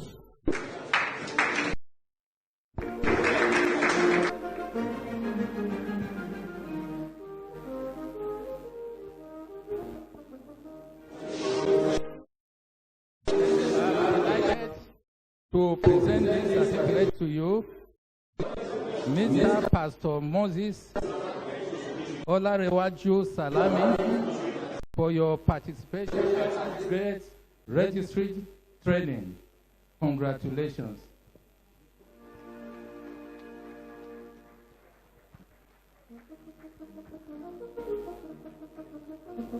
And also to the representative of the management of the French village, Mrs. Abelegbeleye Titilayo, Alegbeleye Titilayo Lanike, Côte d'Ivoire, Benice.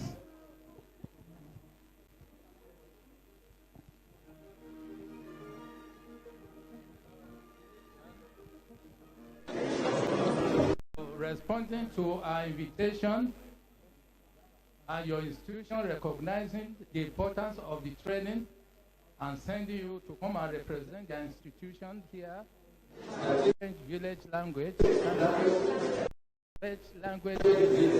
we appreciate, and I present you certificate. We have discussed the course visit. We will see you very soon. So, registry should go to French village to go and spend 34 weeks. Surprise. Wow.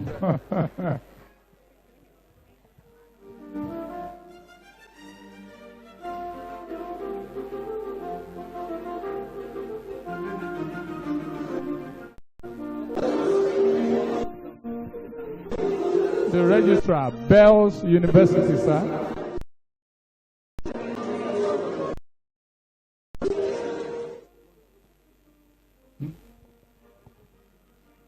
Yes,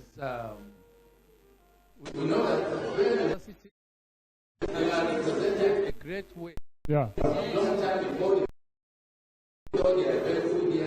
Have their home in a great way, and they are ready. They are all ready to be good, distributed to them.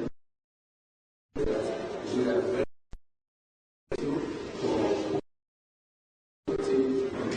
very recognizing and coming around. We are neighbors. We still have more to do. Please accept our appreciation.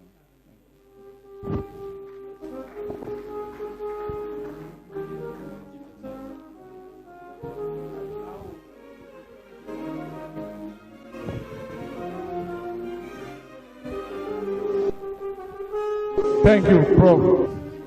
The V-Sister. I would like to call on the registrar, the host,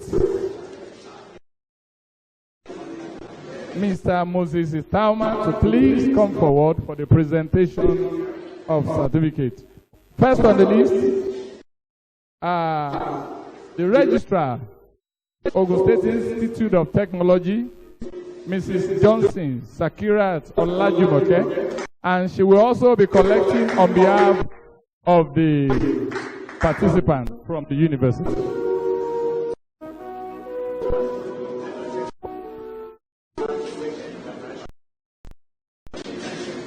Yes, our esteemed registrar from the Ogun State Institute of Technology, Mrs. Olajumoke Johnson, our closest neighbor, our friend, our elder sister.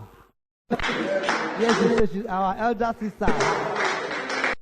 We appreciate you, for the spontaneous response. You just got and you just made up your mind, and then that's it. We appreciate you. So give our very warm wishes, warm regards to the rector. The Vice Chancellor sent very strong greetings to him and all of us in the registry. We love him. We appreciate you, man. God bless you, man. Thank you so much. The next is Reverend Justin Egbe from Tanshan University, all the way from Anambra State.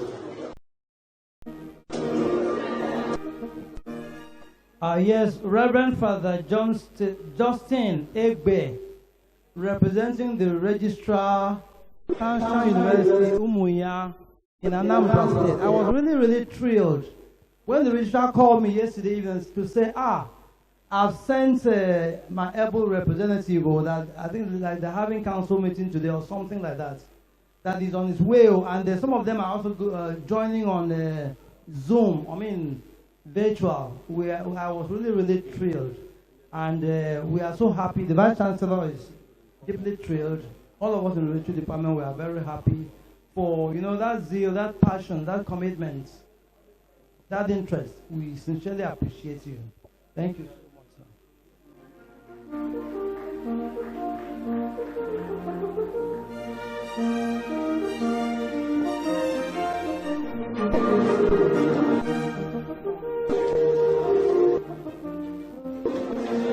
Yes, the two certificates is for the Caleb University, and I would like to call Mr. Paul Babatunde to please step out to collect the certificate on behalf of the participant.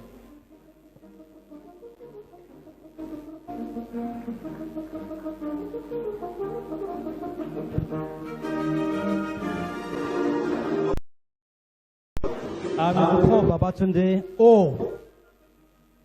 from all the way from Caleb University at Imota, Ikorodu in Lagos State.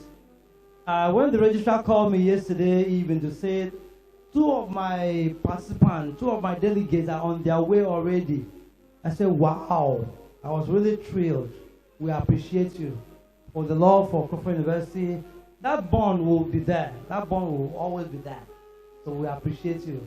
Give a very warm regards to the registrar and to the Vice Chancellor, Professor Owe Ibe Nusa. We appreciate you. Thank you very much. Thank you very much. Thank you very much. And now the vote of thanks. And while we are expecting Mrs. Enodium,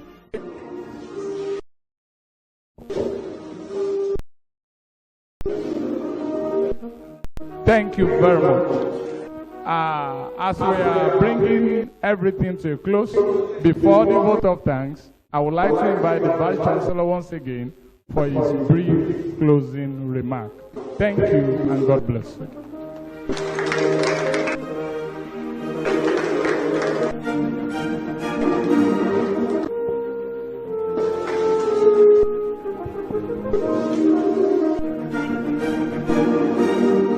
Let's be seated.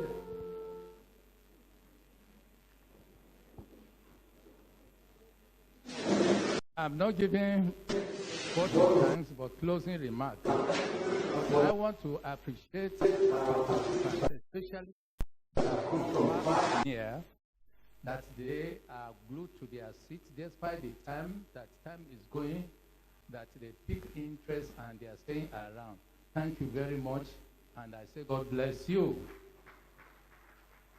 I also want to say that we have been having registry staff training, which by the grace of God has been around during the past two, but this one is very, very glorious. I know usual of the registrars he has consulted, and that they say that they also advise him, and that has been the heartbeat of our registrar, that he wants to make a mark. He doesn't want us to be local. This university must go places, and he put it into action by this registry training of this year, that he went far and near to make sure that this training is eraded and people are encouraged, people are invited, and we're very much appreciative of his efforts and for the people that responded and they are around for this registry training, and also people that join other institutions that join virtually. We appreciate them so much. But I want to say that Yoruba people say that so Modeban Dabira, only Baba Lane. So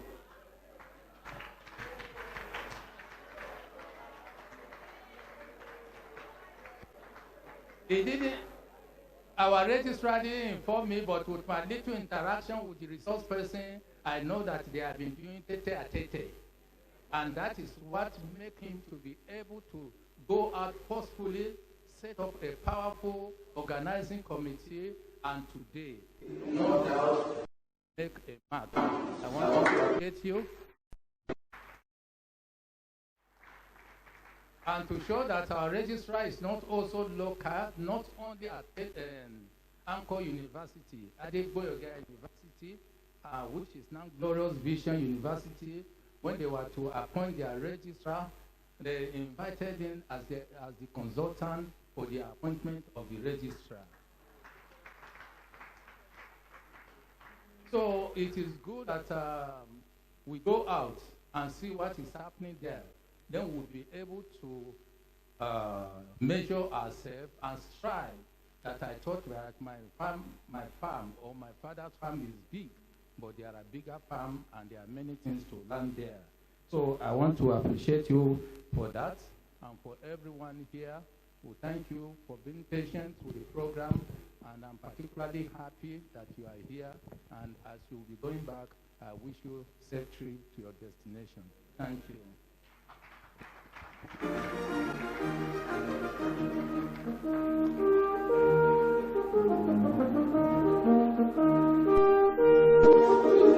Thank you for the honor. May God honor you too in Jesus' name. Yes, vote of thanks. Mrs. Abasema.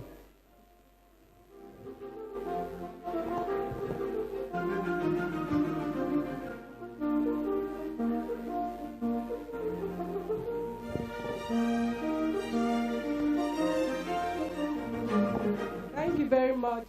I don't know what I'm supposed to say after my able Vice Chancellor has spoken.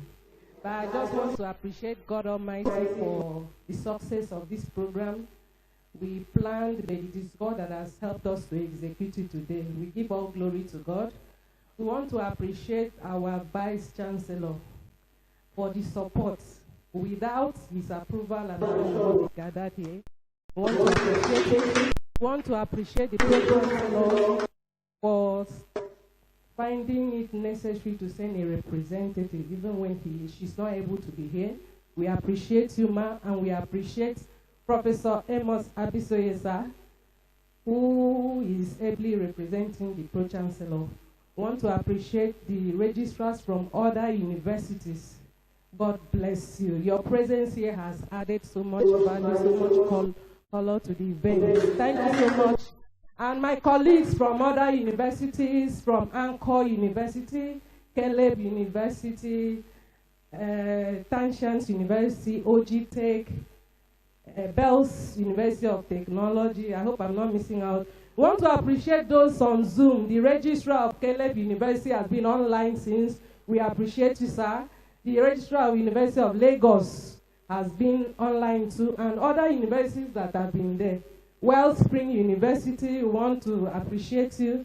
Thank you so much. And my colleagues, thank you so much. I want to appreciate the convener so that I cannot miss that. We appreciate the registrar, sir. Thank you so much for your leadership style. Thank you so much for being a good and hardworking leader. And I want to appreciate my chairman and other members of the local organizing committee. God bless you. It's been nice working with you. I want to thank everyone that has been here, hoping that I have not missed out anybody. The media crew, you have done so well. God bless you. I want to thank everybody. God bless you all in Jesus' name. And I want to pray that as we are going back, the God that brought you here safely will take you back safely. And the relationship will continue to serve and grow better and better in Jesus' name. Thank you. It's an honor. Yes. We want to pray. And the honor will be given to the Holy Reverend Father in the house. Shall we pray? In the name of the Father, and of the Son, and of the Holy Spirit. Almighty ever living God, we thank you for the gift of this day. We thank you for this wonderful opportunity. And for enabling us to have this gathering and bring it to a successful end. We ask that the Holy Spirit will continue to lead us as we go to our different destinations. We ask the Spirit also to continue to lead in the mind of the management of this particular university and the sister universities. We ask that the knowledge we have gathered today will continue to enable us in the service of humanity and in the service of God, so that at the end of our lives we may gain that heaven which we all desire through Christ our Lord. And the Almighty God bless us, the Father, the Son, and the Holy Spirit. Amen. Amen. Crawford University anthem. La la la la la la la la la. 1, 2.